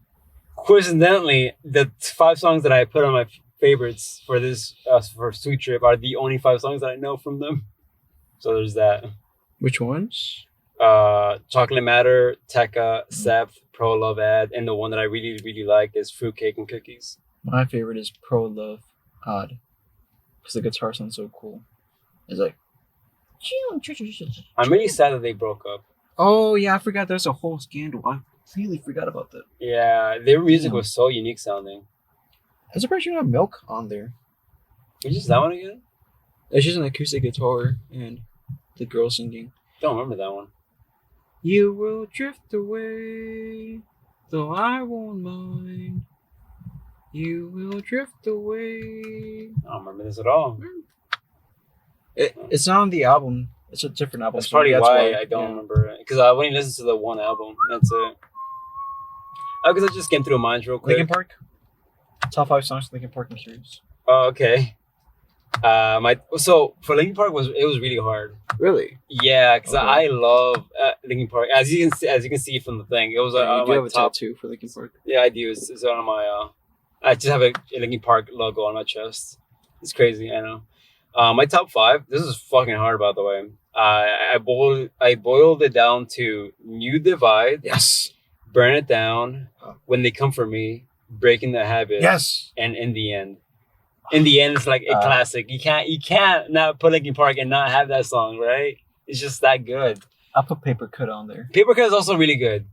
I used to love listening to like a bunch of A&V songs with that song as well. That song is so Crawling cool. as well is also really good. I think Linkin Park is really fucking underrated. Underrated?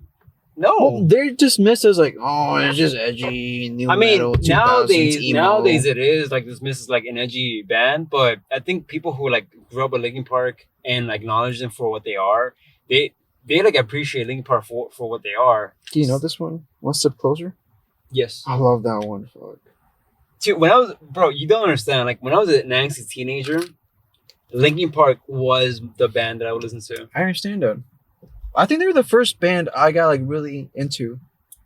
Like my first memory of music is Linkin Park. Really? Yes, I vividly remember those fucking Dragon Ball music videos.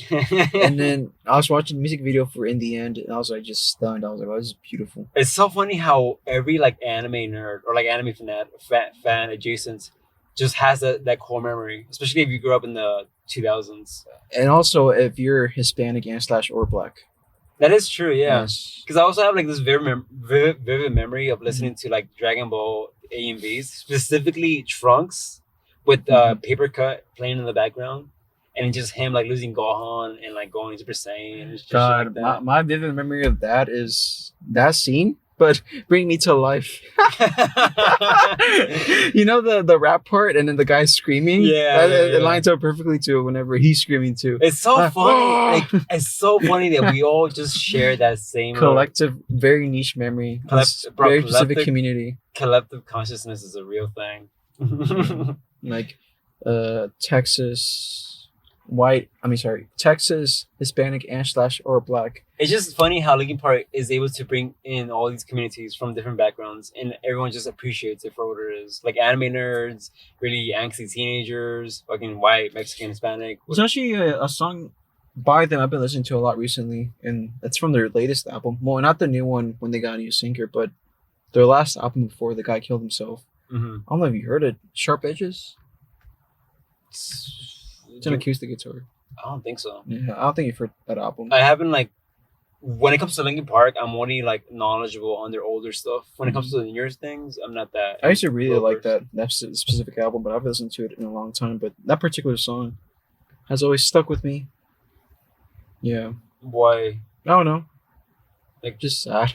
Oh, is it? I mean, do you think that was like his last goodbye before he? Well, it's the last song on the last album. I imagine it was like a. and then the song before that, which has the same title as the album, is One More Light, and like the chorus is like who cares if one more light goes out? It's fucking dark, given what happened. Wait, what happened? Well, he killed himself. Oh, well, he's like, yeah, you know. Do you know exactly the details? He's just depressed, you know. So apparently, like, I read this a long time ago. I'm not sure how true it is, but the logo for Linkin Park is the triangle, right? And apparently, that triangle is very, it's symbolic for sexual abuse. Oh shit! Especially children who were sexually abused at a young age. And again, I don't know how true that is, and I think from what I read, allegedly he was like sexually abused at a very young age, and he just kind of had to like live with that fact as he got older. I mean, you can like definitely feel like a semblance of that through his music as well. It's just like raw intensity. I just like really admire as well that he had a hybrid of both like rock and rap. That was. Well, I was thinking like the screaming and the singing. Like metal, and rap. It's just like really cool and unique, especially for its time, that I never like heard during that time period. Yeah. It's just phenomenal. I think my favorite is Breaking the Habit. Breaking the Habit is really good, yeah. God, it's so good. Especially the music video. I'm not sure if you heard. I've never seen it actually. It's just him. It's like an animated version of himself, literally jumping off a window from a building, and it's just him like falling from a building. It's very like choreographically impressive. Have you ever heard Castle of Glass? Sing it to me, or put it. Yeah, I'm not gonna remember it. How it goes. Yeah, I don't recognize that one. But I'm glad you also included New Divide, because there's a very very specific part of the song like I'm like obsessed with, and it's like the bridge with like that whole breakdown. Like we're building it up to break it back. No, the instrumental. Oh wait, I'm thinking about burn it down. The song, different song. Never mind. Yeah. What? Wait, what sound? It's like a guitar. It's like reverse, and it's like. It was on Transformers, by the way. Apparently, he has like a lot of cool like instruments as well throughout his career. That's Mike Shinoda. He's a producer. He also sings sometimes and raps too. I think he sings along with Search up When They Come For Me. I don't know them by name, but I think that's the guy you're referring to. This guy was in this group. He's in this song. I guarantee you know this song. Oh, That's him. remember the name? Yeah, this is so 2000s core. Oh, you're right. Yeah, it it's is him. him. I never like put two and two. Yeah. When I think of remember the name, I just think of Flipnote. Container. Remember Flipnote? All the fucking stick figure fights. Yeah. Oh, is that still around? It is, but it's not like as prominent as it used to be because the shit on the servers. They also use this song a lot for AMVs. Have you listened to like the new stuff with the girl? I've listened to one song. How is it? I liked it. Like it's definitely not the same, obviously, and it doesn't capture the same like raw intensity from the original guys. But I still enjoyed it for what it is, all things considered. I forget how it goes. I just remember liking it a lot. I don't know why he just didn't make a different band. Yeah, because apparently Linkin Park wanted his like the band to continue even without him. Okay. So it's like it was his last wish. That makes sense. Was that like a suicide note? Not maybe. I don't know. That's sad. Yeah. Not that I know of. I imagine. Yeah, I imagine it is A topic that came up or something. Mm-hmm. Sad. It is.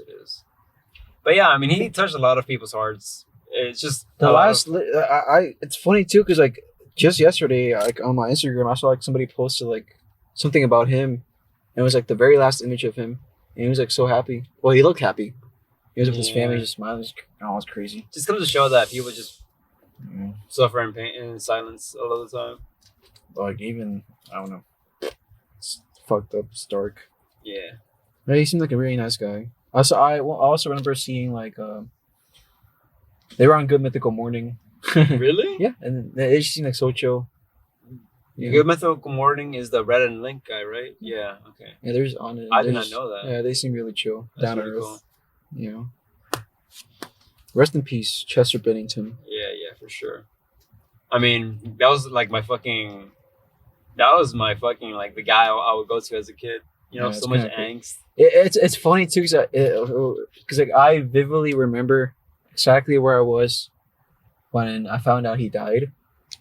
I was playing Overwatch. Really? Yeah, and I read it on my phone. And I was like, "Holy shit!" I forget how I forget how I came across it, but I have this vivid memory of coming back from work when I was working at janitorial, and I just like came across that news. And I have this very vivid memory of just like me being in the parking lot and just being like, "What?" Yeah, I remember that vividly because it was like the first time like a celebrity's death was ever like, "Oh shit!"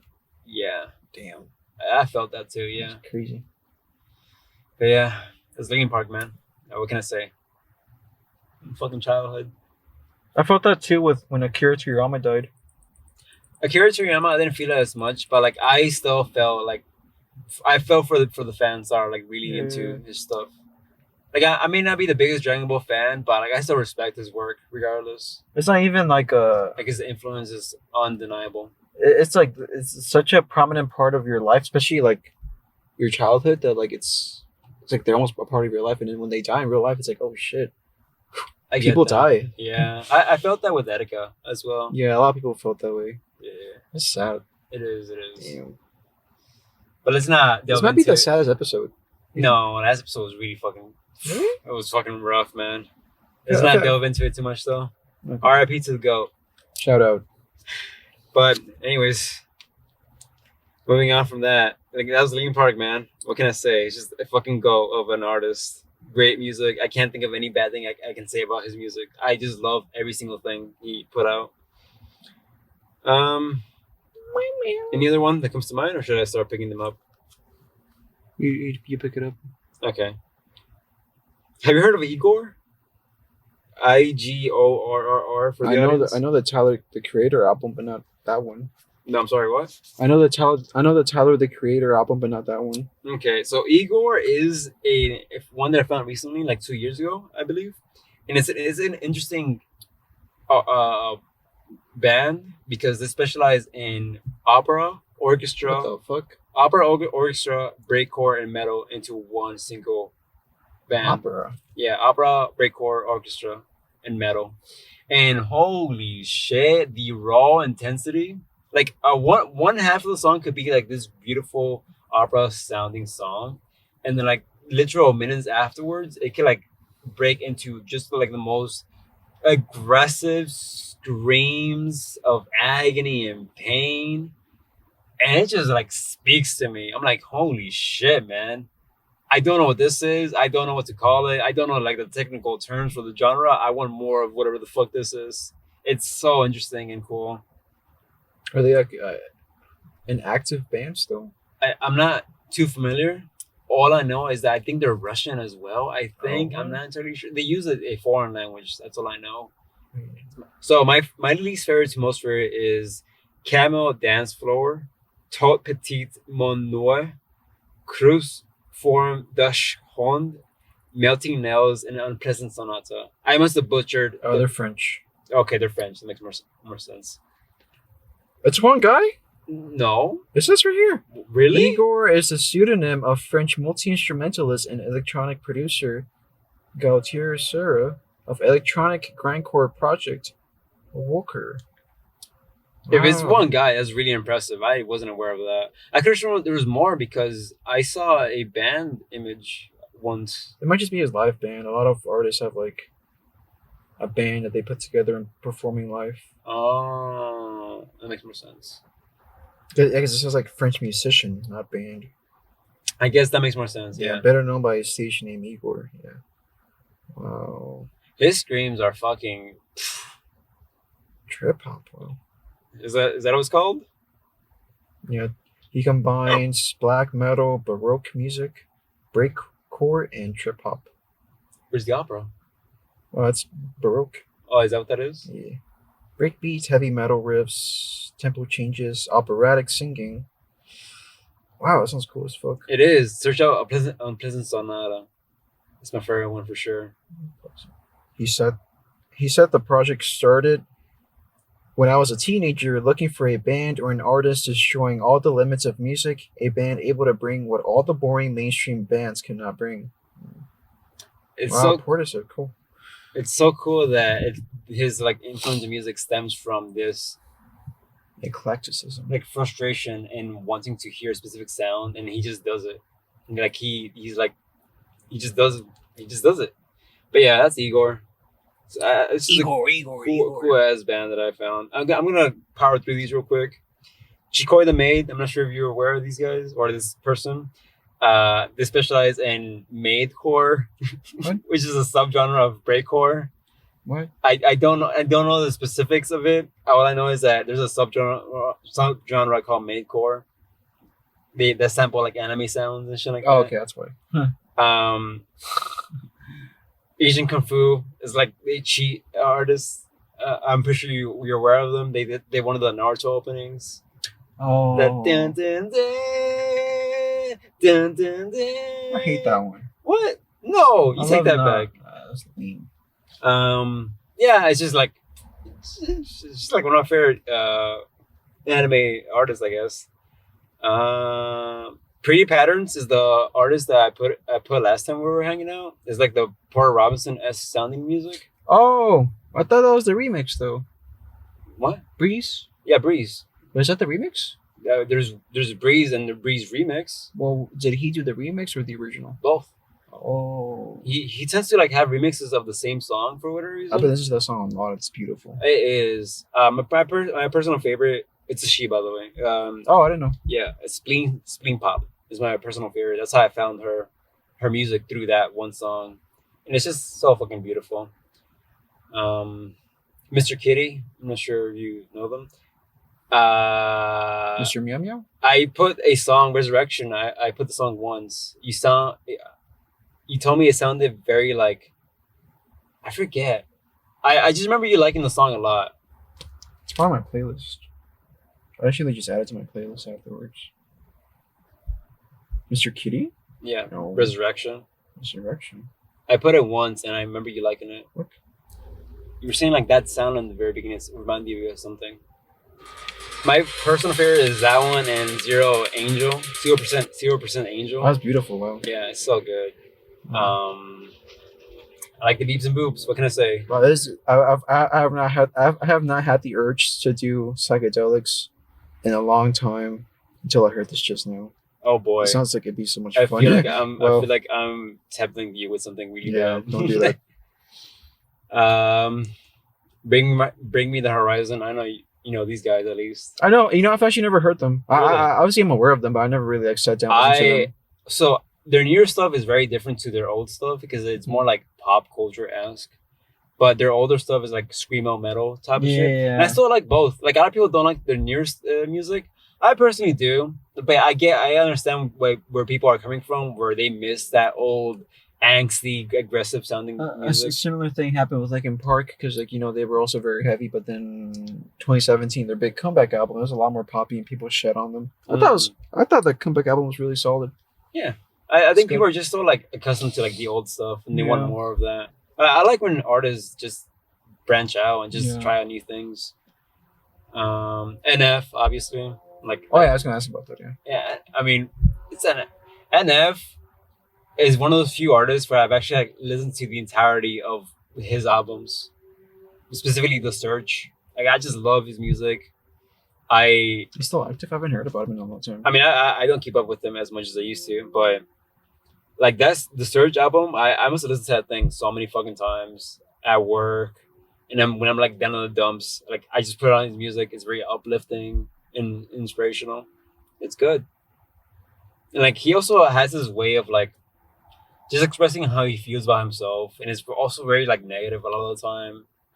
It's not always positive, and it kind of like reflects on how I feel about myself a lot of the time. It's just like it's just nice to know that people feel the similar ways, I guess.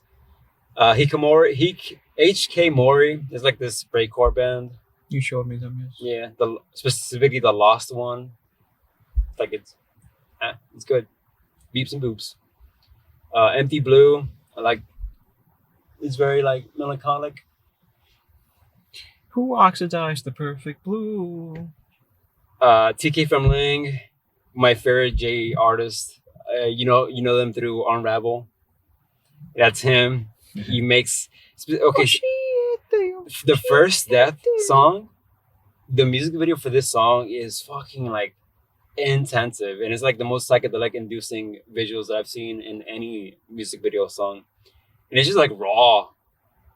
And it's like literally the first death of like the ego. You're killing your ego, and you're being revived as a new self, I guess. It's cool. Crush 40. So this is one of the cheap ones that I was referring to, because I try my best to not include any like video game oriented artists. Crush 40 is the exception though.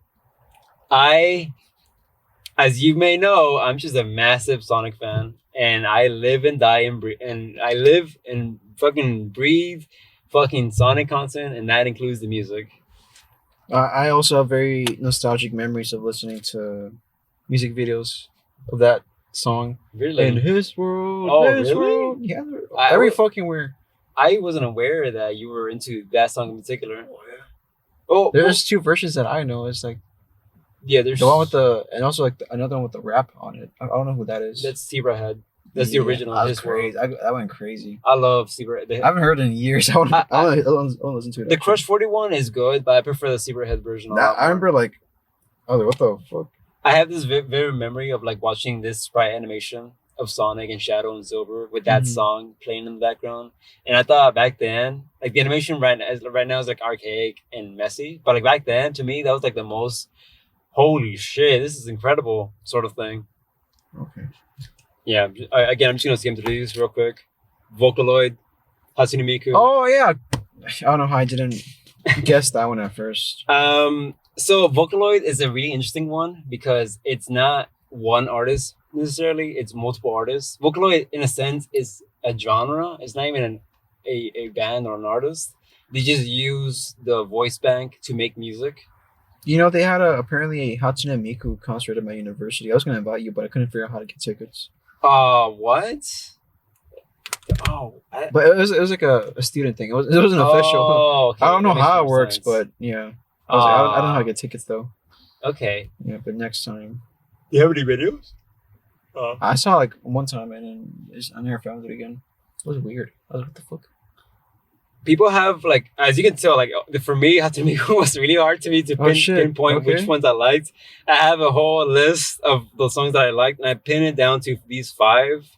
Obviously, this can change at any given time. I'm gonna name out the 5 from bottom to right. Top is self-inflicted achromatic, deathly loneliness attacks, hated by life itself, last one weeping, and Luka Luka Night Fever.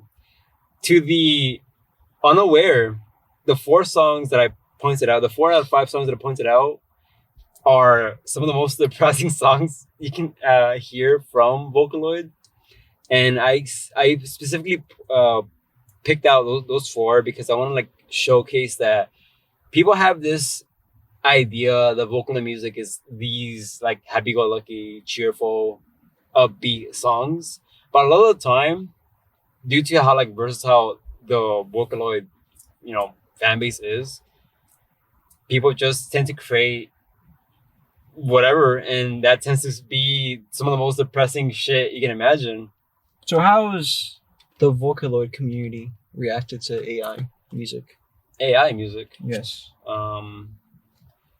I'm not sure about the Vocaloid community, but people have misinterpreted Vocaloid as AI music, and that's not necessarily true. It's just, it's like sampling in a sense, but they just use... It's like an instrument. Yeah, it's an instrument. They just use voice banks to create music and shit like that. Did you know there's a guitar pedal that makes your guitar sound like Hatsune Miku? You showed me that, yeah. Yeah, I remember. That was so cool. One of my favorite pieces of trivia. There's actually a game on the 3DS called Hatsune Miku Project Diva DX, I think, where you can create Hatsune Miku songs or Vocaloid songs using the like Miku or Rin or Lan or whichever Vocaloid, and you can like make music with the fucking 3DS, the little screen on the bottom, and it was so fucking bizarre and weird and cool. I don't know, I just love shit like that. So Luka Luka Night Fever, the last item on the Vocaloid, the very top one, I have a little story with this particular song. When I was like younger, I don't think I ever told you this, but I predated like TikTok dances. What? Yeah, so when I was a kid, I have these vivid memories of like like standing in front of my shitty laptop and like singing to like songs that I really liked, or like trying to dance to songs. 3 of them was like hit the body, let the body hit the floor. You spin me round rock version. So 2000s. And this song Luka Luka Night Fever, specifically this one video of like a girl dancing to the song. And I remember as a kid, I tried to like replicate those same like dance moves, and I just like couldn't ever. Obviously it was like very like, fucking whatever, like shit. But like I remember having like this moment, being like, "Holy shit, this song is so good! I don't understand what the fuck they're saying, but I like it so much, and I like the dances as well." But back then, YouTube was really like good at recommending you things that you consumed, and I used to like consume a lot of weave-esque stuff. And that video in particular was like Japan only, like the title that is. It was like Japanese, so I couldn't read it. I couldn't understand what the fuck it said or meant. So when I lost that song, I lost it. Oh, okay. And a good chunk of my life, I will like think back on that. Like do you have like those songs or videos in your head all the time where like, man, I wish I knew what it was, but I just don't know what it is, and it's just like lost the time. That Luka Luka Night Fever was that to me for the longest time. And as I got older, I became like, more inverse with Vocaloid, and I just became like more in tune with that music. And back in 2017 or 2018, I can't remember exactly when, during that time period, I bought a game called Project Diva F2 on my PS3. It's a rhythm game for Vocaloid songs. And it had that song. And when I first heard it, I was like, wait a minute. Why does this sound familiar? Like, why? I've heard this song before. And I was trying to like dig deep into like the crevice of my fucking psyche. And it kind of clicked with me. Wait a fucking minute. And you just started doing a dance automatically? I fucking wish. I was like, holy shit. I had this moment. I was like, wait a fucking minute.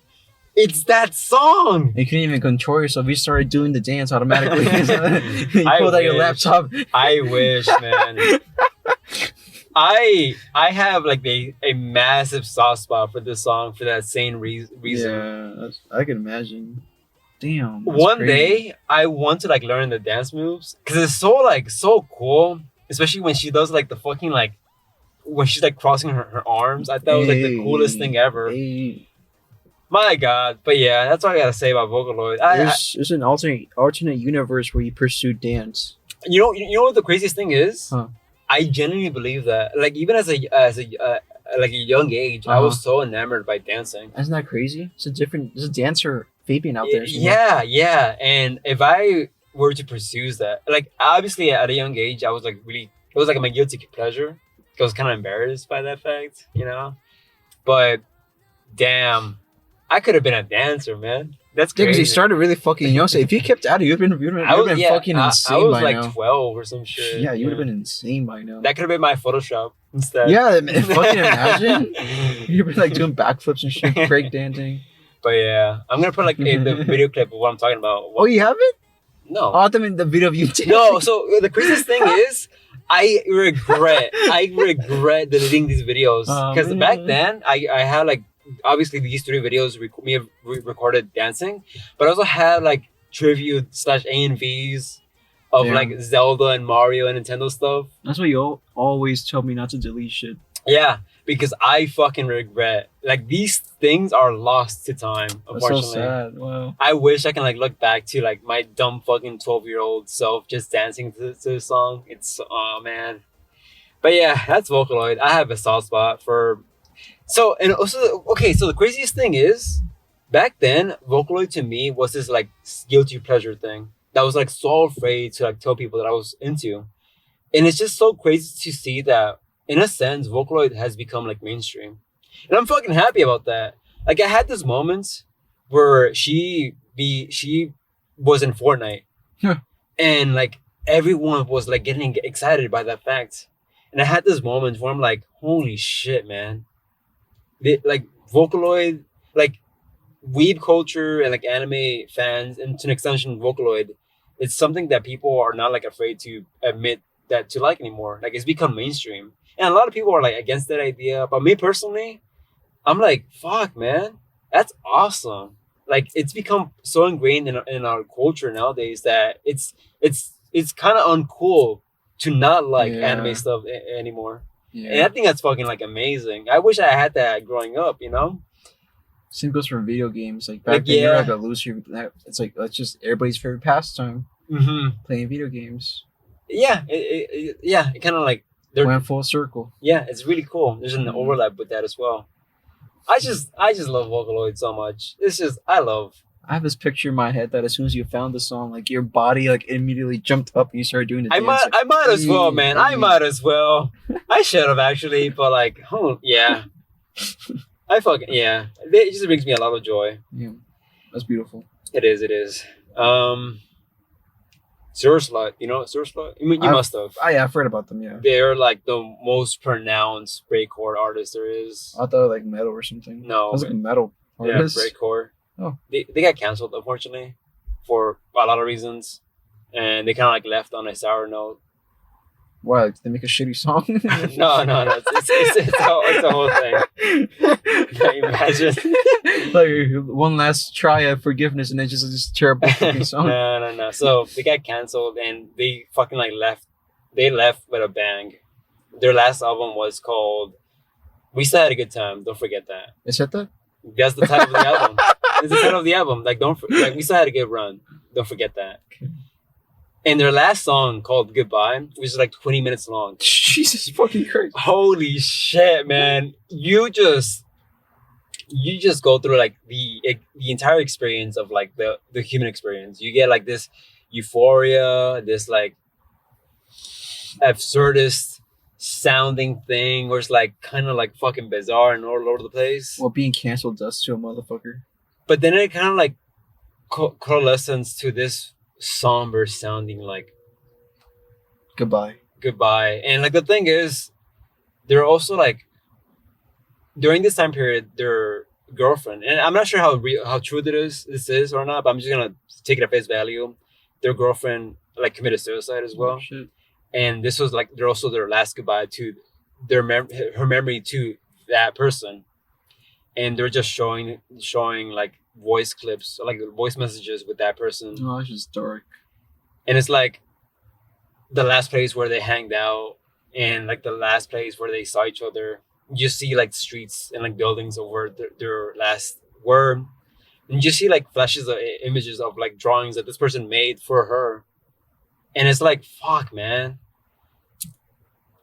I imagine like being canceled on top of like losing this person must have like broke. I was gonna say they didn't be put on suicide watch. I mean, they came back. Okay. They came back under a new name called June Ness, I think, or something like that. I don't want to like listen to their new shit because I feel like it's kind of disingenuous. Because I feel like the tone that I got from their last album was like they're just leaving, not just like the internet, but just like leaving entirely. That was like the vibe that I was getting, and it feels to me like it's kind of disingenuous to come back as a new name under new name or whatever.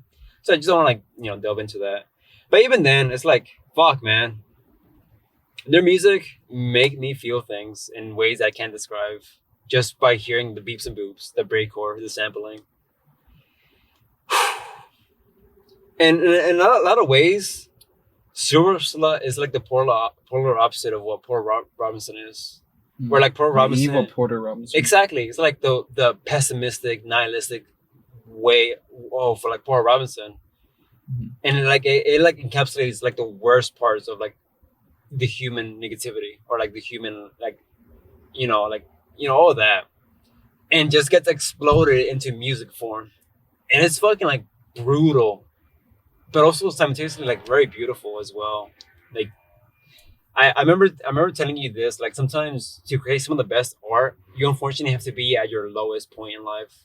Like some of the best works, like Neon Genesis, like BoJack, I imagine people created that at their fucking lowest. Quadeca. He Quadeca, was exploring the idea of suicide. Radiohead, Yeah. Completely detached from reality. Mm-hmm. The Beatles, John Lennon was fucking addicted to heroin. Really? Yeah. I was not aware of that. Yeah. But yeah, like, what can I say? Fucking Source Light. It's just, Nirvana, Kurt Cobain killed himself. yeah.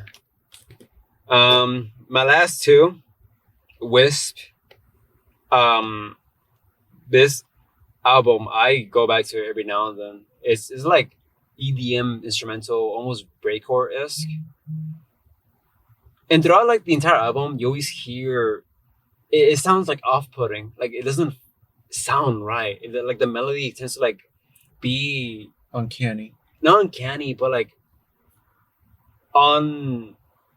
it just feels like he's struggling to find the right melody throughout the entire album. And it kind of like doesn't flow properly. It doesn't flow nicely. It feels so out of place a lot of the time. And over the course of the album, you start to hear his music getting like better and better and better. And the second to last song, called With All His Might, you just hear like this gradual progression of him like lifting himself up from a like dark place. It's very like transcendent in a sense. And as like the song is about to like climax and go at its peak, it just falls apart. There's like a mix. There's like a sound effect that indicates of like a mishap, and it just goes like in silence momentarily. And instead of like falling into despair, he just goes full throttle. No, I'm not giving up now. Now when I'm like at the verge of like something great, you just hear like he just like goes even harder than he did before, full throttle, and like that uncanniness, weird feeling that you felt throughout the album, sort of kind of clicks. Oh. Like he finally found the sound he was looking for. He finally found the melody, the right instruments, and the album ends off with North, a song called North, and that to me conveys is like, yeah, man, just sometimes life is rough. You're not gonna find yourself within yourself a lot of the time, but all you can do is just kind of face forward. walk north, walk forward. Keep moving forward. Yeah, just that's honestly all you can do. And this is all conveyed purely through instruments. Like there's no vocals or anything, no lyrics. And it's just one of those. Wisp. Yeah, Wisp. The album. I'm not sure if it's in Spotify. I found it through YouTube. What's it called though? Wisp, and then the album's called like NRTH, some shit like that. It's super weird. North. It's a bizarre sounding name. I can never remember it. Yeah, that one right there. Oh, my 5 favorite songs from this album is Congratulations, Dead Streets, Closing Bridges, Legions Fell, and All His Might at my number 1. But yeah, moving along from that, the last thing on my list, Finesse, Endless Summer. I've been telling you for the longest time to listen to this album, and I can't exactly describe why I just gravitate towards. It's my 3rd favorite artist of all time. It's I can't even describe it. I can't get like the technical aspects of it.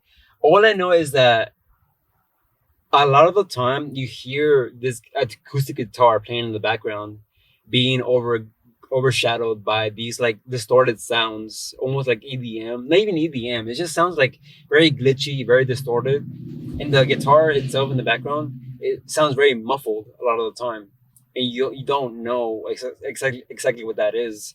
And in one of the songs, I think it's Endless Summer, I believe, you hear him playing as the distortion is happening simultaneously. And then everything just slowly becomes clearer and clearer. And the guitar becomes like the front and center sounding thing. And that to me tells me it's like, through the act of music, through the act of creativity, this person is able to pull himself out of a dark place. Just by the process of just creating through his music. And that's fucking like beautiful. Again, all conveyed through sounds. No lyrics or nothing. So it's all instrumental? All instrumental. Very like glitchy-esque. It's not... No. It's not like breakcore, but it's very like distortion heavy. That's all I gotta say about Finesse. I love that album so much. I listen to it so frequently. It's inspirational in really bizarre ways. If there's one thing I want to listen to, like take away from this list, is definitely listen to either Wisp or Finesse. I think Wisp really sounds fascinating. And yeah, that's all of it. Aside from Radiohead, which I'm gonna leave for you. I think I'm talking about Radiohead. Fuck. God, the guys who make Creep? That was so long. Holy shit. The guys who made Creep? The Creep, the song that plays in that one movie. When You Were Here Before. The Book of That Life or whatever it's called. What's it called? Spider-Man Homecoming or something? Is it? Oh. But yeah, all you, man. That's all you now. I feel like we should have gone back and forth because there's going to be long portions of... That's good. No, that's fine. That's fine. You say up I'm not sure how to do this because... I feel like I was just like fucking saying rambling random shit. I'll start with... Oh, can I see? Actually, I haven't seen your thing. Well, this is... I have the albums here. Oh, you didn't create a top stir? I do, but like I don't have it pulled up. It's on my computer. Oh, yeah. I see. Yeah. But these are the songs, basically. I'll let you do your thing then. Just send me the top stir image. Yeah, the lower ones are gonna be stuff I can't really talk about that much, but top 5 songs definitely I can talk about at length. All right, just do your thing, man. First song I have on my list is "Get News" by Mac Miller. Now, do you know about Mac Miller? Is that the guy that made the song called like 1, 2, 3, 4, knock that bitch on the floor, dun, let him in? I have no idea. No. I'm not really I'm not really a Mac Miller fan, but this song is really fucking incredible. He ended up actually dying like a few years ago. Okay, you keep talking. I'm gonna put up the song I'm talking about. He ended up dying a few years ago through, I think it was a heroin overdose. Yeah, so we're knock knock. We're thinking about the same guy then. I don't know. I don't really listen to him like that. But Okay. I just know that one song. Okay. Yeah. Okay. Gotcha. So I do know that this one song. That's it. So, what's so special about this one particular song? It's like rap, right? No, this is like singing kind of. He does both. He sings and raps. He's like an R&B kind of thing. Okay. But this album actually came out right after he died, because he was working on it before he died. Ooh. So this is a lot of the topic matters deal with like depression and like suicide, basically. Mhm. I mean, this one straight up is like flirting with the idea of suicide. It's just ominous because like this is like the first song that came out after he died. Wait. So was the overdose an accidental thing? Or... Nobody, I mean, you can't really know that, you know. Yeah, I guess that's true. Yeah. Yeah. But like, once you read these lyrics, like it's really fucking haunting. Again, my knowledge with Mac Miller stops with that one song, Knock Knock, and Knock Knock is very like upbeat. Yeah, well, that was like his first mixtape though. He was like a child back then. Okay, I didn't think this guy would be like that depressive. But yeah, I mean, these lyrics are fucking sad. He's like, I spent the whole day in my head. Do a little spring cleaning. I'm always too busy dreaming. Maybe I should just wake up instead. A lot of things I regret, but I just say I forget. Why can't it just be easy? Why does everybody need me to stay? I hate the feeling when you're high, but you're underneath the ceiling. I wish I could just get out my goddamn way. What is there to say? Maybe I'll lay down for a little. All I do is say sorry. Half the time I don't even know what I'm saying it about. Good news, that's all they want to hear. They don't like it when I'm down. But when I'm flying, I make them so uncomfortable. I'm running out of gas, hardly anything left. Hope I'll make it home from work. So tired of being so tired. Why I gotta build something so beautiful just to go set on fire. It's really fucking dark, especially given what happened like a few months before the song came out. Yeah. But I don't know. I think it just encapsulates that feeling of just being fucking exhausted and just like not necessarily wanting to die. Just stop. Just being so tired, you just want like a break. And then like the way he talks about like dying too is like,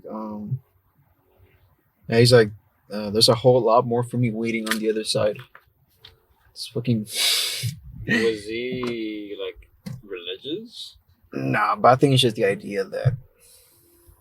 Just like the relief of death. Yeah, the release of death. Just being so fucking exhausted. Yeah.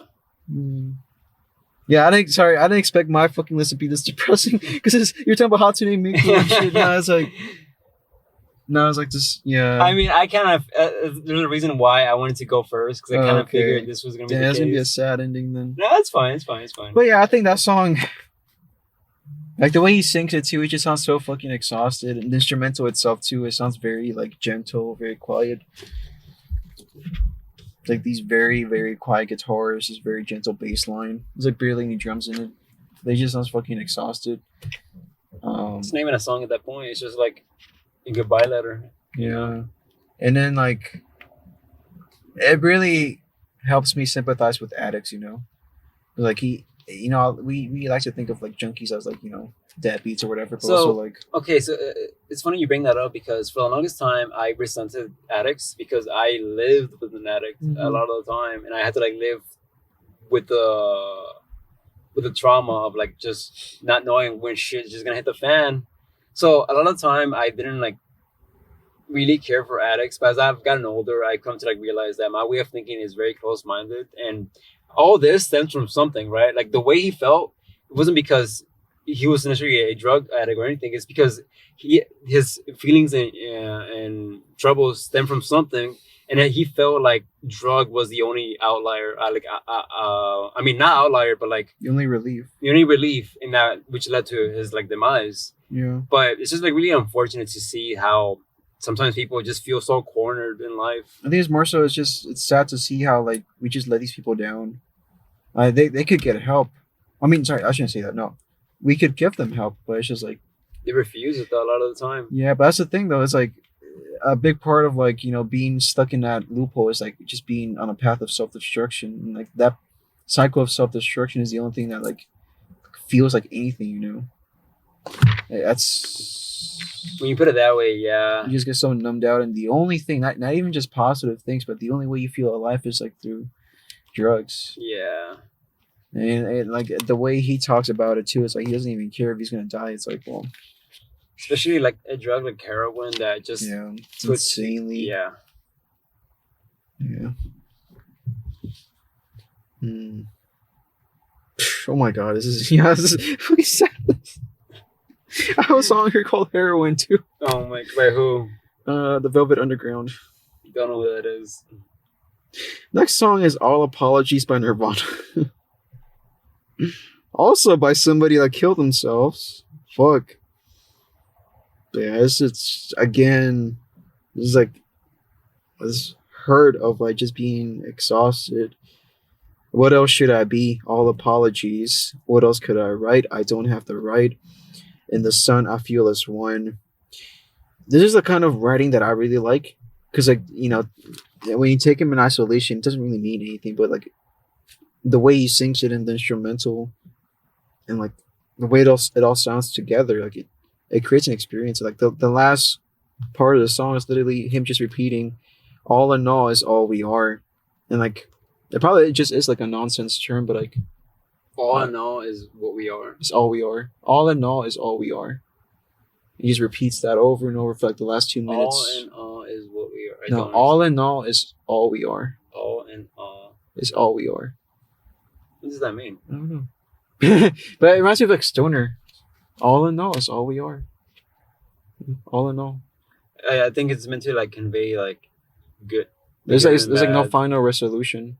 It's just all in all. It's all we are. Yeah, Like an amalgamation of experiences. All in all. Yeah. That's what I'm saying. Like it reminds me of Stoner. It's like you can't really say his life was good or bad, or if he was happy Just or like the sad. human experience. Yeah, he experienced life. He lived life. Yeah. Maybe not to the fullest extent, but I mean, it was a life lived.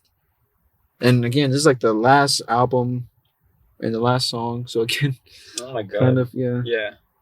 When you write lyrics, do they are they like similar to this tone as well, or? I write like Because I feel like you tend to gravitate towards these songs a lot more than I do. yeah. Well, I mean, yeah, they're definitely sad, but yeah, definitely. I mean, definitely shit I wouldn't say in plain language. Absolutely. That's why, like, I view lyrics, poetry, journaling. I view these three as connected because it's like a little exercise for me to say shit I probably couldn't say to anybody, because there's just At least not like outright. yeah, because like it's difficult stuff to talk about, and more importantly, it's stuff that's hard to communicate. And I think that's the approach I want to take. Is like I just want to communicate what I feel, and like a lot of the time I feel things that I just can't put into words, and then that's what I'm trying to do with lyrics. Oh, so you're just incapable. I think you meant like it was like an awkward discussion to have with people. I don't give a fuck. I talk about my suicidal thoughts all the time. I don't give a fuck. I don't care if it makes people uncomfortable. I think people should be more comfortable with talking. Yeah, Stuff we like should that, talk about these sort of things because if we don't, it just leads to these sort of things where people are just they feel so cornered and they feel like there's no other solution outside from this, permanent thing. And speaking as somebody who like struggled with these thoughts for like a long time, I know like a main contributing factor to me even having those thoughts is the fact that they're just stuck inside me and I can't get them to anybody. It's like these thoughts that like they can't go anywhere, so they're stuck with you, and then they're stuck with you for so long they just consume you. So it's good to, whether it's like through writing or just like even like a fucking joke or something, it's good to like let it out of you in some kind of way, Damn, I genuinely did not realize like when I was putting the list together, I was like, damn, these 2 songs about suicide back to back. I'm kind of glad that we didn't bounce back and forth. Yeah, it'd be so jarring. Imagine I was talking about like fucking Hatsune and Miku, and the next thing you just fucking like brought up heroin addiction. It's like, oh my god, how that would be such a massive whiplash. Like, yeah, it's better that we were just going through them as one singular thing. Next one is "Blowing in the Wind" by Bob Dylan. Wait, so I forgot that you're actually going through all of them, or are you gonna like skim through some of the ones here? So these lower ones I can definitely skim through super quick, but I think maybe like the last 3 I'm probably gonna have something more to say. All right, for sure. Next one is "Blowing in the Wind" by Bob Dylan. Now, who's that again? This is sounds familiar. Folk singer, 60s. He won a Nobel Prize. Widely considered to be probably the best songwriter of all time. He's not really somebody I'm deeply familiar with, but it's somebody I want to like get into more. But this is like one song that has like really fucking Shit, what was it? Oh, I thought the microphone fell. Excuse me. It struck a chord in me because it's just so beautifully written. It's just beautiful poetry. Like it's like how many roads must a man walk down before you call him a man? How many seas must a white dove sail before she sleeps in the sand? How many times must the cannonballs fly before they're forever banned? How many years must a mountain exist before it is washed to the sea? And how many years can some people exist before they're allowed to be free? So this is clearly about so what was going on at the time was the civil rights movement because it was the 60s and like I genuinely think this is probably like the best song written about a political movement. I think it's so beautiful and the real heavy hitter. This man was 20 years old when he wrote this. How old is he now? Well, he's like 80 now, but he was 20 when he fucking wrote this, and this is like somebody speaking with like the wisdom of like a fucking somebody who's lived. I mean, I imagine that, like life back then was like fucking intense, and I mean, like I guess, but and that just like hardens you as a person, like right off the bat. It's just beautiful lyrics, like how many times can a man turn his head and pretend that he just doesn't see? How many times must a man look up before he can see the sky? How many ears must one man have before he can hear people cry? How many deaths will it take till he knows that too many people have died? I think like that's such a great like encapsulation of like just injustice and like how like not just like these people in particular in this specific time period, but also like it's kind of universal because it's like anybody or any group of people that have been like persecuted. It just evokes like that the evil of like ignoring these people and like ignoring their suffering. Like how many ears must one man have before he can hear people cry? It's crazy how like we're also kind of reliving a similar fashion. That's what I'm saying. Like it's universal, Yeah. Like the reason I added this, I don't know. I don't want to talk. Not in the podcast, no. But you can cut it out. You can cut it out. Yeah, that's it for that one. Next song. Fuck, this is depressing. Okay. The one after this is a little bit happier, but there's 2 happy songs in this 15 song list. 15? Yeah. 25? No, the other 10 are albums. Oh, yes. I see. Yes. Next song is called "Yellow Is the Color of Her Eyes" by this artist called Soccer Mommy. I don't really know anything about her, but it's like the one song I know. But I think it's like the best song I've heard about death and grief. Because so the title, "Yellow Is the Color of Her Eyes," I think it's referring to it's about her mother, and I guess it's referring to like whatever sickness the mom had was turning her eyes yellow, at least the white in her eyes, But there's just certain lines here. Yeah, like I'm thinking of her from over the ocean. See her face in the waves. Her body is floating, and in her eyes, like clementines, I know that she's fading. And like I think the really heartbreaking part is like when she says, "Loving you isn't enough. You'll still be deep in the ground when it's done. I'll know the day when it comes. I'll feel the cold as they put out my son." Like that shit makes me want to fucking cry every time I hear it. God, like you could love somebody like so much and like that still won't stop, nature from taking its course and just taking them away from you. Like one day they'll still be deep in the ground, and then like she said it, she says it really well. Like it'll feel like they put out her son. That's really fucking sad. Have you heard a song called 4th of July? That was almost on my list. I love that song. Yeah, I'm surprised it's not because that's like it reminds me a lot of that. It was almost on here. You're not wrong. Yeah.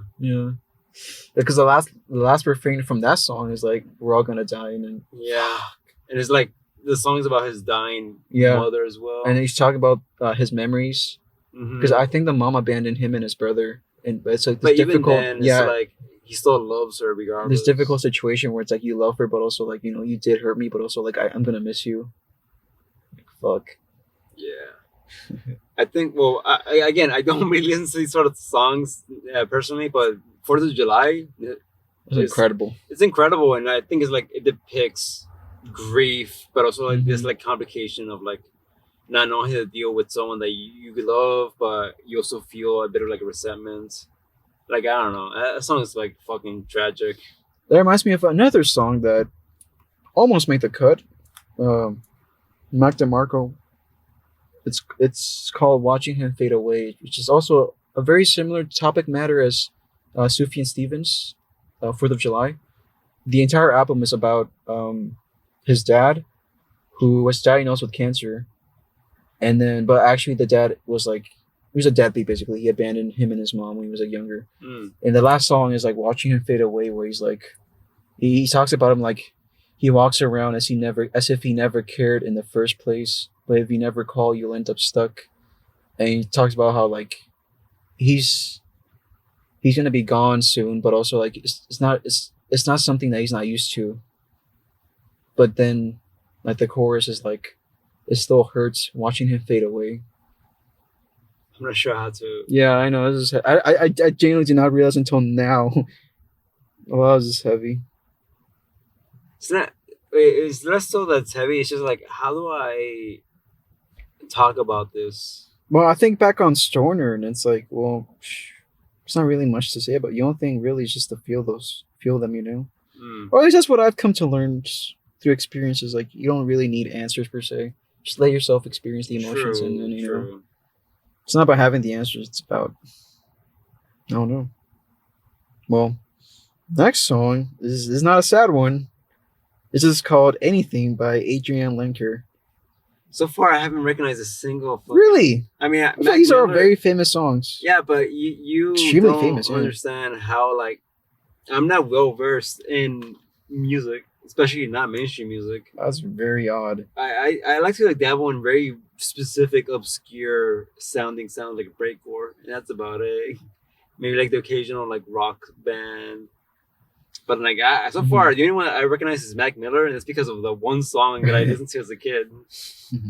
That's 14 years ago, Will. I actually used that song for one of my Animal Crossing videos. Really? Yeah. Next song is called "Anything" by Adrian Lenker.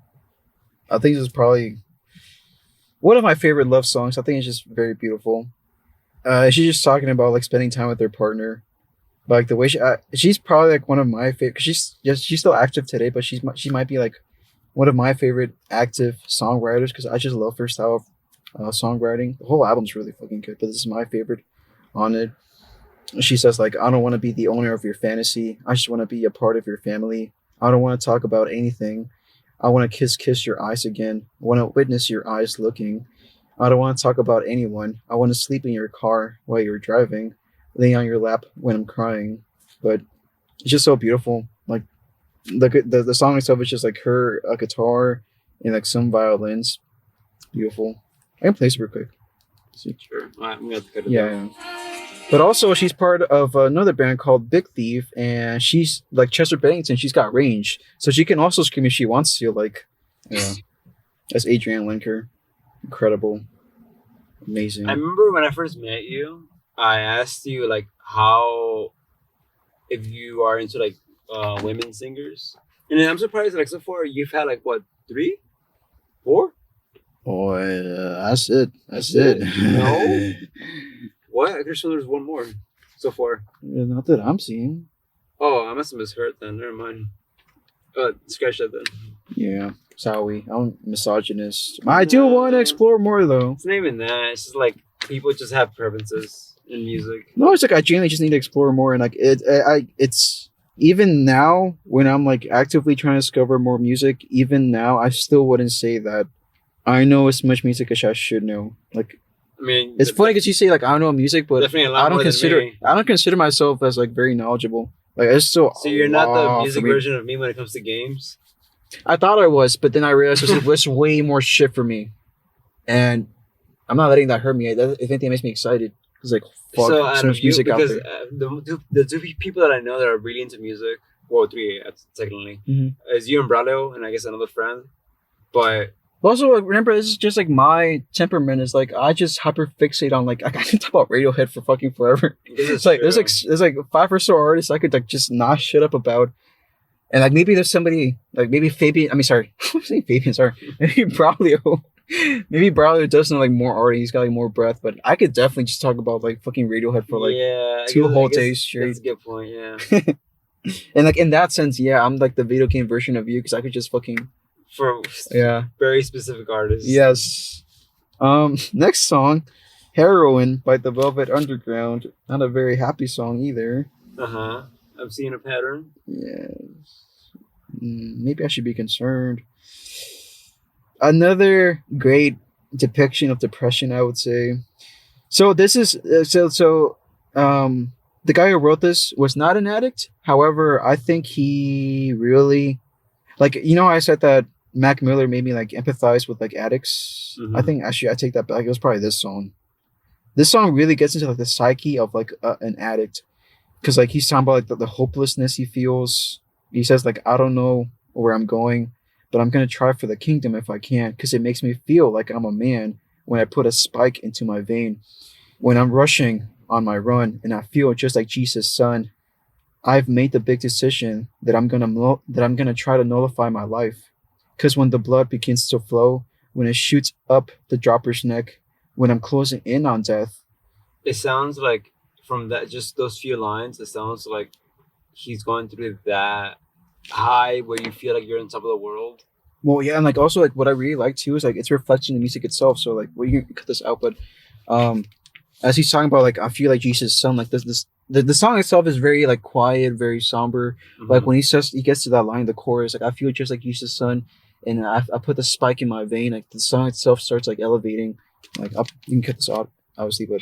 And wait, what does that guitar like when it starts like breaking down like that? What do you think it entails? It's like the high note, huh? Like the high note, because like again, the song starts. It's the same sound in the guitar, but I guess it's like more wild later on. But it's like at first, the way it's being played is like very soft, very soothing. Like that's the same guitar, and I think that's kind of like it's the same guitar as the screeching. I think that's heroin itself because like at first you start doing heroin, people describe it as like the best feeling ever. Yeah, I was gonna say that it's very soothing at first, very calming, but then like if you continue doing it, like, it literally kills you. I was thinking more like once you start crashing down from the high and you start going back to reality. That's a good point too, because like I heard the fucking withdrawal is insane. I mean, I've seen it firsthand. The withdrawals from someone else. And the shittiest part is that the more you use that drug, the less the effect lasts. And the more you need. Yeah, the more you need. Then you start like your body start shaking. You cold sweats. You feel ill. So it's like that distortion is like that physical need to constantly consume this drug just to like feel okay momentarily, and then reality just comes crashing down on you. What's that too is like it's not even about feeling okay after a certain point. It's like because your body literally just needs it. That is true. Yeah, you just need it because your body is begging for it. You know, first it starts because you feel good, and then it turns into I need it to feel okay, and then it turns into like my body needs it, or else it literally thinks it's dying. Yeah. Holy shit, dude. Yeah. Next song, happy song actually. Well, depends how you interpret it. "Ghost Town" by Kanye West. You know the song.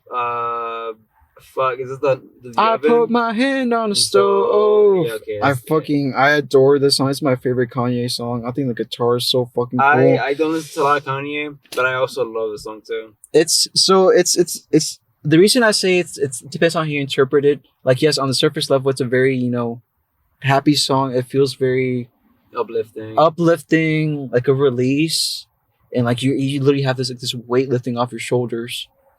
There's actually he made a part 2 of this song in another album that came out the same year, and like another lyric in that version of the song is like, "You should quit your job to this."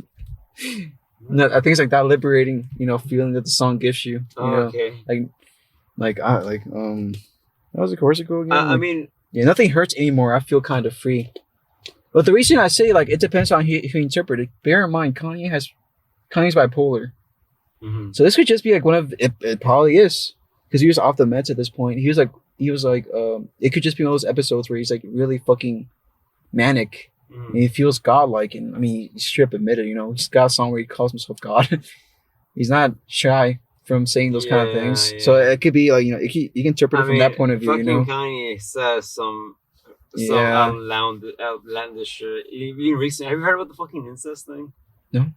Like apparently he was like singing, rapping about a song. I heard something vague about that, but I never got into the details. Yeah, I don't know the details myself either, but he was like apparently one of his new songs. He was rapping about how when he was younger, he wanted to like smash his cousin or some shit, or some shit like that. I don't know the details. Yeah, Kanye is just Kanye at this point. He's just. Yeah.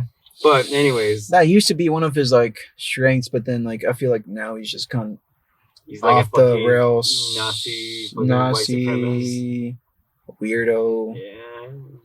But anyways, I think this is peak Kanye before he really lost it. I put my hand on the stove to see if my hand still bleeds. My interpretation of that is like is the same with like Russian roulette, where even like the bad feelings, it still makes you feel like I'm still alive. This hurts like hell, but it makes me feel like human because I'm feeling pain. So something that's like it's like something that's like so like intertwined with the human experience, like pain and suffering. But it's like you kind of need it to feel alive at times. Also, just the song itself is so euphoric. Like the final part is like nothing hurts anymore. I feel kind of free. We're still the kids we used to be. Fuck. So good. Free. The kids I used to be. It's a good song, yeah. It's a great song. I don't know what to say. I love that song. Next song is also pretty happy. It's called "This Must Be the Place" by Talking Heads. So Talking Heads is the guy we listened to in the car a while back, right? We were drinking bubble tea. Did you talk about this guy in the podcast before? So maybe, however, in an indirect way, because that Father John Misty album, the last song on that album, they mentioned a specific song, and I think the song itself also fits into the theme that Father John Misty closed off on in that album. Like both songs deal with just finding like peace after like just a rough patch, I guess, but it's a love song. I think it's just very cute. I'm noticing a pattern. You're either depressive song or love song. Yeah. Well, okay. I don't know. I guess I just see both extremes. Okay. I don't really know like anything in between. You know? Do you know any music? Do you know any music that's like in between, like euphoria and just pain? I mean, Lil Darky sings about creativity a lot of the time. Oh, that's true. Yeah. 21 Pilots too. Beatles sing about anything. But yeah, I think it's a very cute song. Home is where I want to be. Pick me up and turn me around. I feel numb. Born with a weak heart. I guess I must be having fun. The less we say about it, the better. Make it up as we go along. Feet on the ground. Head in the sky. It's okay. I know nothing's wrong. And then one that really sticks to me is I love the passing of time. Like I think like as somebody personally who's like very much in my own head and like I struggle with being present, like just being able to like I know that I'm happy when I'm simply just like enjoying the moment and like I'm not thinking about anything else. And like yeah, like I love the passing of time. Like you're just happy to be there. That's when I know I'm happy. You know? Like you're truly just happy to be in that moment.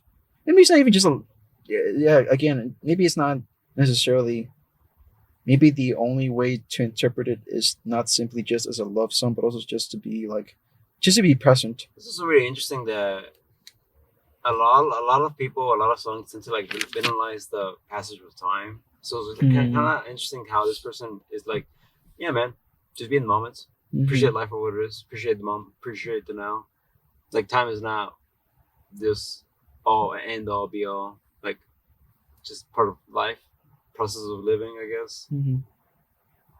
Just being able to enjoy the moment. Yeah. I love the passing of time. One more happy song. However, we can't really talk about it because we already talked about it. What? Look at the Sky by Porter Robinson. Oh. So yes, I did have 3 happy songs in a row. That's actually good. Yeah, Look at the Sky. I mean, we can't really say much about it. Yeah. We beat it to death, but incredible song, lovely. Oh, for sure. Next song is by Father John Misty, and don't worry, the artists who have repetitions in this list, you know, that is artists who made it to the top 10 albums. I deliberately put songs not from those albums. So hopefully it's not any repetitions. This one's called Holy Shit by Father John Misty. I think this is like my favorite like diagnosis of just like the numbness of like living in today's world. It's almost like a prelude to pure comedy in the sense that this is like him like just about like starting to become very pessimistic and cynical towards like the world. Like he just talks about like the violence of history and the world. He says ancient holy wars, dead religions, holocausts, new regimes, old ideas. That's now myth. That's now real. Original sin, genetic fate, revolution, spinning plates. It's important to stay informed. The commentary to comment on. No one ever really knows you, and life is brief. So I've heard, but what's that got to do with this black hole in me? Independence, happiness. No one ever knows the real you, and life is brief. What's that got to do with this atom bomb in me? So it's like all the shit going on in the world, but like still, it's like it's being so numbed out to everything that's like, well, what does this even have to do with me? You know? I don't know if I'm doing it justice. I think in general, just I get it. It's like so much negativity and so much like the media's constantly feeding you all this fucking thing happening across the world, and you want to care, yes, but like, what does it have to do with this black hole in me? You know? Mm-hmm. Like, there's just so much, and like you like literally impossibly not care about every single little. Well, it's like, what can you even do? You know? Exactly. It's like shit. Yeah, I understand where that feeling is coming from. It was like the pessimism before pure comedy kicked in. I've always been like a strong believer that you're not meant to care about every little like injustice in the world, but you can care about like the one thing that you're passionate about, and just try to focus your energy in trying to. It's like the whole truth of the detective thing. Like you can't get all the bad guys. Exactly, you can't get monsters. You can't get all the dirt off the world. You have to like rely on other people to pick up the slack. No, we're not even gonna pick up the slack. It's like just to hope that they do their own part in trying to bring justice in their own way. It's the same thing with this. Like you have to just like, hope for that someone else would pick up where you would want to like help out the world in their own unique way. I don't know. That's just how I see it. I think you nailed it, yeah. Next song, Sing About Me, I'm Dying of Thirst by Kendrick Lamar. This is a 12-minute long song. Goddamn.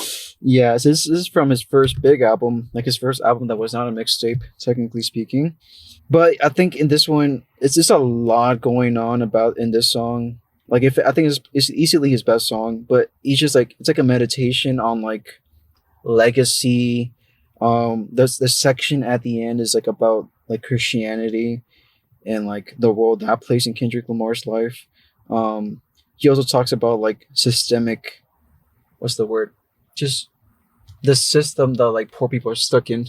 The song itself is multiple sections. The first section is sung from the perspective of one of Kendrick's friends from when he was younger, and he's singing again, from his point of view, and he's talking to Kendrick, saying, talking about like, they're just talking about like the trouble they got into together, and like, like how Kendrick was there for him when that guy's brother died during a gang shooting.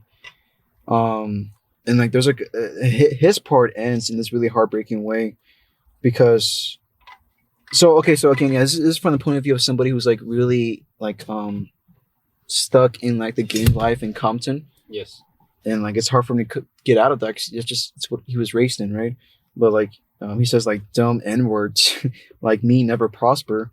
Prognosis of a problem child. I'm proud and well devoted.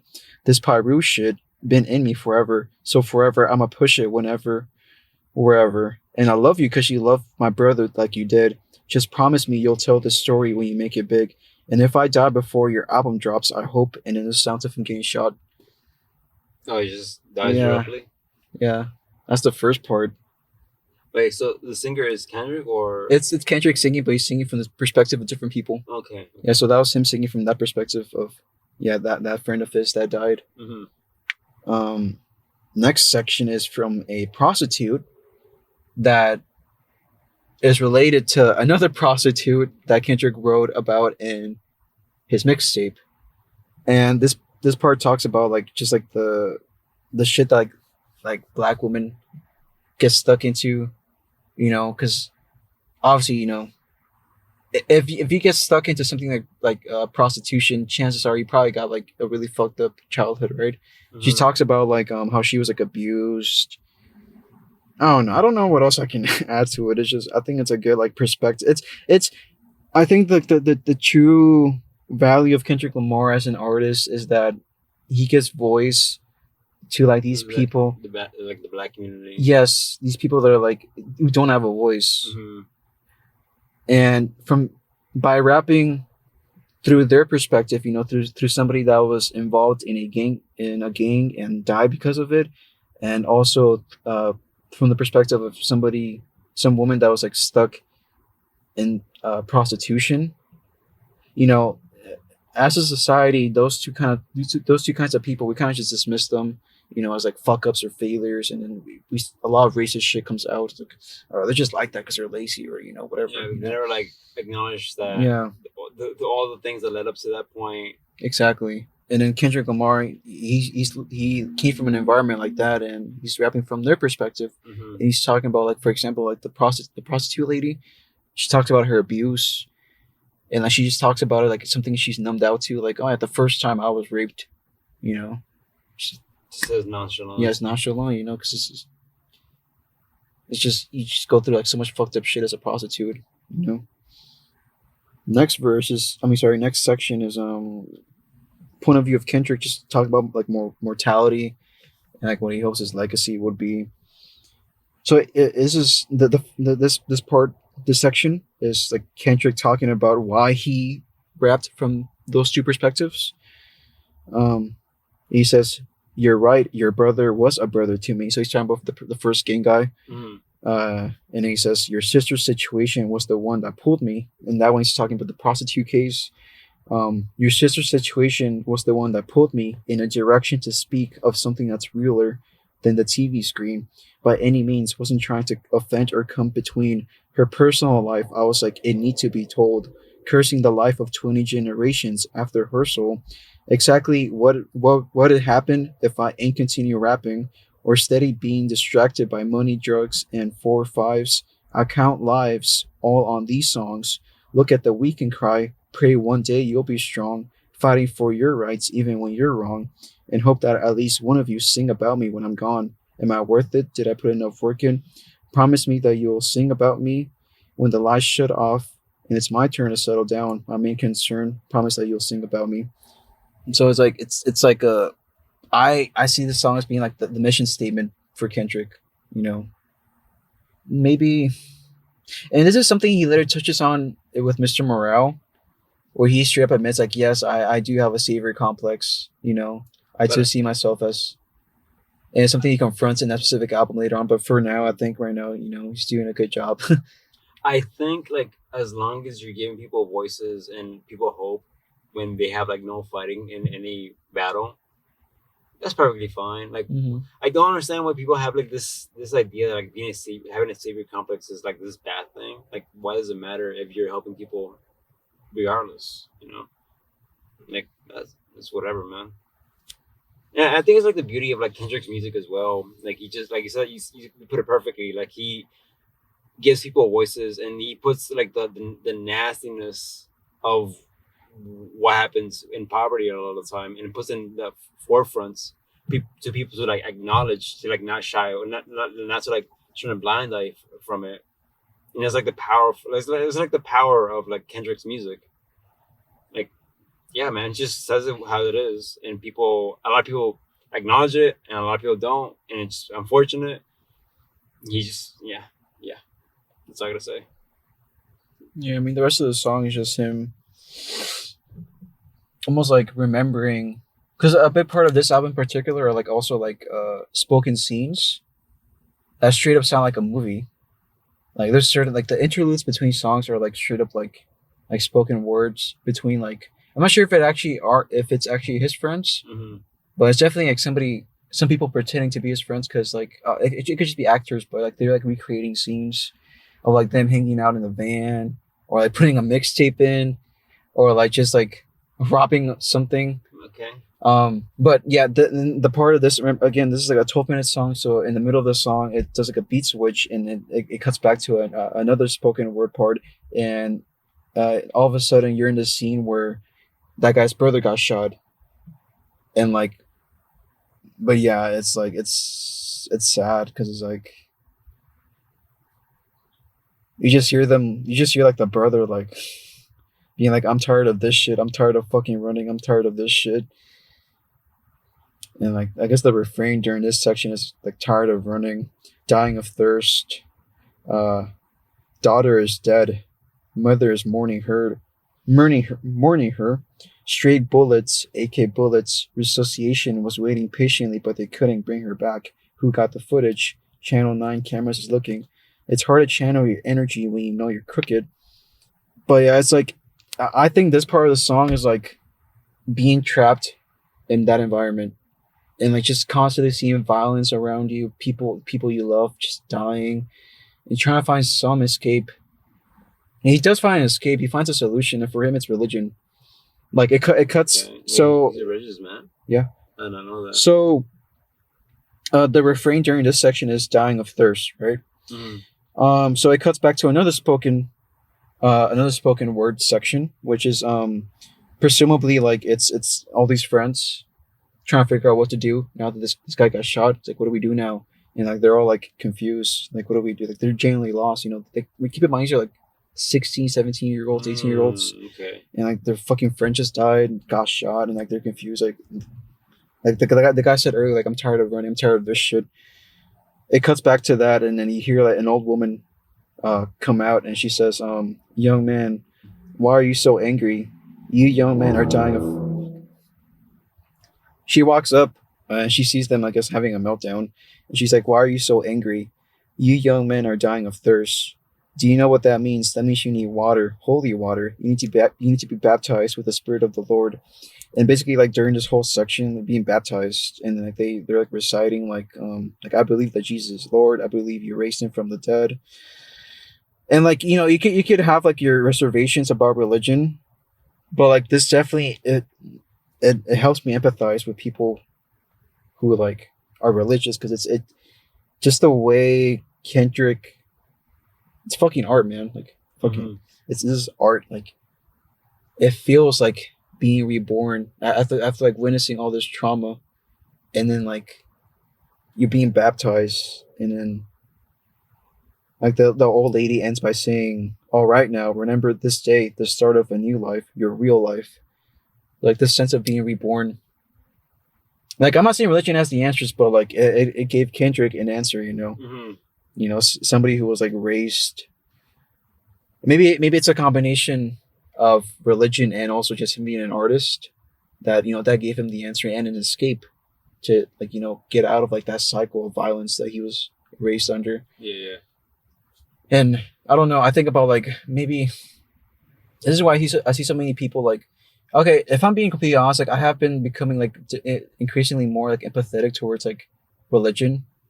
Maybe not convinced by it, but more so like I'm starting to like understand more, and like I'm starting to like reflect on it and like my previous experiences with it, and like especially the experiences of like my family. And I started thinking like, why is it that like religion always presents like religion always finds, or rather, it seems to me that communities of people that are impoverished or have gone through struggle always find an answer in religion.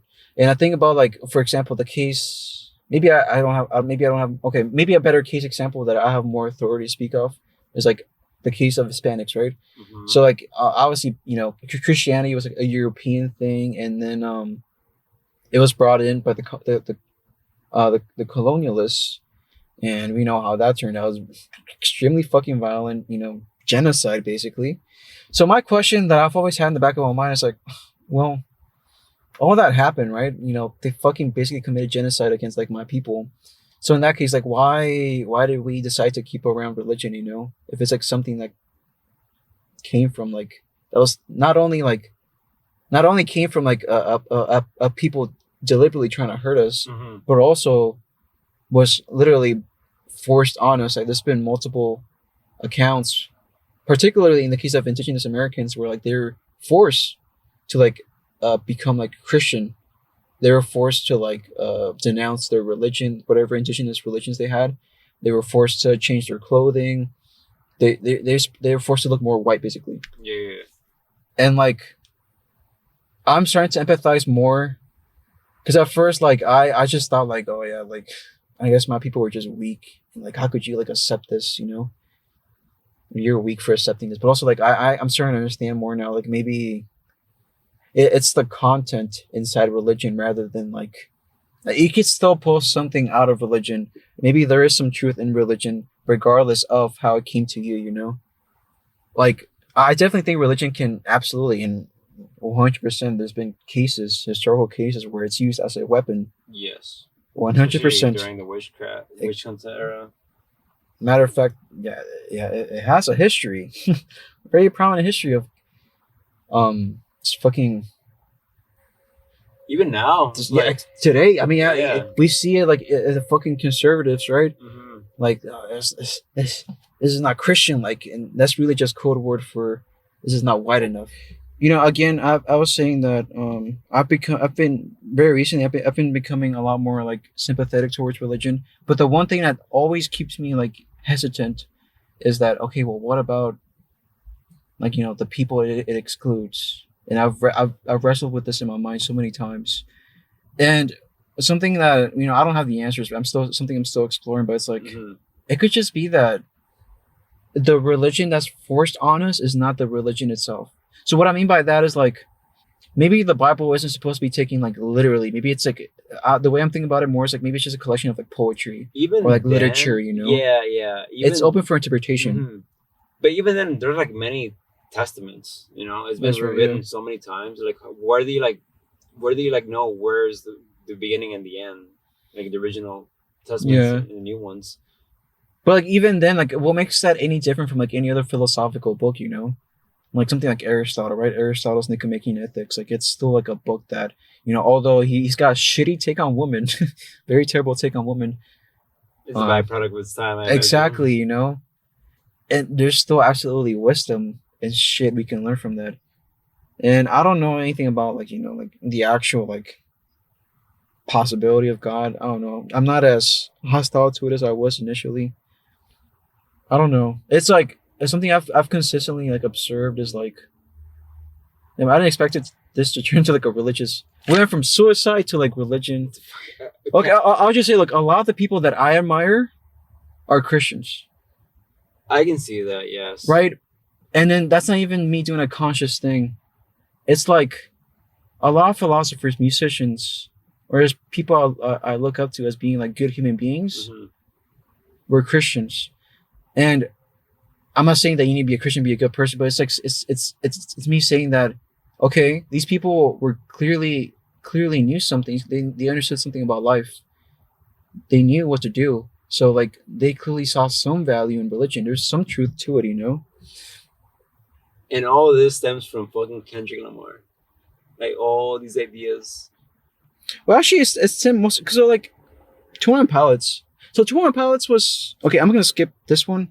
I'm probably gonna come back to it, but 21 Pilots, I have a song on here. Wait, are we moving on, or? Yes. Okay. This is a good transition point. Oh, okay, good. So 21 Pilots is, pretty sure you know, they're a Christian band.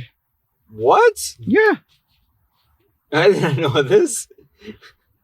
Wait. So the thing is, like, they were raised Christian, but so Tyler Joseph's initial solo music when he was just 17, it's very explicitly religious. He talks a lot about God, but as the years have gone on and 21 Pilots released more albums, it's become a lot more like, I wouldn't say hidden, because it's not something they're ashamed of. It's more so like they're really smart about it because they know that like it would turn people off.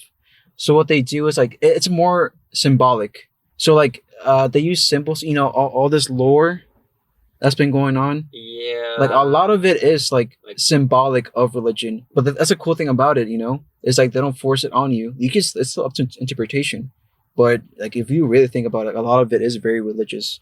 And he's never been shy from like admitting that, like, yeah, like he was suicidal for like a large portion of his life. And like the only answer he found was like religion and art. Mm. You know. Well, another thing about it is like, wouldn't his like depictions of certain characters in his lore be miscrewed as like cults in a sense? Because Yeah, that's people who made jokes about that. Like a lot of it looks satanic. But like, that's the thing. That's where my curiosity enters. Is like, you know, okay, these guys are clearly Christian. They go to church. but they're still like pointing out the flaws in it. No, it's not that necessarily. It's like maybe like the Christianity that I came to understand is just not the full picture. You know, maybe there is like more. Maybe there are more normal Christians out there, you know, that are normal people and that like aren't fucking insane and say crazy shit on the news and like are homophobic and transphobic. There's multiple instances of like religious people who are like very tolerant of like LGBT or whatever. Yeah. So it's like, yeah, like cases like these make me wonder, like, what do these guys see that I don't see? But anyways, this song, it's called Truce. It's from their album Vessel from 2013. It's the last song on the album. It's a very quiet note to end on because it's actually just him and a piano, Tyler Joseph and a piano. But no joke, this shit has fucking. It's corny to say that. Oh, Twan Palette saved my life, but like I think it's valid. It's fucking raw. Like, I mean, you're skimming through the lyrics, Yeah. even then it's like a short little like paragraph. you're like, now the night is coming to an end. The sun will rise, and we will try again. Stay alive for me. And this is like right here, this one line: you will die, but now your life is free. Take pride in what is sure to die. That shit has fucking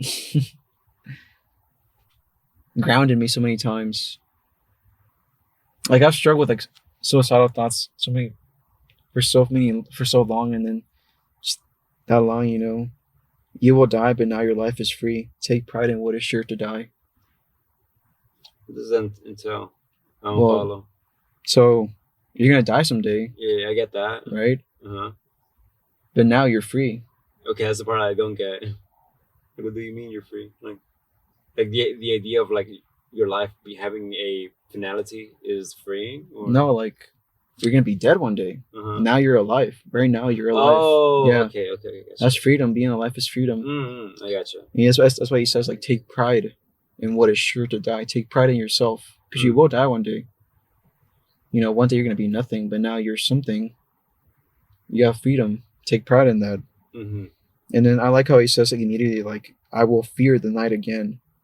So he's acknowledging that, like, it's not gonna be all sunshine. Like, he's gonna fucking go through it again. Yeah. Like, it's very simplistic, but like sometimes simplicity doesn't equal bad. Like sometimes you just have to like spell it out, and people will appreciate it for what it is. Yeah, I like that. Like you call it corny. I don't think it's corny at all. It's like, so this is shit that sometimes we have to like speak up on and talk about. And again, I guess people use metaphors because it is such a heavy topic to talk about. You know, at a face value. But even then, it's like the thought is what I appreciate. If anything else. Yeah, I'm gonna talk about Twin Pilots later. Oh boy, we have time. How far are we? How much battery do we have? Should I just end it with songs? We have 2 hours. No, we have time. Remember though, because like it fucking died down on us super quick last time. Remember at the park, we were like at that exact thing, and out of nowhere it was like battery low. I think we should be good. It's just 2 hours. I'm gonna trust it. Just go. I might just cut it to 5 albums. I think that's the wise. No. Just do it. Just keep going. It's fine. I don't think it's gonna take 2 hours to fucking go through all of them. Right. The song that I skipped right before this is Holocene by Bon Iver. So I have a very specific memory with this song. I remember, I think it was 9th grade. My English teacher, she was like, okay, so I know that, you know, literary analysis is a little bit boring for you guys. How about we do like music analysis? I used to love that. Huh? I used to love literature analysis. Most people didn't, but this is probably the first instance where like I just felt a sense of communion Communion. with my teacher because like everybody dismissed it. It was like, this is gay. This is stupid. Uh-huh. But I understood it. I was like, okay, this is beautiful. But like this like silent understanding, maybe not like vocalized from me to her because I never really admitted it to anybody. But like this silent understanding of like the what how beautiful art can be. And the feelings they invoke on you as well. Yes, and like seeing that somebody else could see that, and not only that, but they were like inviting me to like look at this. Mm-hmm. So, bear in mind, I was like 13 or 14 at the time. I've so had it's like similar experience when I was Right. younger as well. yeah, I think these kind of sounds like the Stoner thing when he first has that teacher, the literature teacher. I think a lot of people. For me, it wasn't teaching necessarily. For me, it was Yeah. I was in a go back to the fucking religion. I was in a priest. I don't even what the fuck they call the things when you go to church. Prayer. Yeah, I know. Oh, church. I mean, communion. I don't fucking. Or when you go to church, you fucking listen to the fucking priest. They brought in Sermons. Yeah, I guess I don't fucking know. They brought in by Oh yeah, you talked about violinist. this. Yes. And that was like my first instance of where I was like so moved by someone playing an instrument, specifically Yeah. the violin, and just like moved by the music. That was just like my first instance of like, wow, music is more than just Beeps and boobs. beeps and boobs. It can make you feel things. But yeah, I go on with your thing. I mean, I think it's a beautiful song. It's just talking about like the passage of time. It's very cryptic. Like a lot of it just reads as like vague memories. You get this sense of like the sublime because the chorus is like, and at once I knew I was not magnificent. So whenever he sings that, like I just picture like him standing out like on a mountain and just seeing like the grandiosity of the world, and him saying like, once I knew I was not magnificent. It's like all of a sudden like you see like this sublime thing. It's like maybe you're not very significant, but it's like you really see the grandiosity of the world, and like you feel small. Mm-hmm. But at the same time, like it's scary, but at the same time, though, it's like very like eye opening. And I think that's why it was such this particular song and this particular moment really stuck with me because it's like it really opened up my eye to like I guess just art, generally speaking. What are the contents? Like what are they singing about?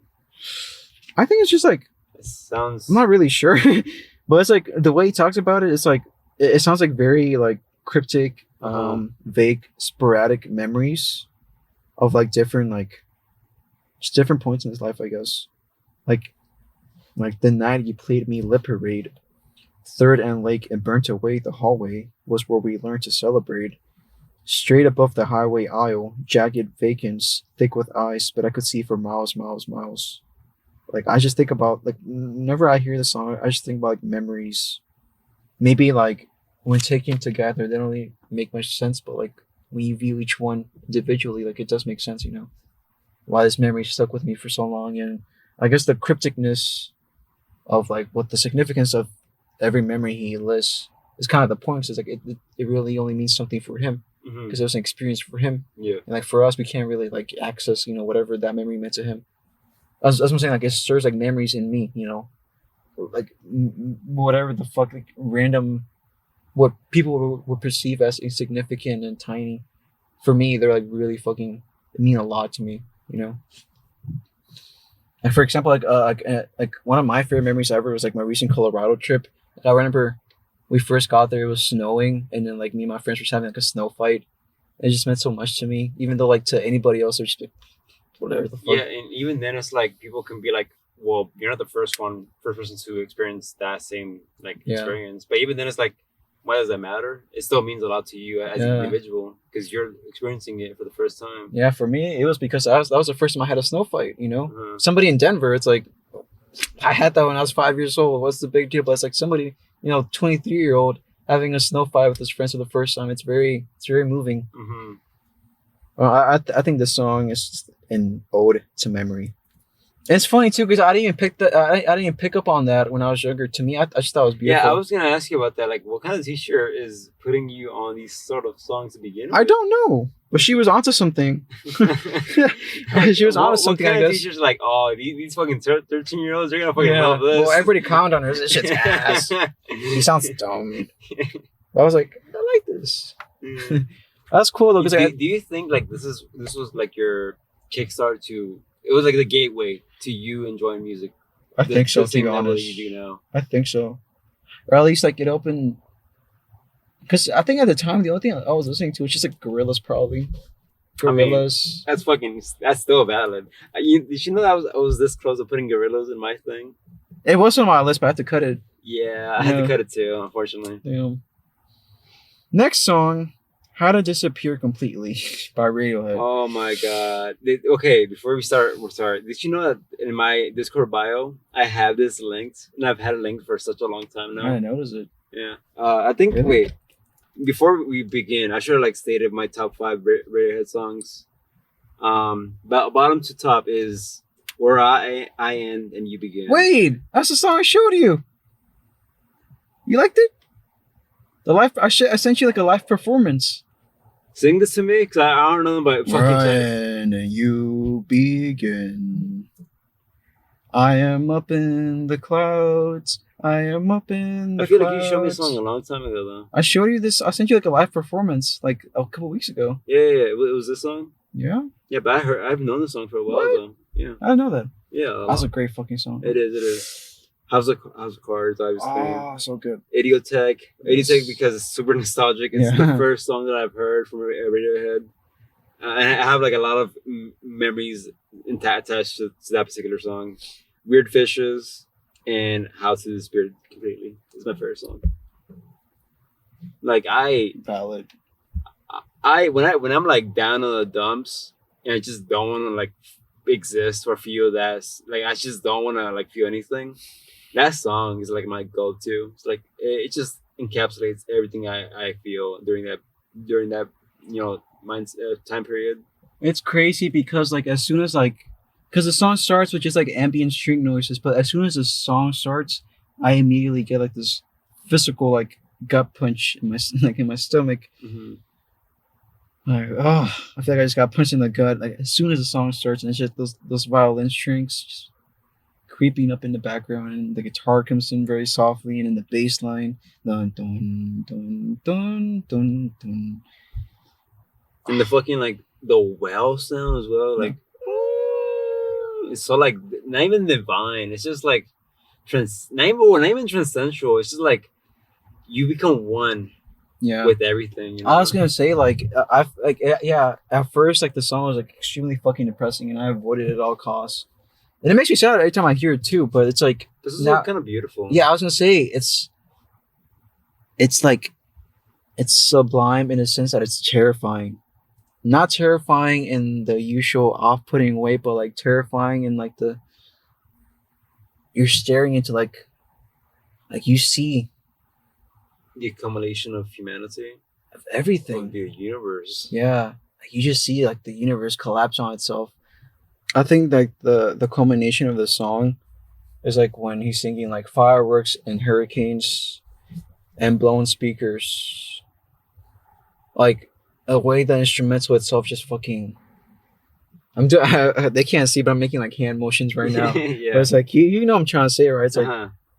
like fireworks and hurricanes and blown speakers, and you just hear like the strings going like. I actually never like read the lyrics. It feels like being exercised, like In what sense? like an exorcism. Oh, exercise. It feels like Okay, it feels like you're being gotcha. pulled out of your body, which makes sense because the song is about depersonalization. Because the song was written when they were performing at the biggest music festival in the world at the time, and then their equipment was failing and they couldn't hear themselves for for 5 songs straight. They were playing without being able to hear themselves in like this big ass fucking festival that meant a lot to them. And then Tom Merrick is freaking out, and he's like literally about to walk off stage, but then his bandmate says like, if you walk away, you're gonna regret this for the rest of your life. And only for that reason he stuck around. But in that moment, he's seeing like in the audience, fireworks are going off and stuff, because they actually sound really fucking great. They just can't hear themselves. So like they're just how does that work? because the speakers they use, I'm sorry, the headphones they use to like hear themselves, their own instruments, and Tom singing, Tom being able to hear his own voice, they're like completely gone now. So they don't know what they sound like. They're like just going by feel. Everyone else can. Yeah, everybody else can. The audience can. So you can't even like appreciate his own like glory. Exactly. So like they're playing, but they're like, oh, it could be like we don't know if like we're offbeat or like if we're even playing correctly. And he's freaking out. He's about to walk out, and then he sees like fireworks going off, and that's where that lyric comes from: fireworks and hurricanes and blown speakers. I didn't know that. So he's talking about that specific experience, and like he was so stressed out. He said he like literally had like a out of body experience because he was like so fucking like so raw, so real. It's super interesting knowing the context behind certain like lyrics Mm-hmm. because I thought it was just fucking metaphors. I didn't think it was like a literal fucking like firework explosion. And it must be like such a bizarre feeling as well that you yourself can like hear your own thing, your own like instruments. Mm-hmm. But like everyone's just like rebelling on that, like, oh my god, these guys are fucking amazing. Holy shit. And they sound really good. Like there's recordings of that concert and they sound really fucking solid. And that's them playing without being able to hear themselves. What does that say about them? I feel like does that mean like they play better when they're like not limiting themselves to... Well, they sound good regardless. That is true. I think it's just that they put so much fucking hours in rehearsing and practicing that they just have it down. But yeah, that's why I keep saying like I'm not here, this isn't happening. I'm not here, this isn't happening. I don't know, like whenever I hear this song I just see like I have this like cosmic terror. I think the thing I really appreciate about this song in particular is that it just encapsulates those feelings of not wanting to exist. Yeah. Yeah. But like that lyrics, like, I'm not here, this isn't happening. I felt so much. I felt that so much growing up because just like the realization, not feeling in the moments, not feeling like you're not part of any of this. And I think it stems from like fucking all the fucking drugs that I did at a young age. It just felt like none of this was real. I don't know. It spoke to me in a very like intimate way that no song really did or does for that matter. I don't know. Just fucking appreciate it for what it is. Even like the opening verses where he's like the very first line is like he's like, that there, that's not me. Yeah, like he's speaking from a third person perspective. Well, himself. I didn't think about that. That's a way to look at it. That's probably the way to look at it too. But it's also like the way I looked at it though was like I'm thinking about it like maybe he's saying like after like a breakdown, like a mental breakdown, or just like the sadness that he's feeling, and he's like, that there, that's not me. Oh, I go husk of himself. Yeah, like I go where I please. I walk through walls, like I guess this sense of like wanting to be something more. Just feeling so weak and tired. No, okay. So again, I've never read the lyrics. Mm-hmm. I'm just having this realization right now as you're speaking about it. Like, I go where I please. I walk through walls. Mm-hmm. It's like the ghost of himself. But it's also like the libertation, the liberty of without being like constructed by the human body or vessel in a sense. It's like just your pure essence, free flowing consciousness. Yeah, and you're not like how to disappear completely. One of the two songs I know that have genuinely made me like experience something like divine, borderline religious. I wouldn't say religious, but like transcendent. Yes, I agree with that for sure. It really makes me feel something that is just not from this world. I don't know how to explain it. It really does sound like fucking Tom York had like an outside experience from the reality, and just like have you ever heard the stories that when you do like a specific drug, I think EDM or some shit, you get like this like outside knowledge they can't bring to the real world, but it's like it's still lingering in your head, but still like Like foggy. DMT. Yeah. Yeah, I hear stories about like people see colors that don't exist, number, Yeah, whatever the and fuck. like knowledge that can be Yeah, spoken. they speak to gods, and then they're like, "You can't tell anybody this when you come back." I feel like Tom York, to an extent, captures that feeling. Like sounds Yeah. that are just so out there that we can't even like understand, but they just sound so like divine. I think like a lot of my favorite artists are artists who like give the impression of like seeing something that the rest of us haven't seen. Mm-hmm. And I sympathize a lot with that because I definitely have had like experiences very close to that. I've never had experiences like that. And like there's like this very weird sort of sense of what's the word? Camaraderie? Yeah. Camaraderie.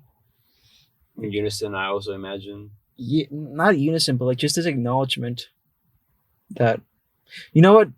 Another time I experienced this with maybe like somebody more grounded or somebody more closer to my proximity. I don't know if I told you this, but I found out that at my job, I have a coworker that works in a different department than me. But I found out that, guy? huh? Yes, He has the same Radiohead tattoo as we me. talked about this in the podcast. Oh, sorry. Well, yes, I met that guy, Uh-huh. and like it's funny because like you know, like I'm so passionate about Radiohead, and like I'm not saying that like I'm the biggest fan or the like, you know, like nobody likes them as much as I do. I'm not saying that. I know that's not true, but it's like it feels very rare for me to encounter somebody. Okay, liking them as much is not the right word. The right term to use is more like As knowledgeable. no, that has been as touched by them as I have been. Mm-hmm. It's very rare for me to encounter somebody that has been as touched by their music as much as I have, especially in person. Yeah, I was gonna say. Like, So in person, when this guy, I see this guy, and then like we didn't talk for very much, and like it was very brief because we don't see each other very much, but it was very brief. But like, if this guy felt so impacted by their music that he had like their logo imprinted on his skin forever, and then like just that in itself was like this silence, like acknowledgement or like understanding that like you get it. we can't say it and we can't really put it into words, but you get it. And then like when we talked about like our favorite songs, it's funny because like, you know, I could just talk about Radiohead for fucking hours, but like when he was there, we were talking about like our favorite songs and we both agreed like on the top 5, and we were like we just couldn't say anything. And we're just blanking out. And that's the beauty of it, you know? Because it's like, where do they even like begin? It's like so many. Even then, you don't need to say more. It's like, yeah, you understand, you get it, and something like this is not something you can just put into words. It's like you understand. You know, we talked about like Weird Fishes. I was like, oh, so what's your favorite song? And he was like, oh, it's Weird Fishes. That's like, he couldn't even put into words. He was just like, I just love that song. Yeah, that's how I feel about Radiohead. That's all he can say is, I just fucking love that song. You know, I don't know. I love music. And Radiohead's good. I mean, it's my favorite artist of all time for a reason. They're okay. Creep? People. Edgy. I'm a creep. I'm a weirdo. Okay. Virgin. Fuck. I think we're gonna have to like cut it out for now. Fuck. I like one more song. I think we're not gonna make it. Okay, fine. That's fine. We'll just save it. Yeah. All right. Starting back up. Yeah. So how long has it been exactly since we left off? So 2 weeks? It's been like 2.5 weeks at this point. Yeah. We had to pause the recording because we just ran out of time. It got too late. The battery died for the laptop. So it's been 2 weeks since last recording of the same episode. Right, and that episode was a lot longer than we were expecting. Because the previous episode was, 8 hours long? I think so, yes. You said this one's running to 6 hours-ish? Currently 6 hours. Which is hilarious because before we started recording this episode, we were like, oh yeah, this is going to be quick. We're going to run through it super quick. It's going to be a little backlog episode we have. Motherfucker, it's the same fucking length as the previous one. Yeah. I can't believe this happens every time. Man. Do you remember the last thing you were talking about? Because I don't. Yeah. Radiohead. How does it appear completely? Oh, that's right. Yeah, you were gonna start talking about the Beatles, right? Yes. Yeah. So you wanna continue on with the Radiohead one, or do you wanna? I feel like I kind of beat that to death already. Okay, that's fair. Yeah. So Okay, so yeah, okay. So what I'll do actually, I had a little change of plans since last time because the original plan for me at least was I was gonna do my top 15 songs and then my top 10 albums, but I'm gonna do a quick little switch up. So last time I left off with my number 2 pick, Radiohead's "How Does It Appear Completely." Mm-hmm. I didn't get to do my number 1 pick, the Beatles song, but what I'm gonna do instead, I'm gonna swap to my 10 albums, count down, and then I'm gonna end it with that last Beatles song I didn't get to do last time. So is that your number 1? Yeah, Okay. yeah. I'll just let you do you, man. At this point, Okay. this is all you, man. Yeah, a lot of this I'll is just gonna chip be- in. I'll chip in when I feel the need to chip in. You know what? In retrospect, I don't think it should be a relatively pretty quick. Okay. All right. So, starting with my 10 favorite albums of all time. Number 10, I have Some Rap Songs by Earl Sweatshirt. Do you remember this one? Again, I'm really awful with names, Okay. so you have to like at least show it to me or sing it to me. This is that rap album. Is this the guy with the on the album where he's like covering his face? He has like Kinda. It's really blurry.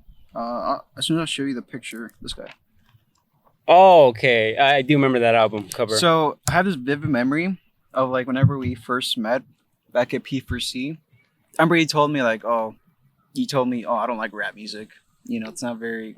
Well, I wouldn't say I didn't like it because I Mhm. always liked rap, but it's more so the more mainstream shit. Mhm. It's just I wasn't really into the more experimental side of rap Mhm. in hip hop.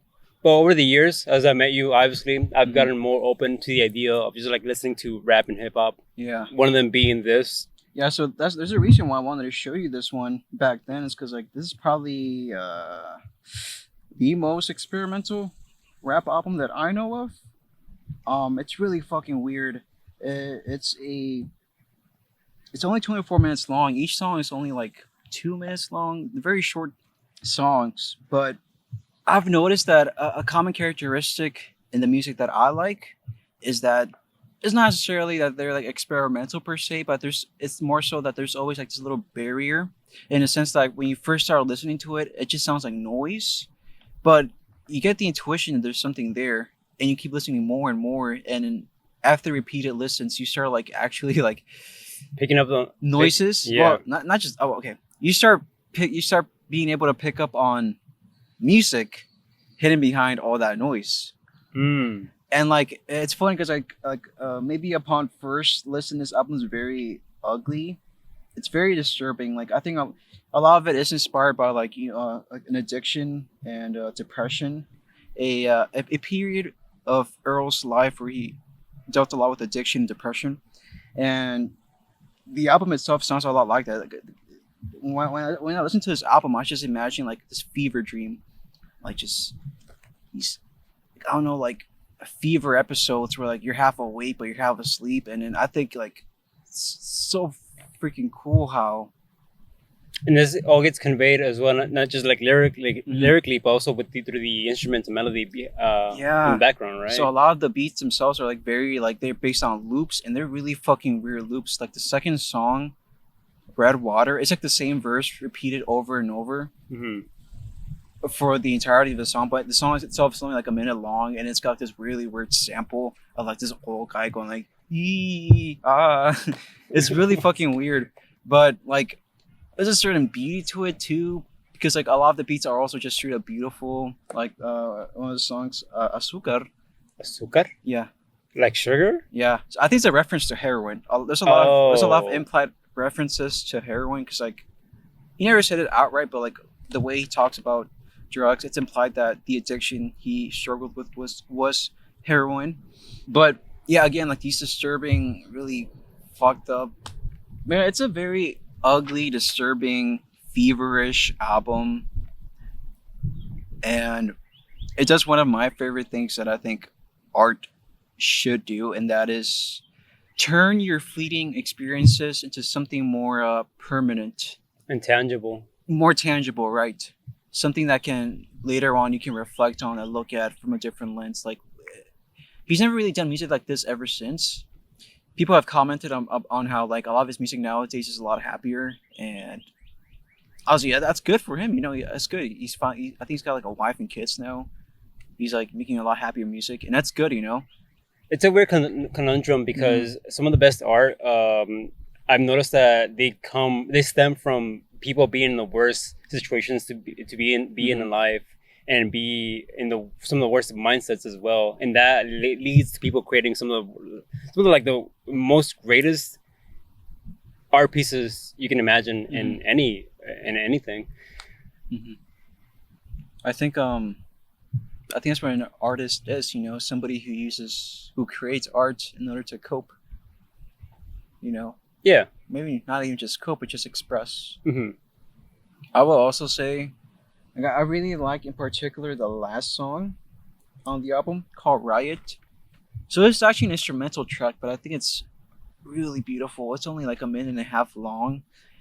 But the track before that called Peanut, I've drawn this parallel before, but this particular song, Peanut, it really reminds me of that part in BoJack where I think BoJack overdoses or something, or yeah, he overdoses and then he's like in the pool. Oh, this is like spoiler territory, right? This is BoJack. Yeah. Like, isn't that like the final episode? Yeah. Okay. I don't give a fuck. Okay, fair enough. Yeah, that part where it's like BoJack's like he's like dancing about between... to enter the interlife. Yeah, he's like dancing between life and death. This reminds me a lot of that. Like the instrumental for this song is just static. He's just rapping over static. I think that's fucking insane. First of all, and then he's talking about like how his dad just died, and then the grief that comes with that. And then bringing his family out to go see a show of his, and then they all just leave unimpressed. That's insane. Yeah. Why would someone, like, just the fact that someone is able to have a concert to themselves and sell tickets and have an audience, that the act of that alone is impressive in of itself.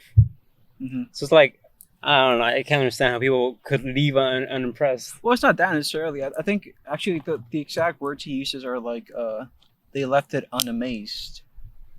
So like not necessarily not impressed, but also just like also not amazed. Like, oh, that was cool. That was cool. Yeah. Okay, I got you. And he's talking about like death as this like looming presence, and then it's just like really dark, just ambient instrumental with like really weird pitched down voices just growling in the background, and then it just ends abruptly. It's like this really goofy happy guitar.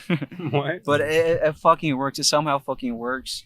And the cool thing about this song is that it actually samples his uncle, which is referenced in the previous track because that uncle also passed away in that time period. So it's also like so that uncle was like I think like a famous jazz musician in Africa or something like that. So it's like a jazz song. So it's got like guitar, it's got trumpets, but it's really beautiful. It sounds very triumphant, and it's kind of it's the kind of ending I like, where it's like it's not ambiguous, but it is like kind of understated. And I don't mean that in a bad way. It's just saying that, you know, there's this really dark portion of the album.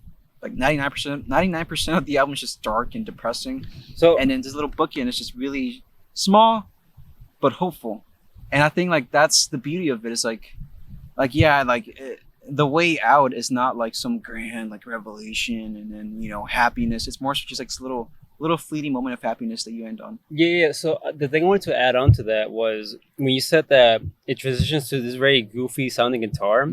That to me tells me is like the depression is in this state where you're in this constant headspace where you're just like negative and sad, but you get these glimpses of like your mood shifting in very drastic ways. I guess it's like a coping mechanism for a lot of people when you're in that state of mind, and I think him trying to convey that through this very happy-go-lucky sounding song music is meant to, you know, portray that. And I think it's like, yeah, it's that whiplash. It's like that whiplash. I love effects like that.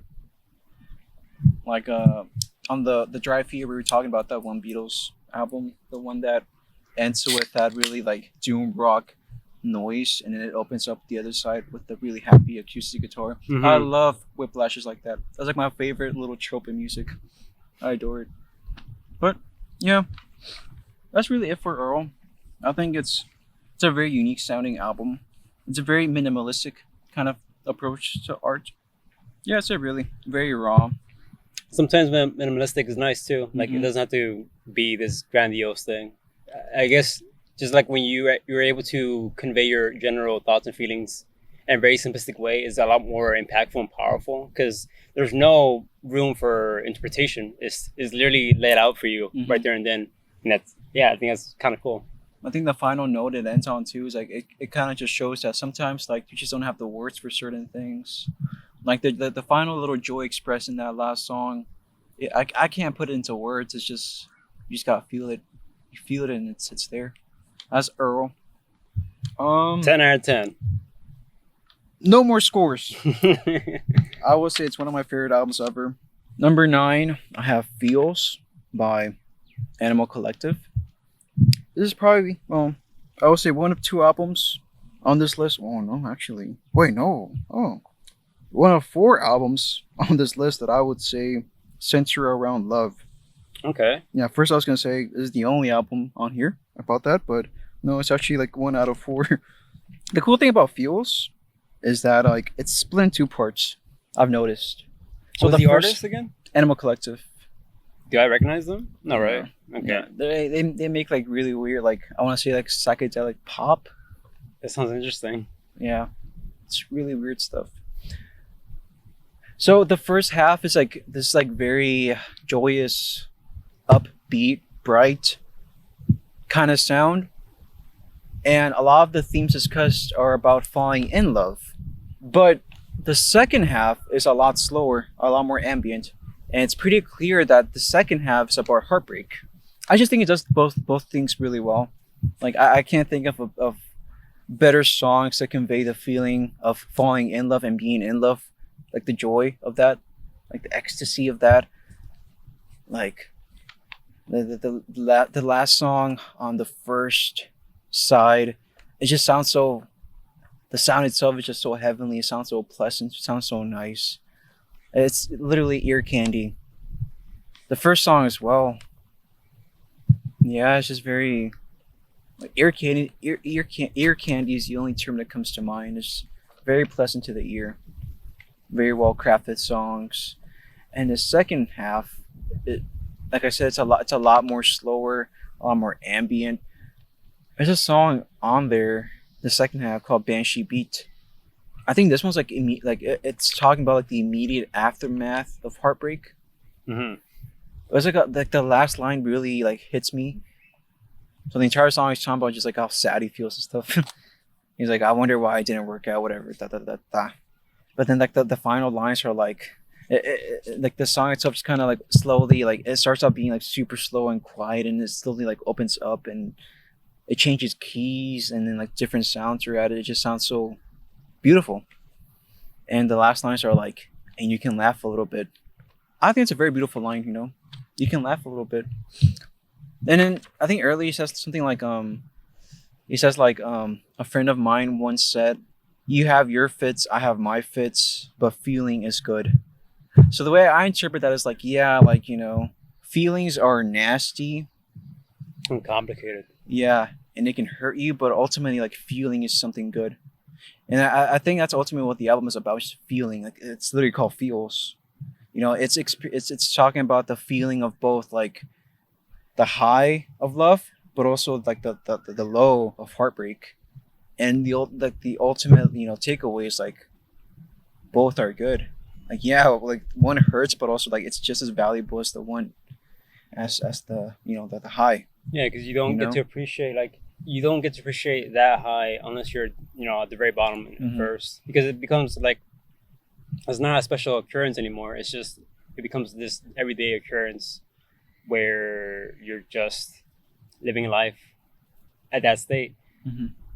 And I think that's why people tend to like really latch onto relationships, because when it happens, especially a very genuine relationship, when it happens, they're just like in there, and they want to stay in that relationship because it's so hard to come across to begin with.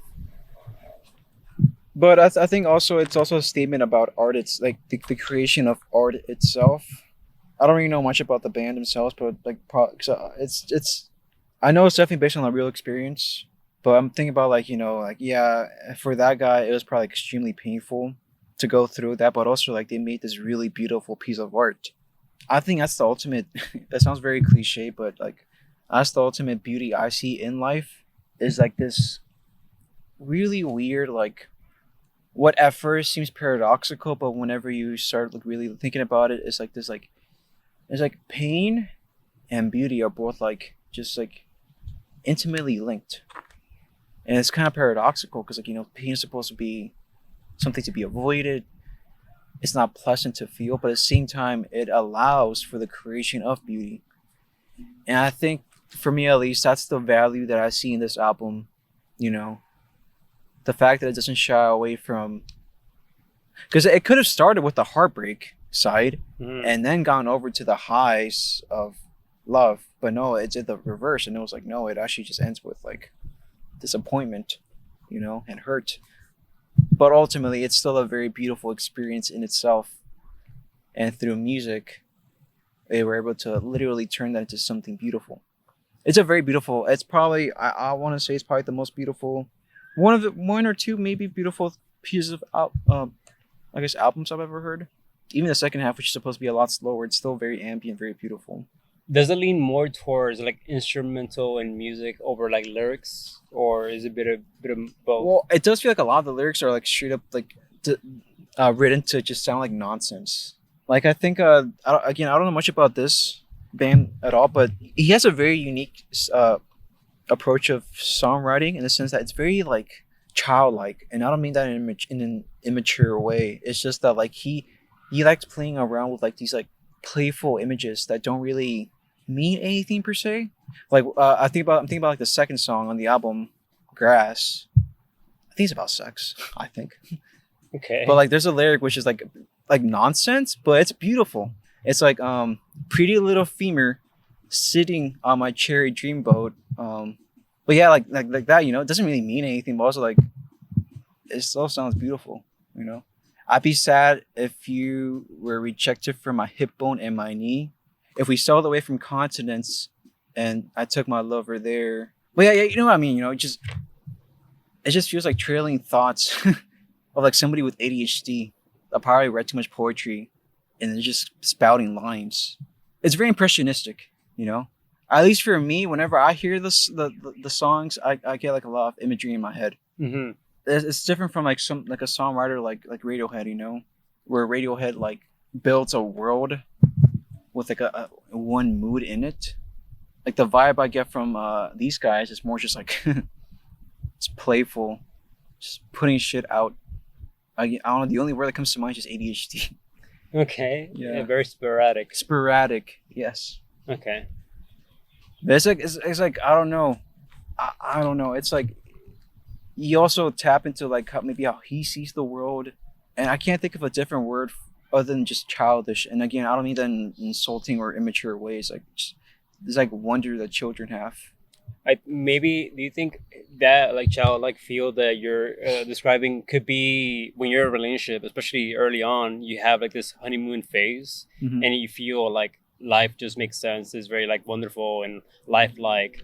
The same way how a child sees life, it's just like very new and expressive and wonderful and colorful. Yes. And I think the way you're describing it is the same feeling that I'm getting. Like the world makes sense now, but that's just like the honeymoon phase of a relationship, and then it kind of, once it wades down and fades down a bit, and reality starts crashing in. I imagine that the album starts picking up and it's more like bombastic, more pessimistic. It's a lot slower. It's a lot quieter. Mm-hmm. So I can kind of understand where you're coming from. Yeah. How you're describing this album. I think you nailed it when you said it, like it's colorful, because that's also another way I would describe the album. It's very colorful. Sporadic, colorful, It's like this like kaleidoscope of feelings. That's how that's one way to put it. Yeah. Oh yeah, that's Feels. Very beautiful album. When I think it's like a good testament to like just being young. I think even if you take away all the love aspects of it, it's a good example of like what being young feels like. All the hope and also all the disappointment. Yeah. Okay. What were you gonna say? Oh, when you called the name, I was like, for whatever reason, I thought I was imagining fields, like a field of grass. Well, that's also the image I get too a lot. Now fields is like in feelings. Well, our second song is called Grass, so Maybe 10 out of 10. no, it's one of my favorites. I feel like that favorite bucket list is starting to get filled up. Yeah, what? I feel like that favorite category is starting to get filled up by a lot of things. You're right, huh? At what point what even is a favorite at that point? I mean, it varies by person to person, but this is a discussion for a different episode, I think. So number 8 is an album I've discussed before. Aid? Huh? Wait, Aid? Sorry. 8. Sorry. 8? Yeah, number 8. Okay. Number 8 is an album I've discussed before. I think it was a previous episode actually. Car Seat Headrest, Twin Fantasy. I don't really have much more to add to it, really. I think it's just like I kind of see it as a almost like a sister album to Feels. Mm-hmm. They're both definitely about like youth and love and like heartbreak. But like whereas like Feels is a lot more innocent and colorful. I feel like the other one's more logical. And... No, I was gonna say like it's gonna be a silly analogy, but Feels is ADHD, right? Okay. Twin Fantasy is like schizophrenia. Where like- you're just in your own head. No, it's like more existential. Like Okay. Feels is about the feelings about being in love and of heartbreak. Twin Fantasy is more about like the identity crisis that comes with it. Fusing with another human being, and then what happens when that other human being is like lost. You're like, shit. I lost like this whole part of my life. It's like, how do I find myself after that? How do I rebuild myself after that? And that's what I mean by it feels a lot more existential. When I think about Feels, I think about somebody who identified with their partner so much that like the narration of what's going on and what happened before, it's kind of ambiguous whether he's literally talking about himself or the other person. And it's that blurredness and ambiguity of like, is he talking about himself or his ex?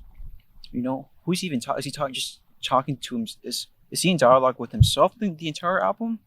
That's the ambiguity that I really see as like very profound. Because it could also just be about like his relationship to the world. But I feel like the Twin Fantasy one is more about that. Is more like internalized and more personalized to his experience with relationships. But it can also be him coming to terms with someone else, or coming to terms with himself, or coming to terms with the world. Whereas Fields feels a lot more straightforward on what he's trying to convey. Yeah. That's what I mean. Like Twin Fantasy is a lot more like existential and ontological. Because like, yeah, I feel like all those different interpretations, like is it about his ex, or is it about himself, or is it about the world? All of those are valid in the sense that like ultimately, if you think about it, like it is the same relationship. It's the question of the other. It's the question of the self and the other, whether that other is a partner or the self or the world. It is a relationship that functions similarly, and if there's any unhappiness in one of them, there's going to be unhappiness that bleeds over into the other. So what I'm hearing is that it also conveys the idea that we project ourselves within other people, and then that gets reflected back into us. Yes. And we see the world. We learn more about ourselves through the lenses of other people's way how they interact with us. And that's particularly like and it feeds back to the album cover. It's like he's literally hugging himself. Yeah. You know. I think one of the songs has like has like an additional title in parentheses called like Mirror to Mirror or something like that. So it does further reinforce what you just said, that yeah, it's like confronting either your current self or your past self. I think it knows that feeling of just being confused, a confused young person.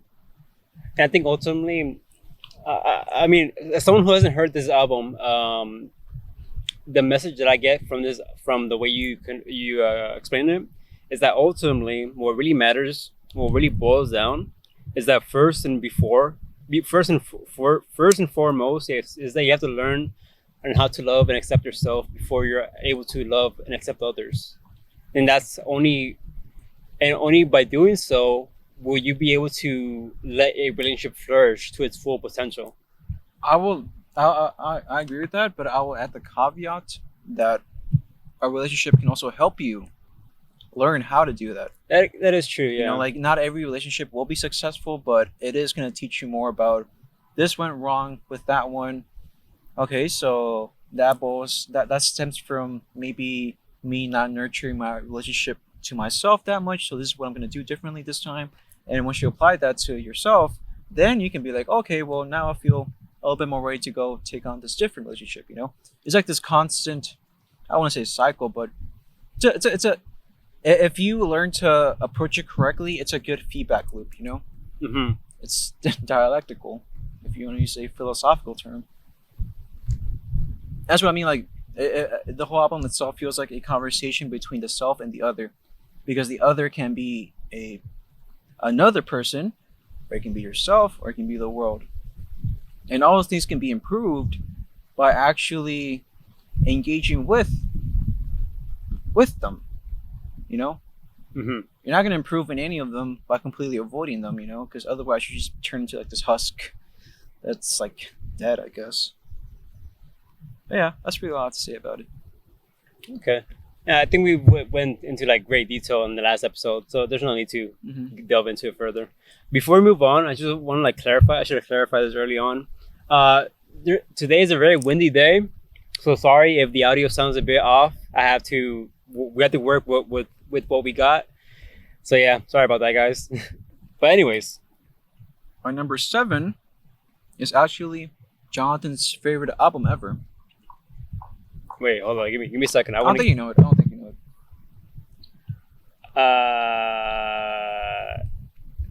No, I don't. His music taste is broad as fuck. It's Blonde by Frank Ocean. Is that the one where he's like has his face, his Yes. hand in his face? Yes. Okay, so that's the album cover that I've been thinking about all this time. The only thing I know about this album is that I remember you telling me that when the artist posted this for the first time, he just had to like disappear for a few days because his raw thoughts and emotions were put into the album, and he just couldn't like. He was just in a very vulnerable position to read about the feedback, positive and negative. But no? I don't know if I just said that, but that's not what happened. But it is true that he's vanished ever since, because this came out in 2016. He hasn't released anything ever since. Really? Yeah. Holy shit. But a lot of his fans are begging for like a new album or new music.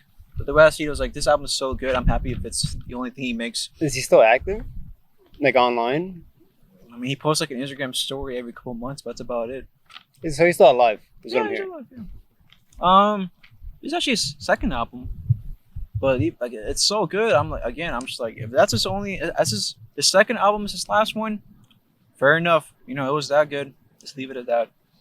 So whereas Felix was about the duality of falling in love and heartbreak, I think Blonde is definitely just heartbreak in general. But that's not really why I have it so high. This is like the one album I'll put on here for like nostalgic reasons.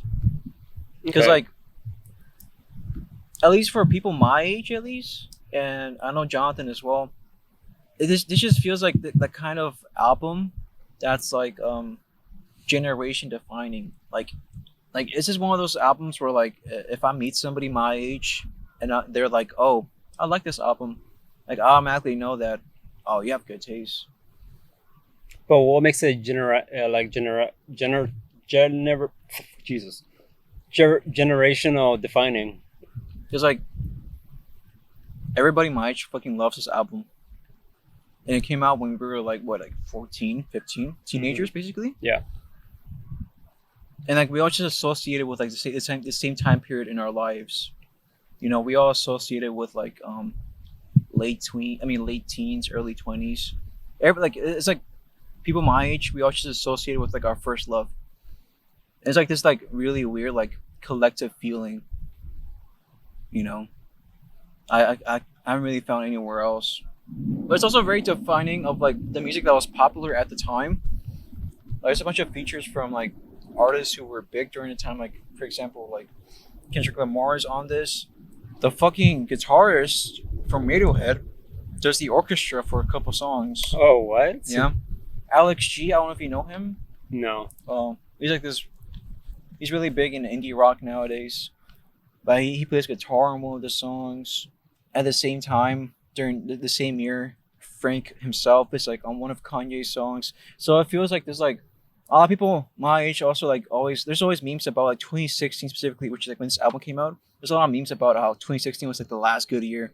Obviously not true, but like it's definitely like this year where like just culture, so many things were going on, like with like video games and like music. Like the rise of social media, like Instagram. Yeah, before it became fucking brain rot, and then, like people are like in high school. That's what I mean. You know, when I look about this, Undertale. On about Undertale. What? Radiohead's last album was released that year too. That's insane. Yeah. So we got that Kanye album, his best album by the way. We got Frank's album. We got Radiohead's album. What else came out in 2016? Kendrick Lamar's My Hero best Academia. album. Oh, The anime, at least. Kendrick Lamar's second best album came out the year prior. Yeah, when you put it that way, yeah, it does feel like 2016 was like a really jam-packed year where a lot of shit just happened. Harambe died as well. Harambe.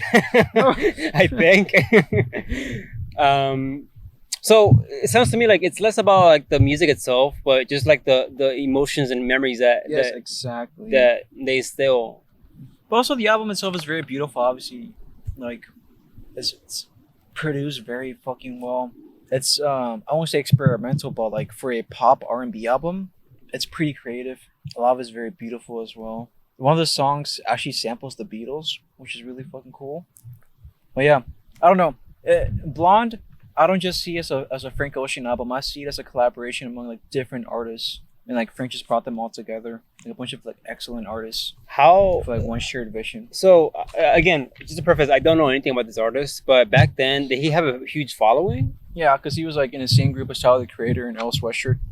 Because I was thinking like, how the fuck does this one guy who I assumed was like an indie artist? No, he's pretty big. Was he? Yeah. He was okay, that makes more sense then. He was in a collective known as Odd Future, which is like where Tyler the Creator, him, and Earl Sweatshirt got fame because they were in that group, and they broke up, and then they started making their solo albums. So he already had like that fame, anyways. That's it, really. Number 6, I also already talked about. This is a Pure Comedy by Father John Misty. I don't have much to add to it. I think it's just a very profound analysis of the human condition in today's day and age. Not just, I think it's like an interesting analysis of like the absurdity of human existence in today's day and age, in a sense of like, 1, entertainment and brain rot, and number 2, like just like the fucked up political shit going on, and how people like just bend down to it just out of convenience sake. And then number 3, like in terms of like the impending like global climate crisis that's coming up soon. And like all these 3 things to me just kind of like share the commonality of like, we know it's there, and we know it's coming, and we know it's bad, we know we should do something about it, but it's like some like irrationality in our parts is like just so used to comfort and being in illusions that we just like look away and are like, oh, it's not there. I think it's an album about like the irrationality and the absurdity of like existence itself. I think that's why it's called Pure Comedy. I wanted to like, so what year did this album come out? 2016. Holy shit, dude, 2016. Stacked, I'm telling you. So it's funny you say It's funny that you bring this album right now because recently on TikTok, I'm not sure you've been on TikTok recently, but you know how like the whole like political climate that we're currently in, where there's a lot of threats of World War III being like Yeah. shit like that. But the thing is, people on TikTok, they're very like nonchalant about it, and they're like kind of like, oh, if it happens, it happens. It's whatever. Like, and people are like actually like making memes about it, and a lot of people are saying like, Jesus, like millennials and Gen X people are just so unserious about like anything, and I think that kind of stems by the fact that I think we're being more aware that life can be kind of absurd. And I'm not like condemning, advocating. I meant to say advocating, not condemning. Entirely two different phrases. Just to clarify, that is all. These people making jokes about like the World War III, possibly happening, because they're not affected by it personally. But it just like sells the idea that we're just at that state where we just kind of see the absurdity of life, and we're just being more content with the idea that shit happens where it's out of control. Let's not take it too seriously for the most part. So I completely agree with that because I have this coworker at my job. He's an older guy. He was born I think 64. So it makes him like a Gen X, I want to say. He's like what, 50 now, I want to say. And we actually talked about this exact thing. I was talking to him about like, yeah, I feel like people my age are a lot more like cynical and like more ironic. Like people my age. When you say our age, you say his age or your age? My age. Okay, so our age. Yeah. Yeah, gotcha. People my age are a lot more cynical in the sense that like we kind of just like revel and like dance on top of the absurdity. Whereas like previous generations were like either they were like really optimistic and hopeful, like the boomers, or they were like really pessimistic and like worried and panicking, like the millennials. We've kind of gone to the point where like we know about history. We've seen, I don't know, it's like in a weird way we didn't experience those things, but at the same time we're so numbed out to it that like it's like this like ingrained hopelessness that we were born with.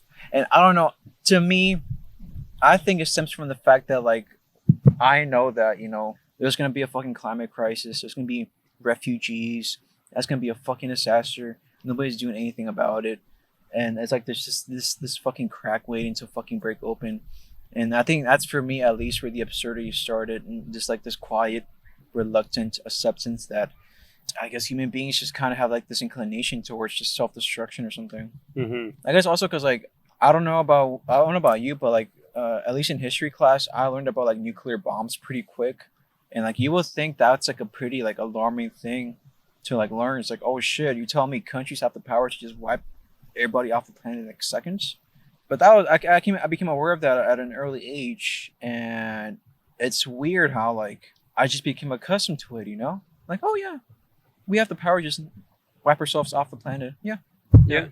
I think it's also with the rise of the internet and knowledge is being like rampant. We became like the most well informed and knowledgeable generations that has ever been, and that kind of like numbed us to the disasters and destructions that human beings are able of committing. I think this is what Idiotech is about, actually. Really? Yeah. I thought Idiotech was about global warming. Well, yeah, it's like about like information overload during the beginning of the internet, but also like this constant denial that like nothing's happening. That's why he keeps repeating like this is really happening. But it's like why the way he's thinking it, he sounds like he's literally panicking. Like who's in the bunker? Who's in the bunker?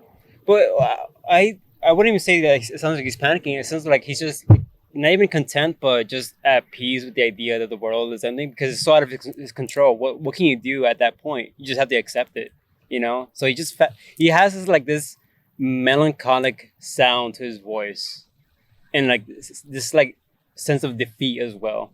Like realistically, what can we do in that scenario? Not much, really. The image I have, sorry, go ahead. No, that's it. That's all I gotta say. I was gonna say like the image I have in my head when I listen to that song is like I just imagine, I imagine him like just like Standing. preaching to these people like Ice Age coming, and he's like panicking. Like those fucking people you see in the street holding up signs that the end is near, the end is No, near. I picture him more like just standing, and there's like a horde of like a crowd of people running towards him, Oh, okay. but like running away from a disaster, like some sort, like a fucking nuclear bomb. But Tom York, he's just like standing there singing. He's like, "Hey man, you can't run away from a nuclear bomb. Can I accept it? You know, just accept it for what it is. We're all gonna die anyways." I see him more as like a messenger. He's like, I've seen too much. I haven't seen enough. You haven't seen it. But like back to the information overload thing that you were talking about earlier. He's like, I'll laugh until my head comes off. Like, this is made in 2000, right? The year 2000. But I think that perfectly describes like fucking brain rot. comedy.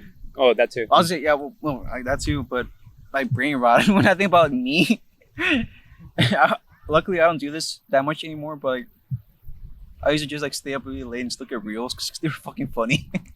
Like on TikTok? No, like Instagram reels. Okay, to be fair, I was that too. It's fucking hilarious. I fucking love Instagram reels. I wish they weren't bad for your brain, but God, it's fucking hilarious. But yeah, I think about that one line. Like, I'll laugh until my head comes off.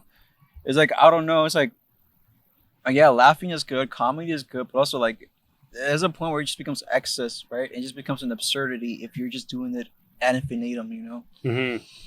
That's actually a good point. I never thought about it that way. But bringing it back to pure comedy.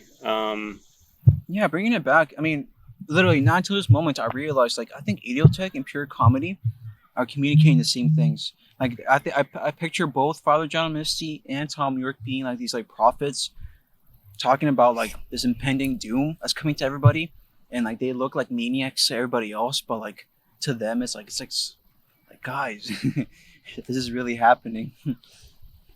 But yeah, everybody just ignores it because it's more comforting to just ignore it. And again, that's that irrationality in human beings where we just crave comfort over like truth, you know? Mm-hmm. Yeah, I think it's, even without meaning to, you know, all the stuff, all the political stuff that's happened in 2 small weeks from this recording and the last recording somehow. Yeah, dude, it's pertinent. Insane. Yeah, like 2 weeks. The fucking LA riots and all of that. And like this ICE. thing with Iran. Yeah, like it's just these 2 weeks. Oh my God. Oh. Record it. Audience, there are squirrels playing around in front of us. And there were like 5, 6 of them right now, I think, at one point. They kind of scatter around. They notice us whipping our phones. Go in the water. And they fucking booked it. Where they go? Oh, wait. Wait, what? I caught that. Wait, what? He fucking jumped. You gotta send that to me. Where'd they go? He like jumped on top of him. I think that's it. Oh. Anyways. I forgot where we left off. Yeah, I forgot. We got distracted by squirrels. Yeah. It has a whole gang of them. Just started infighting. That's us right now, human beings. But I think that's a good point to end off on that. Yeah. Pure comedy. Really good. 10 out of 10.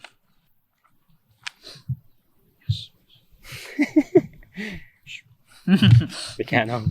Everything was above here's a 10. Oh shit, you saw that? No? Look, they're fighting the bird. Yeah. Wait. No. What the fuck? I've never seen that before. Bro. Yo, Oh, wait, fuck. what even caused that? I want the bird to get angry at him. That's just a sign of what's to come. Aliens are gonna come to us and Yeah. start boxing with us. I like how he started climbing the tree in an effort to try and reach the bird. Yeah, that's actually a good point. The bird like fucked off though, I think. Anyways, I think the bird just came over and like bitch slapped him and he just walked away. birds are assholes, man. So I just shit on you for no reason. Number 5, I have Mr. Morale and the Big Steppers by Kendrick Lamar. oh, is this the? But this is the album where Kendrick exposes what's his name? Drake? No, not Drake. What's his name? He exposed himself. This is a therapy session.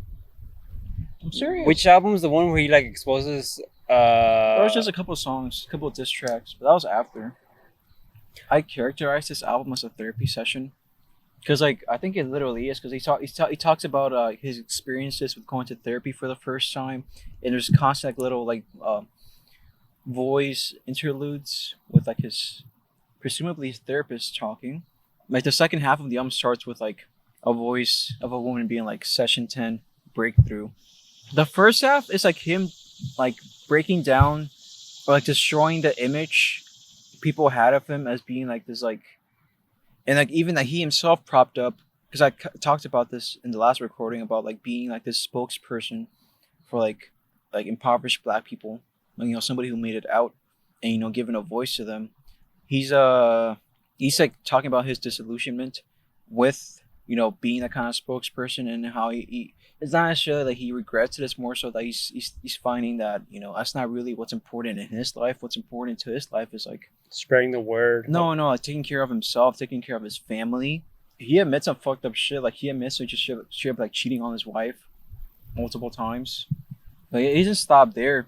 The second album is a lot more like it really delves into like his psyche, in a sense like it really starts talking about like his trauma, and also just like collective generational trauma. There's a song where he talks about his mother's how his mom was sexually abused. There's another song.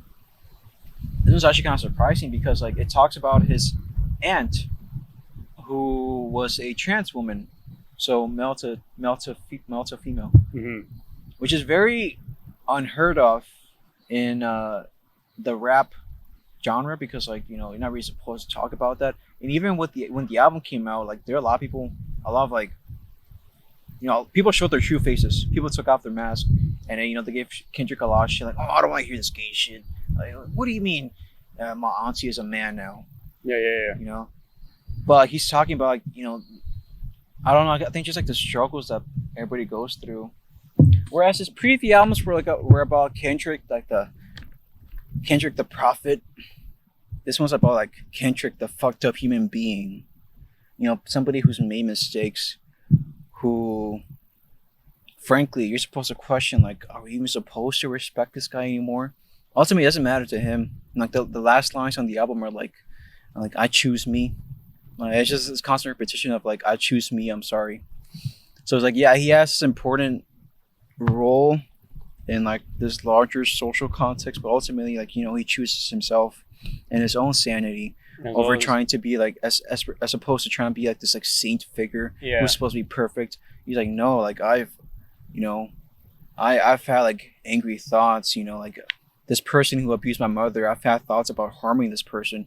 Like anybody who threatens my children, I have thoughts about harming them. I would literally kill for my children, and like I've cheated on my wife multiple times. I have, been manipulative in the past. He's like, you're not supposed to hold me on this pedestal, and I don't want you to either. I'm just this human being who's like, I'm still trying to learn. It wasn't until very recently I started going to therapy and I started like confronting this trauma. It wasn't until very recently that I started doing that. I think that's the beauty of it. It's like this rawness. He's not trying to show this like perfect side of himself.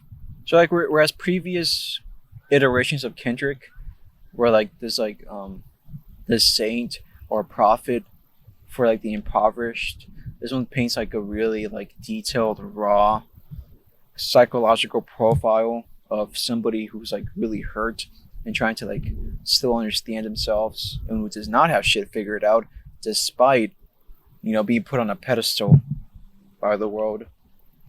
And is the fact that he's just so like transparent about his situation and his like his train of thought, and it makes this song like really memorable for you or like impactful to you? What is it about the album that speaks to you on a personal level? It's okay to be fucked up and to accept yourself, flaws and everything. Mm-hmm. Exactly. It's okay to not have your shit figured out. It's okay to be a bad person. As long as you acknowledge it and you're working towards a betterment, I think that's all you can do, really. Yeah. Okay. I can't really say much because I'm I feel like this album is one of those albums where you have to like sit down and listen to it to really understand, appreciate it. So, yeah, I think I get why they spoke to you on that level.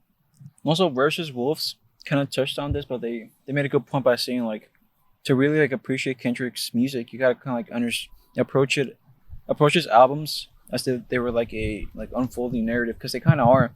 They're like this like character progression really. So like to really appreciate Mr. Morale, you gotta like appreciate, you gotta like understand like the trajectory that he was on up until then. You know, he at first he was like this really talented rapper from Compton, and then he made this really critically acclaimed like critique about capitalism in America, and then he made like a religious album talking about how humanity is condemned and cursed, and then all of a sudden he disappears for like 3 years, and he's talking about like therapy. He's talking about therapy and like how fucked up he is, you know. I imagine he spent those 3 years just self-discovering himself. Yeah, that's it. That's it, really. All right. So number 4 is a little bit of a cheat code, a little bit of a cheating one. Oh, before we move on, I could have sworn last time we spoke for the podcast, you actually brought up a Kendrick Lamar song, didn't you? Or like an album? Yeah, but that was that was a different album. Okay, so you had 2 Kendrick Lamar albums? No, last time it was a song. Oh, Yeah. I see. Gotcha. Mhm. Because your format is different from mine. Gotcha. Anyways, I'll leave you back to that. Number 4, this is me cheating a little bit because it's technically a compilation album that wasn't made by the actual band themselves. So it is actually compilation album of the Beatles called Love. I'm not sure if you ever heard about this, but like in Las Vegas, there was like this circus show. Well, there still is, but there still is, but there is a Beatles iteration of that circus show, where like it was just like visuals and like a circus performance with like dancers and stuff and gymnastics. Mm-hmm. And the producer of the Beatles, his son, took on a project where he made the soundtrack for that show. So this is already like 2000s, you know. So John Lennon is dead, George Harrison is dead. That's two of the 4 people already dead. Paul McCartney and Ringo Starr, the 2 remaining guys, they're like in their 70s or 60s. So this is mainly like something that like that guy took on by himself. They approached him to make that soundtrack, but I think what makes this really unique and honestly really underrated, because I don't see like Beatles people talking about it that much. He does something very unique in the sense that he takes Beatles songs, sure, but he mashes them up together. Sometimes to make entirely different songs, but also sometimes to just like enhance a song that already exists. And does he like recreate the entire song by himself? No, or? he uses recordings from like the studio sessions because he's got access to that, because he's like in, you know, his dad is the producer of them. Oh, So I he's see. got access to all the So studio it's just like the tapes and original stuff. music, songs, just remixed in a way that Right, makes like them. think of like a DJ or something, like splicing them Oh, together. Gotcha. He's making like new music along the way. Okay. Like my favorite example is We're just gonna rip. Shit. my favorite example is Strawberry Fields Forever, which like in the original itself is already like a big like experimental or like technological breakthrough for the band, because like this is them like really messing with like tape machines and like slowing the tape down and then putting it in reverse, and then, you know, experimenting with the idea of first recording with just the band, but then later on making an orchestral version, and then deciding like, oh no, let's just mix them both together. And the only way to make it work is by slowing down the band version, which means the vocals have to be pitched down lower. And then when you combine them together, sure, you get the full band take, and you also get the orchestral take. But now you have like this really trippy, like slow down, like pitched down vocals. That's what gave the original Strawberry Fields like its edge, creatively speaking. It was like a new stage for like the way they approached the studio as an instrument in itself. Because at first they were like, you know, they were touring like pretty fucking intensively. Like they played a lot of fucking shows until they just called it quits in 1966, and then they just stopped touring entirely and playing live, and it just became like studio wizards. Like they just spent all their time, because they didn't spend their time doing anything but music. So what do you do when you stop touring, but your life still centers around music? You start spending time in the studio. Like they spend like 12-hour sessions just fucking working on and doing takes on songs, like hundreds of takes, messing with like the tape machine. This is the 60s too, you know? So like you're physically like messing around. Yeah. Like in there's a song called Tomorrow Never Knows where like there's a bunch of like sound spliced in, and like there's like anecdotes of like Paul McCartney stepping in with like a bunch of like what you have, just like tape recordings of like random fucking noises. And then like I don't know, for example, like one of the noises in that song Tomorrow Never Knows is like Paul McCartney laughing but pitched backwards. But reversed and then pitched upwards, so it sounds like a crow. You know, this is what I mean. You know, this is really unprecedented at the time. You know, they went from being like pop stars to like fucking acid head in the studio all the time. I don't know. It's like if nowadays, if you were to imagine like Justin Bieber stops touring and all of a sudden he just fucking becomes like Radiohead. Okay. And they make like Kid A, and he makes Kid A. That's the weird shift, you know. I do remember you telling me that there's a clear shift between the Beatles' like music taste or music genre or whatever, pre and after Acid, I guess. Yeah. I mean, it's not like it was never like publicly stated that they actually did Acid, right? But it's like it was pretty odd because it was a pretty popular movement at the time. Yeah, so I imagine like once they indulge in drugs like that, they just the music just had a drastic change. So yeah, I can kind of understand where that's coming from. But yeah, Strawberry Fields Forever. That was the original I was talking about. But this version is really interesting because it actually starts with a demo that John Lennon recorded when he was just sketching out an idea for the song. So yeah, the Strawberry Fields version on this album starts with that acoustic demo tape of John Lennon, of just his guitar, and then slowly you hear the slide guitar introduced from the actual take. You hear that slide guitar, and then you hear the bass, and then all of a sudden the full band comes in, and you know it's like, okay, well, it's just like the original, you know. It started off acoustic with the acoustic demo, but now it's got the full band. Okay, but then he starts adding like trumpets from a different song and then harpsichord from a different song, but somehow it all fucking works together until it just climaxes into like this, like the most beautiful thing I've ever heard. And like it's like this collage of sounds of like different Beatles songs from different years, but they're all together and they all somehow work, and it's just like this kaleidoscope of fucking sounds. And I don't see anybody fucking appreciate this album enough. Like it in itself, just its very existence is already something that offends a lot of fans. Yeah, I was gonna ask you about this. Mm-hmm. It's like, do you think that because it's like a tribute-esque kind of album, people don't acknowledge it as like its own real standalone thing because it's exactly not. Yes. But I'd argue that with enough tweaking and enough like messing around with it, obviously he's not like the original creator, but it's enough to be sustainable as like a new creation, or like a creation that derives from something that's already like established. But I can kind of see why people don't acknowledge it as an actual song, because you're using pre-established song music to create something new. But again, you're still creating something new regardless. I think it's more so that they're offended. Like, how could you even mess with the Beatles in the first place? Like, like how sacred. dare you? Yeah, like how dare you? Like the Beatles, everything they did was perfect. How could you dare even do an alternate take on the Beatles when they already did their perfect take themselves? You know, who are you to, you know? But it's really fucking solid. Yeah, I mean that's the whole album is filled with like moments like that where it's like. And so you said that he has access to the labels, right, in the studio, but. Did he have like approval of the Beatles to make this? Did he get in trouble? I mean, yes, he has to get access, like to like even access the tapes. He has to get access. He has to get permission from like the label and stuff. Because, and even then, Paul McCartney, like he heard like an early version and he was like, "This is fucking great. This is amazing." Like another point of view that I was thinking about is maybe because two of the members are dead, and him messing around with their legacy is like, oh, you're like dancing in their grave. You're like tainting their legacy by doing this when they're not even here anymore for them to appreciate. You know what's really interesting? So like John Lennon died pretty early. He died in 1980, so he was only like 40 when he died. But by then, the Beatles were broken up for like 10 years.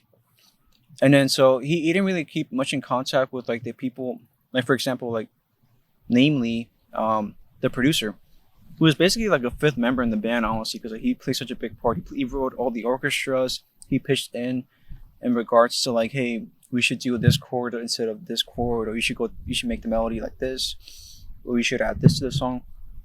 There's a conversation he had with the producer after years of not meeting him, or I'm sorry, of not seeing him.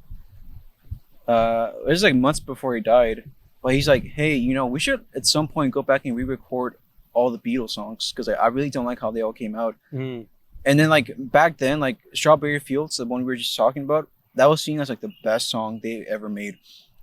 Even the producer, he was like, he was like, even Strawberry Fields, like you talking about like even Strawberry Fields. John Lennon was like, especially Strawberry Fields. And it's crazy because like in music history, like Strawberry Fields is like this like really fucking massive breakthrough in recording technology. And like John Lennon, like he was like, no, we really got it. Like we did not nail it. Like this is a constant sentiment he had about his songs, is that like he wrote like some of the most beautiful things ever, and he was always like, oh, I don't know, I feel like I never did it justice. But that's why, like, if I think the Beatles are like my second favorite band ever, and whenever I think about like scenarios where you know, if I could only take like 5 CDs or something to like a desert island, Beatles will definitely be on there. And then when it comes to like, okay, well, what album would I take if I could only take one per artist? A lot of fans are gonna say like, you know, an actual album they made, you know, like like Abbey Road, Sgt. Pepper, Revolver, whatever. But like I would honestly probably pick this one, the one they technically didn't even make, because I think it just has it's got great picks from throughout their career, and somehow like, you know, like I've told you this, but like I think the Beatles are like the one band who had like the wildest fucking progression in such a fucking short time period, because the music sounds so fucking different from beginning to end. And even like, you know, from 1967 to 1968, you know, like one year they were like fully engulfed in the psychedelic LSD area with like colors and stuff. The next album, the album cover is literally just white, it's just blank, and then it's a double album, and it's just fucking scattered and it's chaotic. You know, from one album they were like really fucking like what's the word? There was a big emphasis on like arrangements and like making like the perfectly arranged songs with like a really maximalist attitude. And then the next album is again just a white album cover simply titled The Beatles.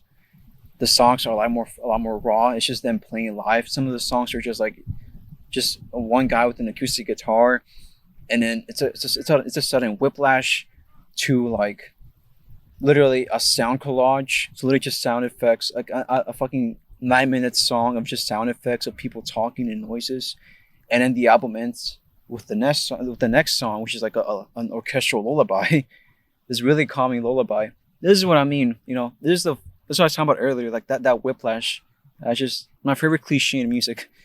I fucking love shit like that. And this is like before the digital era as well, where everything was just like physical. So I get what you're trying to convey, where that this was done in a time where technology was still not as advanced as it is now, and the fact that they managed to do that within that time period just is like a testament to their just like boundless creativity and willpower. Yeah.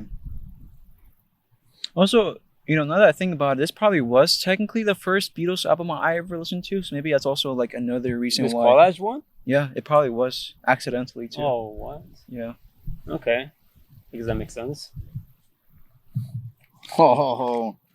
Number 3, Scrapyard by Quadeca. Okay, okay.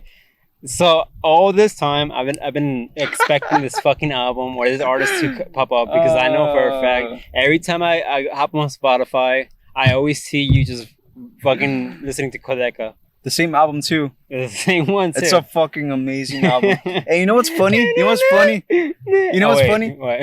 You fucking did this. You wanna know why? What did I do? Because when I first brought up Quadeca to you, I had only listened to the Ghost album.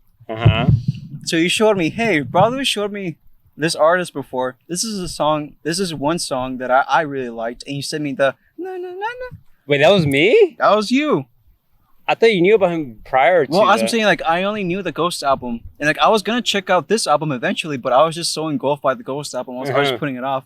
And then you sent the one with the sign language. Yeah, I listened to it, and I was like, holy shit! Okay, I'm gonna put this off because I know like once I open that box, it's gonna be like. Yeah, I mean, when I first heard that one song, to this day, I haven't heard the entirety of the album, but like that one song, initially, I was kind of mixed on it. Mm-hmm. But over time, there's something about that melody. It's very haunting, ironically enough, and it's just like it stays with you. And over time, I just came to like appreciate it. I'm like, this is like, it's so unique sounding, So beautiful as well, but also haunting as well, right? So yeah, so a fun. It's funny you say that because fun fact, I didn't know about this until I went to the concert and I was talking with the fans. And we were talking about songs we like, and somebody brought this up to me. So like, this is the first time I learned about this. But they were like, "Hey, did you know that song was actually supposed to be like it's actually that leftover from the Ghost album?" And I was like, "Wait, that makes sense." And it makes sense now because you're saying it's really haunting and like creepy. Well, I wouldn't say creepy, but Something uncanny. yeah, Uncanny. And like, I'm still not sure what the song is about, but like, it's probably the most unique sounding song I've ever heard. It's weird how it works. It's fucking catchy. It's haunting. I think it's about self-harm. I think What gives you that impression? the bridge where he's like, it gave you life and it stains your bed casings, crumpled tissues on stacks of red pages. I don't know, because like the Ghost album was about like suicide, right? Well, that was more so the acceptance of like him being gone from someone's life.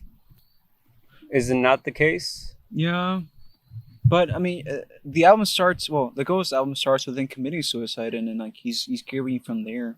But there's also a read, I guess, where for a Dust Cutter, which is the song, maybe it's about like angry messages or letters that were never sent, or I guess like I guess it does connect to the Ghost album because the Ghost album is him trying to deal with like this grief of like I'm dead, and you know, I can only interact with this person that's still living. I can only interact with them as a ghost, but that means I can't really interact with them. So he feels a sense of abandonment, and you know the lyrics in this song are like, "Please don't leave me out in the dark. Please don't leave me out in the middle of the night." Like you know, we were talking a lot about houses during that album. Yeah, I remember. Like I picture him as a ghost, like being unable to enter the house. He's like, "Please don't leave me out here in the dark. Please don't leave me out here in the middle of the night." For Scrapyard, what is it exactly that makes you just want to listen to this shit on repeat? The chaos. So we have that song, right? The song about him being a ghost and implied self-harm and his feeling of abandonment. The next song is this pop song. I think it's about sex, or at least it uses sex as a metaphor for like intimacy. I think it's like about intimacy, but like it's just fucking catchy. It reminds me of a lot of In Rainbows, in the sense that a lot of them are just straightforward, just really fucking good songs. And like maybe there's not like a straight up like narrative being told, but there's enough thematic similarity where you could form your own conclusions.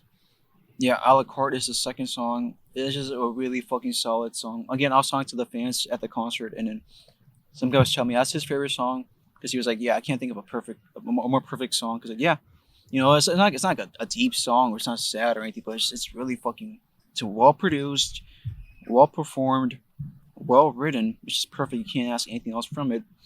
And then the third song is Pretty Privilege, which is just him talking about how it's hard for him to accept a compliment from his girlfriend where she's calling him pretty. And he's like, I just can't accept it because I have like such a bad self-image. But yeah, it's like really simple things, but like they're just, again, he's such a great fucking producer. And he's really good at what he fucking does. Like, I can't ask anything more. You know, this is not fucking Radiohead or like Kendrick Lamar where he's talking about like existential shit. You know, I could have picked the Ghost album instead, but like, oh god. Oh, but the thing is, it's just a guy. Like he doesn't have like a high budget production team behind him, right? It's just a singular guy who produces all these songs, and the fact that he's able to produce these songs with such high quality just speaks volume. It's like a testament to his just like creativity. Because when you were like comparing him to like Radiohead and like the Beatles and shit like that, or Kendrick Lamar, those guys have like a giant production team behind them, whereas this guy just doesn't. Yeah, like, sorry, go ahead. Oh, that's it. A lot of people are gonna disagree with me on this, but like, if there was any like modern day fucking Mozart active in music right now, it'd be this motherfucker right here. Again, I can't stress how fucking young this guy is. Like, this is like genius embodied. Like, when I think about somebody like Radiohead, like, yeah, I love him and all, but like, they took years to like fully bloom, you know? Mm-hmm. Like, Tom York didn't make Kid A until he was like 30 something. This guy's fucking 22 or 23. He's already making like fucking masterpieces. That's like the most impressive part. Yeah, it's fucking wild. I think we talked about this album too previously, maybe during the first episode, I think. But like, I think Scrapyard is like such an apt title because like that's really the theme of the album is like, hey, these are scraps that either didn't make it on the Ghost album or they didn't make it on this one that's coming up next called Vanisher. Like, yeah, there's scraps, but like the Scrapyard imagery is so perfect because like whenever I listen to this album, I just imagine myself like walking through a scrapyard and like these various different ideas. Like I keep saying, you know, there's like these constant like whiplashes, like or like lack of consistency regarding the themes, but yet like it makes sense. It's like you're walking through this area with ideas. That's what I think this album is. It's just ideas that are really fucking good. They were too fucking good to just simply be thrown away, you know? Because I know that the next album's going to be like a lot more like conceptually focused. Like he straight up said like, oh yeah, the next one's going to be a concept album on the same way that the Ghost album was. It's going to tell a story. But this one, like, he called it a mixtape, and I think that's a good way to think about it too. It's just, these are just really fucking good songs. I don't know if I talked about this song before, but you tried that thing where you're human. Oh, is that the one where the Asian couple or yeah? I remember you spoke about it in the first episode, and I had to like watch the video for that for the sake of the episode. Mm-hmm. What did you have any thoughts on it? I can't remember the music itself. I just remember the video where it's just like quick cut footage of these couples just enjoying their time together. Yeah, that's pretty much it. I think it's probably my favorite song of his. For that album or entirely? Just in general. Okay. Because like, it's got this fucking amazing progression where like, at first it just sounds like a leftover voice memo or idea of him like repeating the same line over and over. Like he's just like, it's time to give up on being human, and the more he repeats it, the more she just starts breaking down and crying. Mm-hmm. And like at some point he's like crying, but also he sounds like he's laughing. So it's like, is he laughing or crying, or is he laughing because he's crying? But it's just so fucking raw and human, and that's the irony of it, you know. In the song he's talking about like, I'm tired of, you know, I try to be human, and then look at how that ended up. I was fucking hurt, but then somehow he sounds the most human you can possibly be, you know. And like towards the end, you know, the beat picks up, you know, there's like more rhythm going on, and then he starts repeating like, I'm gonna be something else from here. I'm gonna be something else. But yeah, it's like that paradox of like, you know, I'm tired of being human, but at the same time, you just hear him like crying and saying that line, you know, it's time to give up on being human. You can't escape being human. You're just stuck there. But also like, my favorite part of the song is actually the instrumental last minute. Yeah, it's just an instrumental, but like there's like this it just starts swelling to like this beautiful, like, I don't know, like I think it's like strings or like a flute or something, or like an organ, and it starts like blossoming into like something beautiful. It starts like building and building and building and building, and then like there's this beautiful crescendo. In the music video, during that part, you see like a sunset, and it just fucking ends abruptly. And what really like sold me on this song was like a comment I saw, because I was just talking about this song with some other people in this subreddit, and somebody was like they noticed that, you know, like I was just saying, like, you know, in the last minute of the song, it's like building up towards like this beautiful crescendo, and it starts building up and just abruptly ends. It's like that. It's like there's something beautiful about it happen, and all of a sudden there's nothing. And I think it's such a like a good like reflection about like not even just relationships but just life in general, you know. It just ends. Yeah. It just fucking ends like that. Boom. There's a lot of I'm noticing a pattern here where a lot of your favorites tend to have that motif where things just end abruptly Yeah. for whatever reason. Yeah.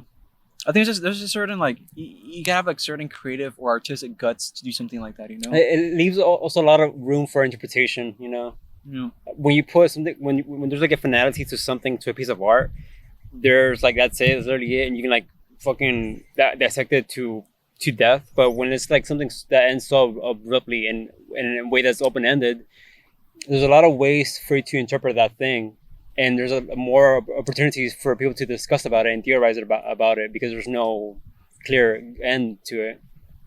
Yeah, I can kind of see why you enjoy those kind of songs. And then again, this goes back to that cliche I like so much: juxtaposition and whiplash. So that was one song, right? And the next song after that, I already talked about this in the first episode, but it's called Guide Dog. I'm not sure if it was on purpose, but it does like kind of mirror what was talked about in the previous one. So like the first that song I just talked about, it starts with him being like, "It's time to give up on being human." This next song starts with him being like, "It's that time at the end of the night when you're blind and you hold out your hand till it's mine." And he starts talking about like, so in the previous song he was talking about how like he started being human. He wants to be something else, something I guess like stronger than a human being. But then all of a sudden it goes to this song where he's talking to his partner and he's like, "I want to be this guide dog for you," in a sense that the metaphor is that this person is like blind to like their own beauty. I do remember you speaking about this in the first episode. Yes. So yeah, what he means by a guide dog is like he wants to, you know, guide them through the blindness and like show them the beauty that they see. And I think it's such a beautiful like juxtaposition where like one song is like about self-loathing and like self-hatred and just like being sad. The other one's like being strong enough to where you can help out other people. I think it's like so fucking beautiful. I'm not gonna talk about it more because I already talked about it. But yeah. Last song, Texas Blue. Wait, what? Huh? Wait, what? Last song? No, sorry, on the album. Oh, the last song on the album, Scrapyard, is Texas Blue. I just think it's a beautiful ending because like I showed the song to my friend and he was like, "Oh, it sounds like end credits to a movie." And I was like, "Yeah, you know what? Yeah." Like whereas Guide Dog was like the ending, Texas Blue is like the credits. Because like I don't know, like when I think about that song, I just think about like memories, and like yeah, they're sad, but like it goes back to feels, you know. He was able to make something beautiful out of like really sad memories, you know. And I look at them with like through the lens of like beauty. I don't know. I think beauty triumphs at the end. My cheesy way of ending it before I talk about it too much. Well, that's right. really it. You know. Ho, ho, ho. How many more are remaining? Two? Okay. And one song. All right. Okay. 2, Trench by 21 Pilots. I will die on this. So I think 21 Pilots, yeah, they're mainstream, they're popular, but they are not fucking appreciated enough in the pretentious music critic community. They're really fucking underrated. People fucking slept on this album. It got its awards, but like I still don't think it got its flowers. This album is like about like, I think it's fundamentally it's almost like about like resilience and like struggle and like trying to find a way out. Opposed to what? Well, like you gotta like understand it in the context of like the full lore, you know, like the album's called Trench, which is like the continent where the story takes place, and inside that continent is a city called Dima, and that Dima is like a representation for the singer's mental health, let's say, right? Yeah. The singer's mental health or depression, whatever you want to call it, a mental prison. It's a city ruled by 9 bishops, and those bishops are like basically representative, I guess, of like, I guess what the worst parts of yourself, I guess. So you get that structure, right? So then like the album starts with like what's presumed to be like his first attempt to escape Dima, and like it ends with failure, and he gets taken back into Dima. But it's like this constant thing of like trying to escape, but also failing, but also every time you do fail, you kind of like learn to navigate trench better, and it's kind of like uh, analogous to like how mental health actually works in practice. Like you're not gonna fucking escape, first try. You're gonna fucking fail a lot of times, but it's like after every escape, as it were, you do learn a little bit more. You learn to navigate the terrain better. But I just think it's like a really fucking well made album. It's really well produced. Like the first song, Jumpsuit, it's got like the most fucking brutal bass line I've ever heard. It's the one that's like, dun non non non dun non non non. No, it's just fucking like one of my most vivid memories of like a song is like because they were when they were first teasing this album, they created like a whole fake website where it was like pretending to be like documents being leaked from Dima. And wait, they had a fucking ARG for yes. this? And the thing is, like, before this is like the first time the lore was introduced, so like nobody knew what the fuck Dima was. Uh-huh. And like, what the fuck is this? But it's clearly related to the band. But like, what the fuck is this Dima they're talking about? And why is there vultures everywhere? And like, why is it so fucking creepy and eerie?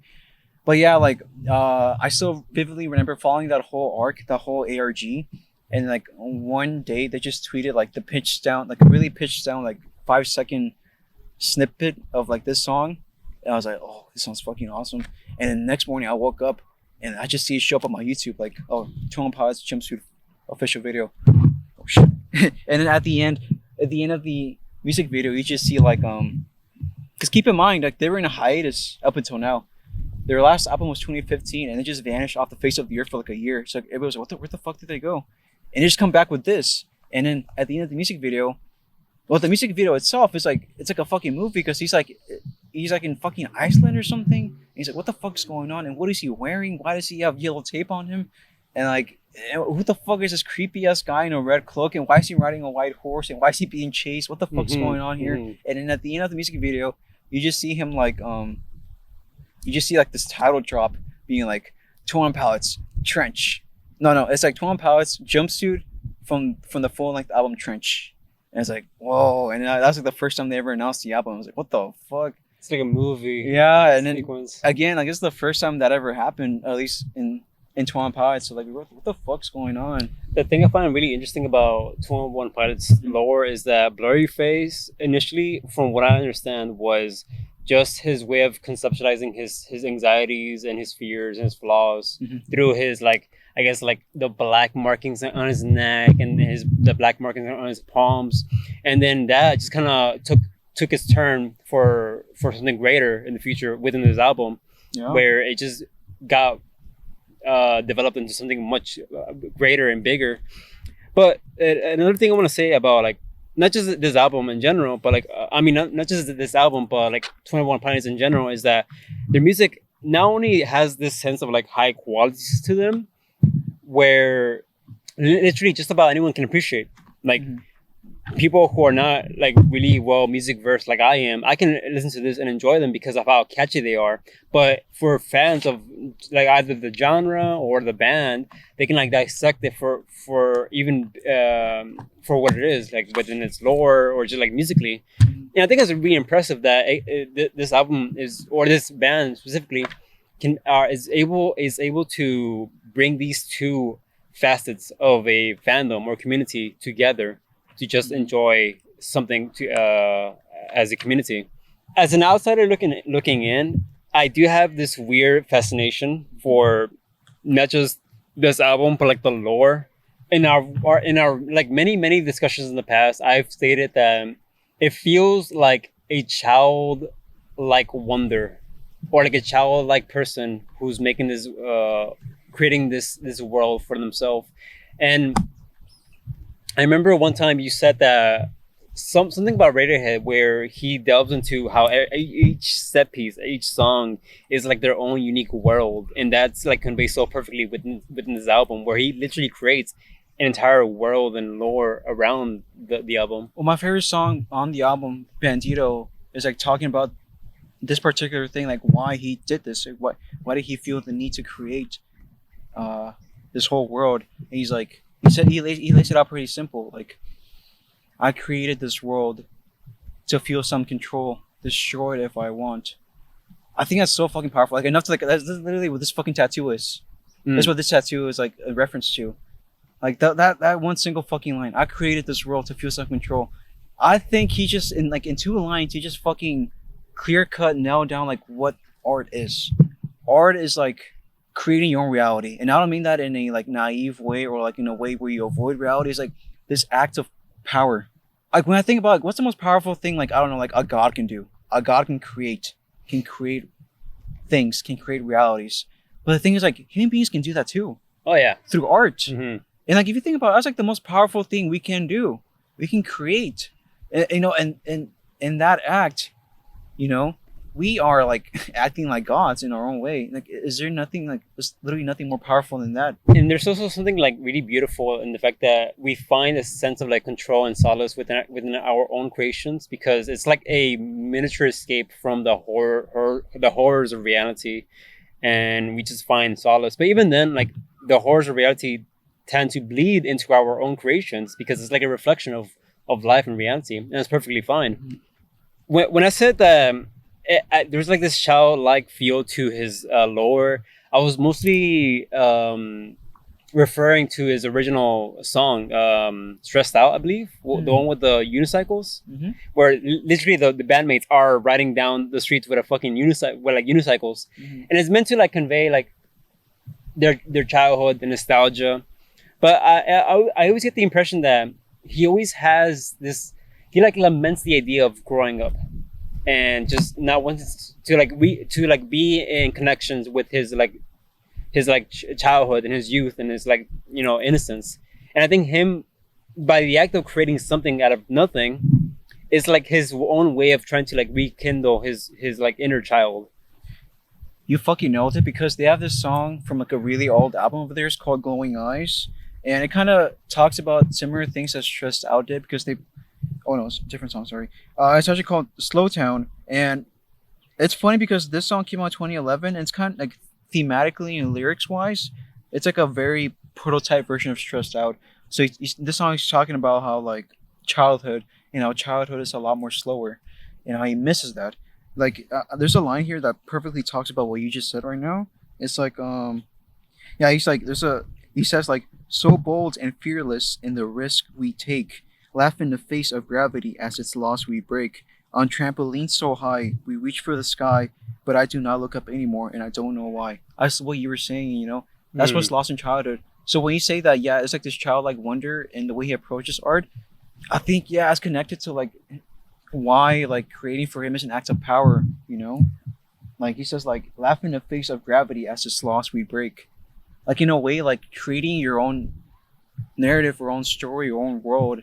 You're like laughing in the face of the world and like breaking its laws and being like, no, my world's not gonna follow your laws. You know, it's a certain act of power in doing that. You know, and like you're right that it is like this is kind of why like artists are usually associated with like childhood, and I don't mean that them being naive, or maybe there's a certain level of naivety in a sense that like they're aware about like the fucked up parts of the world. Like, yes, they're a little bit naive, but that naive is kind of courageous in the sense that there's this insistence that they're going to pursue their vision, despite of what the world says. And I think that's what power is, and I think that's what art is. And I think that's why, to me, art and power are two very intimate things, you know? Yeah, creating art is music. I think 21 Pilots, while very popular, I think they're perfectly rated. I think they're pretty good for what they do. Sam is so fucking underrated. Like, I want all the pretentious music people to talk about it, not just like what's his name, the YouTuber Danny? You know what? That's actually the only time he's ever given him a good score. Really? Give him an 8, which is actually pretty high. Cause like to him, and his score was like a 9. That's pretty fucking close. Yeah, I remember when this album came out, everyone was like, "What the fuck? 21 Pilots made a good album." They've been making good albums though. Yeah, but like to them, they're like, "Well, it's just radio shit, radio pop music." But this is actually like a lot of it kind of explores on experimental. Like there's a song on there called "Pet." What the fuck was that? Yeah, I don't know. There's a song. I thought it was your phone for a second. There's a song towards the end of the album called "Pet Cheetah," it's literally about being creatively bankrupt and just like struggling to come up with ideas. So he talks about this idea of like a pet cheetah he has down in his basement, and I think the basement is like a metaphor for like the bottom of his mind, and I think the pet cheetah is like this metaphor for like unrelenting creativity, because like the song itself. There are two wolves inside of me. Well, no, it's not like it's like the last part of that song. It literally feels like him as a producer pressing every fucking button on the fucking screen, in a sense that like there's just this fucking like it's like the coolest fucking thing I've ever heard. It's just like this really fucking weird drum samples and like drum noise. I don't know how to describe it. Like it's literally beyond fucking words. Like again, it just feels like him pressing every button. Cause he's talking about like I don't have any ideas. I don't know what to do. Like I'm stuck. Like I haven't written a line in 2 weeks. I haven't written a single line in 2 weeks. And I just hear him like these fucking random ass noises just come in like, and you just hear it just keeps being repeated like pet cheetah, pet cheetah, pet cheetah, pet cheetah. But you just hear like drums going berserk and then like random fucking screaming. I think actually one of the lyrics in that song is like, so I'll take the speed I should delete to exercise. So that exercise is a double entendre in the sense that I'm going to take the speed to exercise, to like practice my creative juices, whatever. But also to exercise the bad ideas in me to put out something good. So, that last part of the song where it's just like spitting shit out and it's just fucking random buttons, random noises. Mm-hmm. He's exercising all that, shit, I guess, in his creative brain. He's letting them out so he can give space to, the actual, more focused, clear cut. Yeah. But as Pet Cheetah, last song on the album is Leave the City. Love the song. I want to talk about it super quick because so this album doesn't end on a clear note. It kind of ends like ambiguously. Like the repeated refrain throughout the song is like, they know that it's almost over. And he just keeps repeating like, in time, I will leave the city. For now, I will stay alive. It doesn't end with him escaping, but just like knowing that, okay, I just need to survive and that's enough, Maybe he's not going to solve all his issues. Maybe he's not going to escape from Demo or whatever the fuck. Mm-hmm. But like, as long as I stay alive, I'm on the right path, I think it's a good message to end off on, mm-hmm. Your mental state isn't gonna dissolve only because you escape. It's still gonna linger. You're always gonna fall back on that like mindset, regardless whether you want to or not. But as long as you like escape momentarily, have like a momentarily safe space or like solace to yourself, just to like rest up and readjust yourself again. I think that's what really matters in life. So do you remember the Twine Pods song I talked about last recording? Which is him in the piano. Yes, like, how does it go? I don't think you heard it. Oh, but you talked about it. But he's like, now the night is coming to an end. What about it? Well, cool thing about this song, it actually ends with the final chord from that song. There's like a callback, which makes sense because like thematically it's a continuation of that song. It's like, cause like that song came out 2013. This one came out 2018. But he's like, he knows these people, these fans who have been with him since the beginning are listening, and he's like telling them like, in that song he was telling them to stay alive for me. And 5 years later he's still saying like, stay alive, Mm-hmm. And it's like a callback, and it feels very intimate because like it's literally just the last song, the last sound on the album is just that final quiet piano chord that you would only be able to recognize if you like were like an Omega fan. Yeah. And like you're like, oh shit, that's Truce. What the fuck? That's like his little message to fans. To like, I see you, I hear you, stay alive. Just a bit more. Yeah. It's beautiful. Yeah, that's it. That's Trench. It's an album about like perseverance and survival, strength, really. Last album. This is the greatest piece of art ever made. I'm not sure if I talked about it before here, but you've heard me talk about it plenty. What is that? Yeah, plenty. You've heard me talk about it plenty. In Rainbows by Radiohead. Of course. I never get fucking tired. I can't put to words how much I fucking love this. People love to either put like OK Computer or Kid A as their best album, or like the best albums ever made. I think it's Radiohead. Why? I'm sorry. I think it's in Rainbows. Why? Because this is Radiohead learning to be human again. What I mean by that is like, so they started off with the bands, OK Computer, Kid A, whatever. That whole big stretch was them being like alienated from the world and society and like having all these like, just being disappointed with the world and just being like further and further removed from reality and the world and society. But then in Rainbows, it's like a sudden whiplash in the sense that of how intimate it is. Like all of a sudden, the previous album they're talking about like tyranny and war and witches and witch hunts and then a wolf being at the door and then a fucking a cat with rabies or some shit. And then they shift to this album and all of a sudden they're talking about like, oh, I don't want to be your friend. I just want to be your lover. That's what I mean. It's like them learning to be human again. And like you hear it in the recording itself. Like I think in the actual like production wise, they did a different technique this time around where they mic'd up the stuff differently so as to where you can like pick up more of the ambience around like his voice and stuff. Mm-hmm. So it feels literally a lot more intimate. You hear like his breaths a lot more. You know, it's little human parts of it. So whereas Kid A, you know, his voice was like all distorted. It was chopped up. It was pitched down, whatever the fuck. Pitched up. It was like Tom Rick felt like a ghost. He felt like a ghost removed from reality and then just observing reality from outside. In Rainbows, he feels like a human being with like really fucking raw feelings. Yeah, 15th Step is about like him panicking about death. Body Snatchers is him freaking out about having a body. And like how he feels like an imposter in that body. Like he feels like I think he recorded that vocal take that was on the album. He recorded while he was like really sick with a cold. So like it adds to that emphasis of like feeling like separated from your own body. Nude is about like the futility of desire. I think like in general the whole album is about like obsession, longing, and desire. You know, it's their most romantic album and most human, but yeah, I think fundamentally it's about like, desire and obsession. And like I think the title itself kind of refers to that, you know, because like you know there's a phrase that goes like chasing rainbows or whatever the fuck. I think that's how the phrase goes, but yeah, in Rainbows, I guess like in pursuit of something, like something more like almost like mythical. Yeah, you know, or like something rare. more. So whereas like up until then, like they were like so disillusioned by the world and reality, all of a sudden he's like, yeah, I'm a human being. I want things too. But yeah, Reckoner. Oh no, I forgot about Weird Fishes. We already talked at length about Weird Fishes, but Weird Fishes itself is like about like perseverance. Yeah, obsession, longing, wanting to escape, but failing.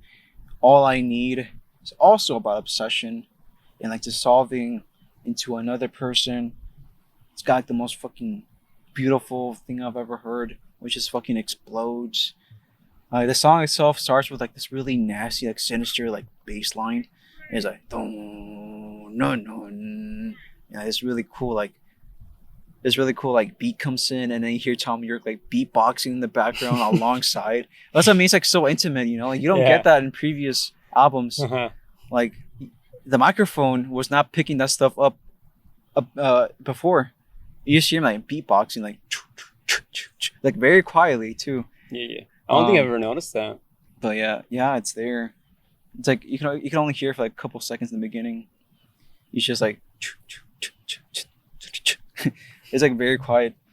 But yeah, it just fucking turns to like this like giant explosion of like sounds and like white noise. Reckoner, I think is like a testament to humanity. And like I don't know what that song's about, but like I don't know. Sometimes I feel like you don't even have to understand Radiohead to like that song so much. You call them. Yeah, I'm sorry. It's just like synonymous to me between those two. You don't really need to like understand the underlying meaning behind their music to really appreciate. I think as a standalone thing, they just like invoke so much emotion into their instruments that you can just appreciate it for what it is at face value. Mm-hmm. And I think it's like really fucking awesome and beautiful. Like to this day, I don't even know what half the songs mean, but that doesn't make need it to. any less special. It's still really like impactful and meaningful. And I think it's really like a testament to just how amazing Radiohead are as a band. Yeah, I completely agree. But yeah, Reckoner, I don't know what it's about, but it's beautiful. And I do know it's like, it feels like a love letter to humanity. Like in the lyrics, he himself says like, dedicated to all human beings. I don't know what that means or what he's dedicating, but the song just sounds so beautiful that I think that's the message in itself. You know? It goes into House of Cards, which is like about an affair. It's about like wanting somebody so bad that you're willing to like cross moral lines.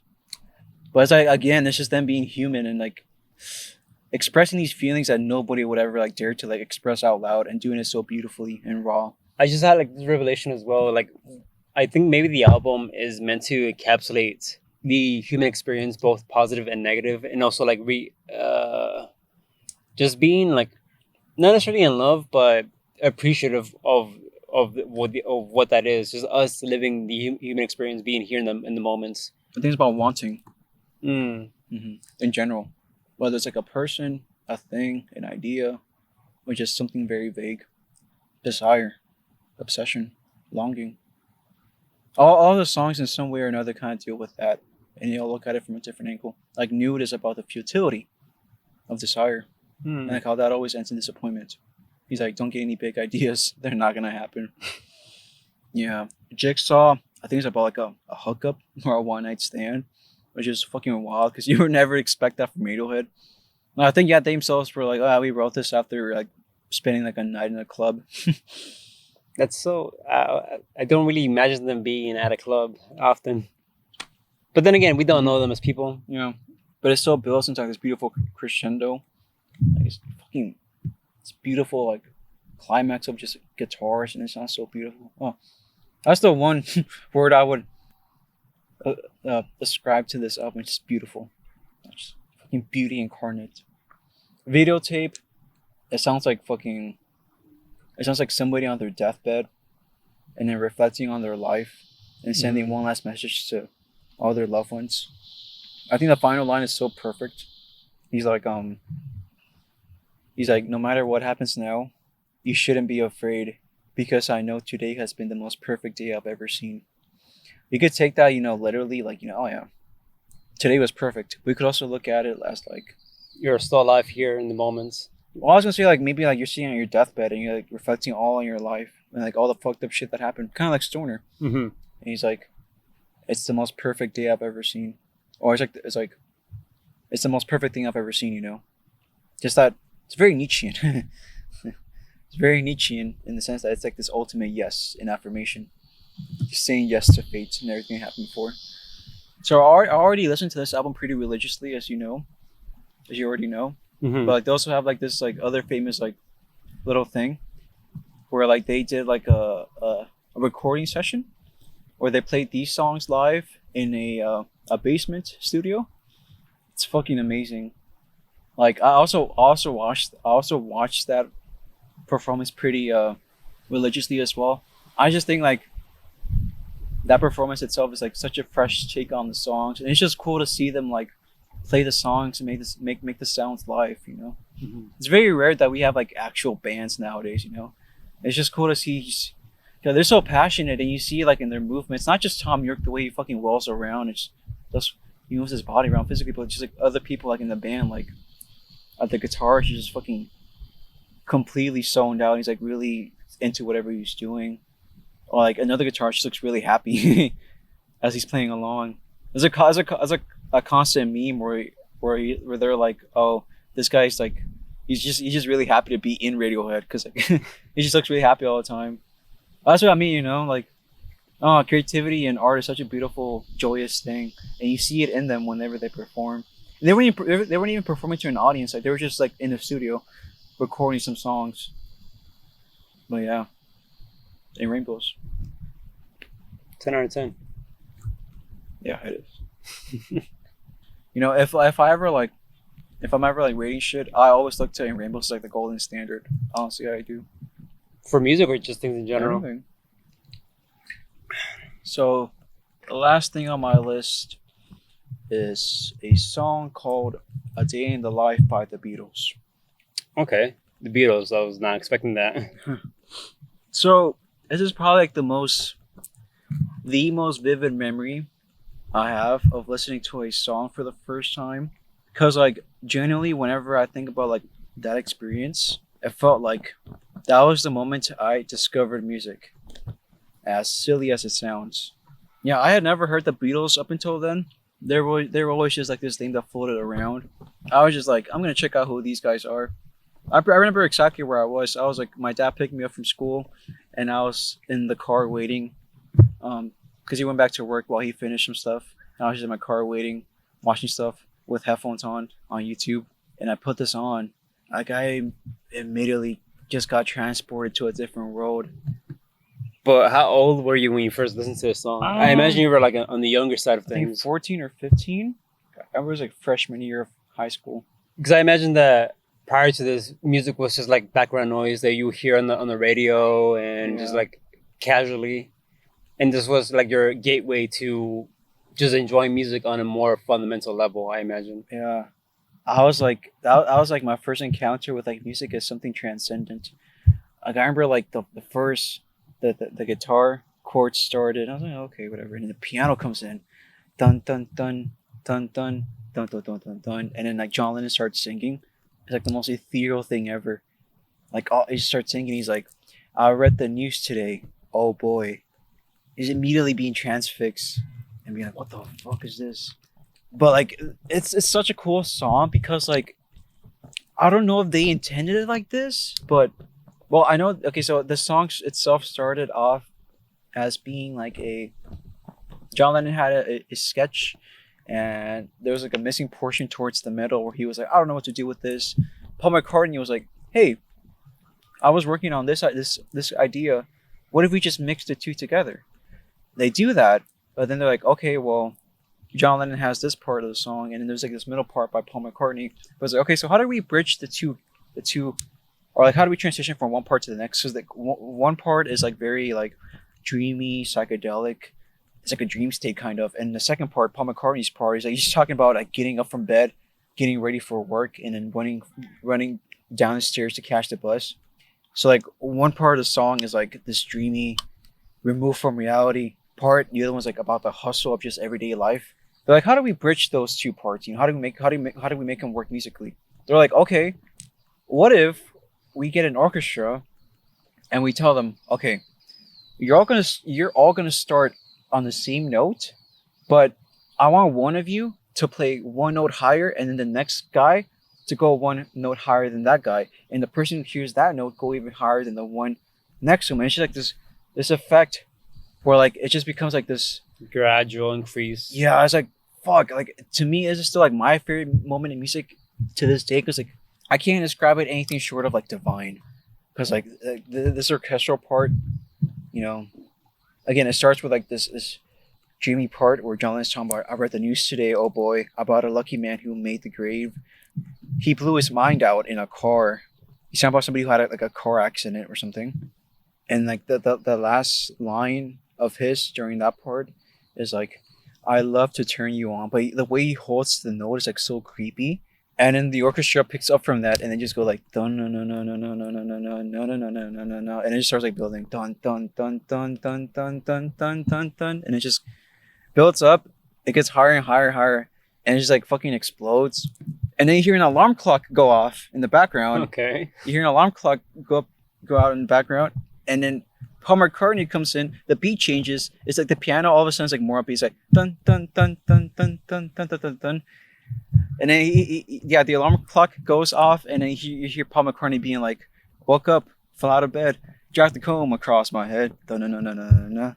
Found my way upstairs and had a cup." And he's talking about just going about his day. Mm-hmm. But it's cool because like that's what I mean. Like I don't know if they intended it or not, but to me, the way I interpret it is like John Lennon's part was like the dream, and then the narrator wakes up, and that's Paul McCartney's part. Uh-huh. So like it's like the dream part is like speaking, and then the orchestral part where it's building up, it's like him waking up, and all of a sudden the clock goes off, and he's like woke up, fell out of bed, and like I've heard other people's takes, and like I highly doubt they meant it to be this deep. But I really think that the song itself is like about like I don't know like the unconscious or something.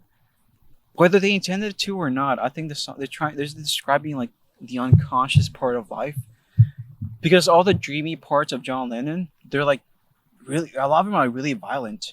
Like you sound about like somebody who blew their head off, or somebody, or like people who were like forced to dig holes in like this like really absurdly huge building or whatever. They're like now they know how many holes it takes to fill the Albert Hall. It's like very surreal and like absurd and weird. To me, that's like the unconscious part of human life that we like bury underneath, or like that's constantly running underneath our experiences, but we just bury it because like we're just caught in like the daily hustle. Mm-hmm. And that's Paul McCartney's part. Like the end of Paul McCartney's part. The final part of his. The final line of his part. He's like, somebody spoke, and I went into somebody spoke, and I went into a dream. And it whiplashes back to John Lennon's part. So it's like a direct reference to like somebody spoke and I went into a dream. So it kind of confirms like, yeah, John Lennon's part is the dream part. And then like, it's like this thing I love that art does where like you're constantly just like playing with reality. Mr. Robot does this too. It's like subverting your expectations. Yeah. So it's like, well, which is the real, why is this guy being sent into a dream?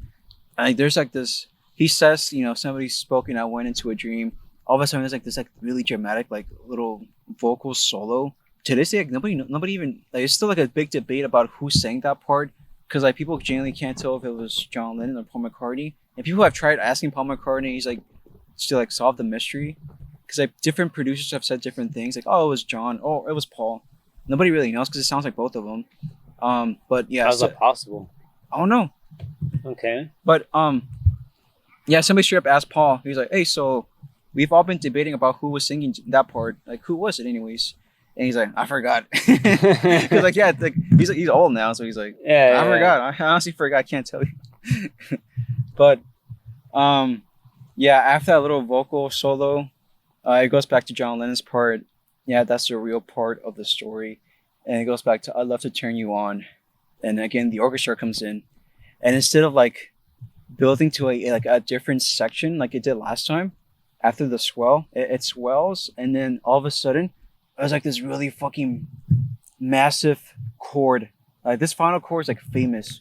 It sounds fucking huge because the way they recorded it, they literally got together like 6 pianos, and they all played the same chord at once.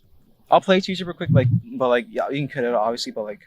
So during John Lennon's first part, he sound about the accident he saw happening in front of him. This is a line where he says like, "But I just had to look." So again, I kind of see this as like a callback, well, not callback, but like maybe a connection to like pure comedy. And what was the other album we talked about? Oh, Idiotech. Mm-hmm. And so it's like there's like this part of humanity that just like likes destruction, like, and like it's not like it's like morbid curiosity. Yes, like people like looking at car crashes, right? Yeah. Whenever like something fucked up, like a car crash happens and we drive by, like you just can't help but look, Mm-hmm. That's what I mean, I think he's talking about like, the unconscious or like really absurd or surreal part of the human psyche. And he's talking about this part of him that wants to see the accident, even though this guy just blew his head out. Mm-hmm. He wants to look. So like, I just heard like that one bit where you were talking about where it just like gradually progressively gets louder and louder. It feels like almost like nauseating and spinning, like the world is just like overwhelmingly too much for you to handle mentally, and it's like dizzying, or like the overload of like everything. I can't describe it as anything but like cosmic and divine. Like I told you about my recent experiences with religion, but like I think that was my first genuine experience of God, and I still experience it to this day. Every time I hear the song, I fucking feel that shit. Mm-hmm. But just one chord, 6 pianos, all playing the same thing all at once, and like it just ends with like the sound just ringing off. To me, like that final chord feels like one giant cosmic breath.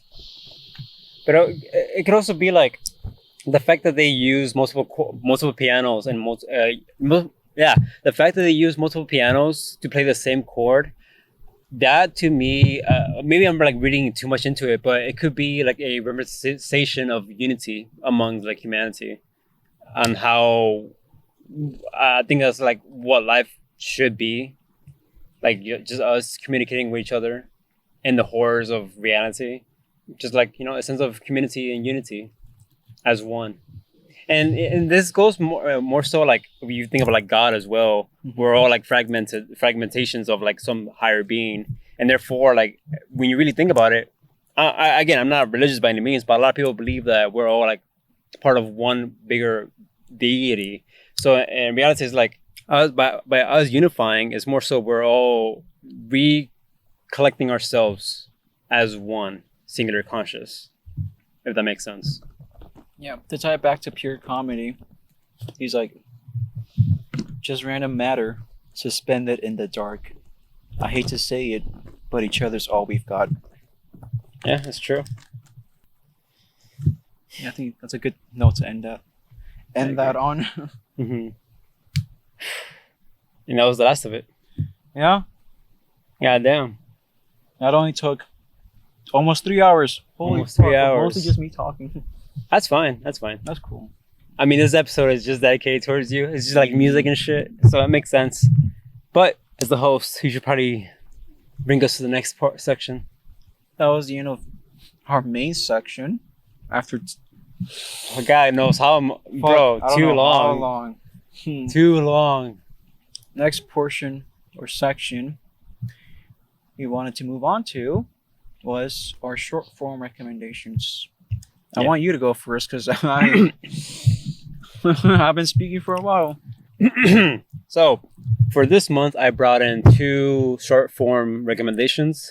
One of them is this small up and coming content creator that I found recently called Stillpoint FM.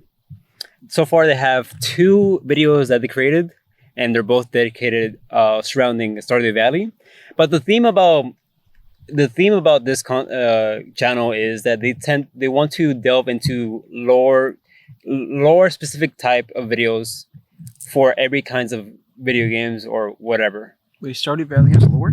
Oh, Stardew Valley has tons of lore, and it's very dark. It's extremely dark. Like there's one. Apparently, there is a guy that watches you throughout the entirety of that watches you throughout the entirety of your game. There's like cameras set up everywhere that you're not aware of. Wait, what? I did not know that. Yeah, you're constantly being surveillance by some weird guy just watching you. Wait, is there an explanation? Yeah, and what is it? I guess you're just gonna have to watch the video and find out. Yo, you put all the porn at the very bottom. I did. Yeah, I must have. Yeah. Yo, this is just straight up porn. I told you, there's a lot of nothing. Let's start off with ecchi. This is just straight up porn at this point. Yeah. Okay. Yo, it just gets worse. It just gets worse as I go deeper. Yeah, that sounds about right. I think I must have put the weird shit at the bottom. Yeah, you did. But another cool detail about this person is that not only that I found this channel, I was actually right there and then when it got created. What? Wait, what? Because for a matter of fact, this channel is Braulio's second channel. Oh! And recently it popped off. His most recent video has like 200,000 views on TikTok. What the fuck? What was it called? On TikTok. I don't have TikTok. It's called Stillpoint FM. I'm gonna put it under the description for you to check out later. He's not gonna post it on YouTube? Oh, he does. What's it called? Stillpoint FM.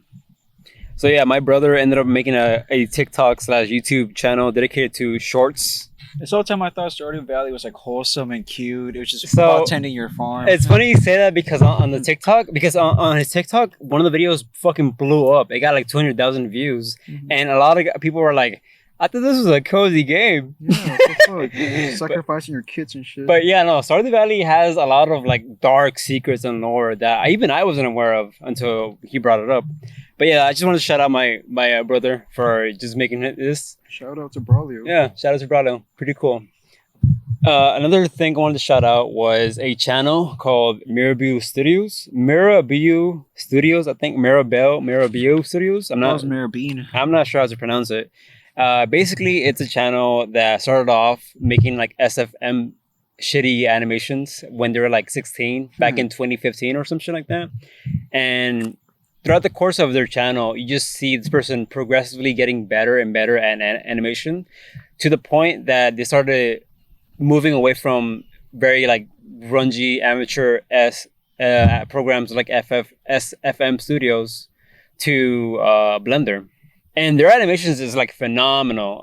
The way that their character move, they're very like expressive and realistic, and their expressions as well. They're very like there's so much emotion behind them, and you can just like get a good understanding on how each character is feeling purely on their facial expressions. A cool thing about this channel though is that there's also a lot of lore revolving around this channel that gets expressed throughout the entirety of its conception. At one point, so to preface this, like this channel, it revolves around like brain rot humor, but this was back in 2015. And as he got older, he wanted to like distance himself away from that to an extent, and you can see that expressed really well through his like videos.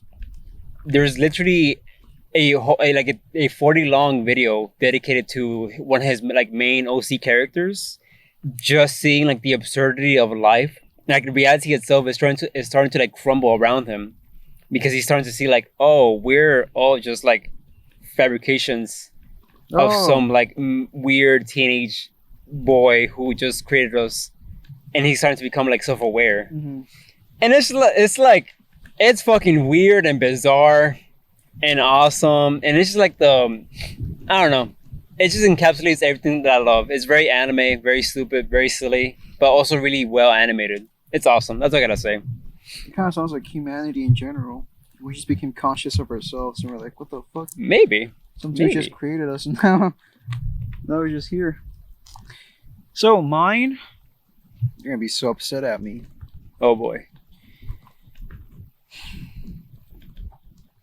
Everybody breathe with me slowly as I'm gonna hold your nutsacks as you say this. As I say these very disappointing words. My short form recommendation. Well, it's not even a recommendation, I would say. It's just like a little thing I liked. That's fine. Yeah. It's the new song by 21 Pilots.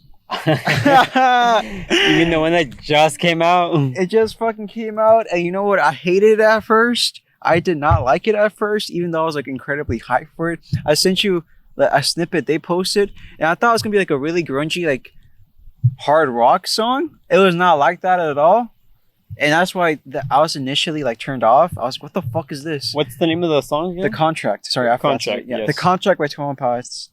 I initially hated it, but fuck, I can't stop listening to it. Sometimes it's all I think about, because it's really fucking catchy. And one thing that really made me help make peace with it is the fact that it wasn't the song I was hoping it to be, but it was more than that. And what I mean is that I was hoping for like a really grungy, heavy rock song, and it is, but only for one part, because I noticed that the song itself is like constantly shifting around.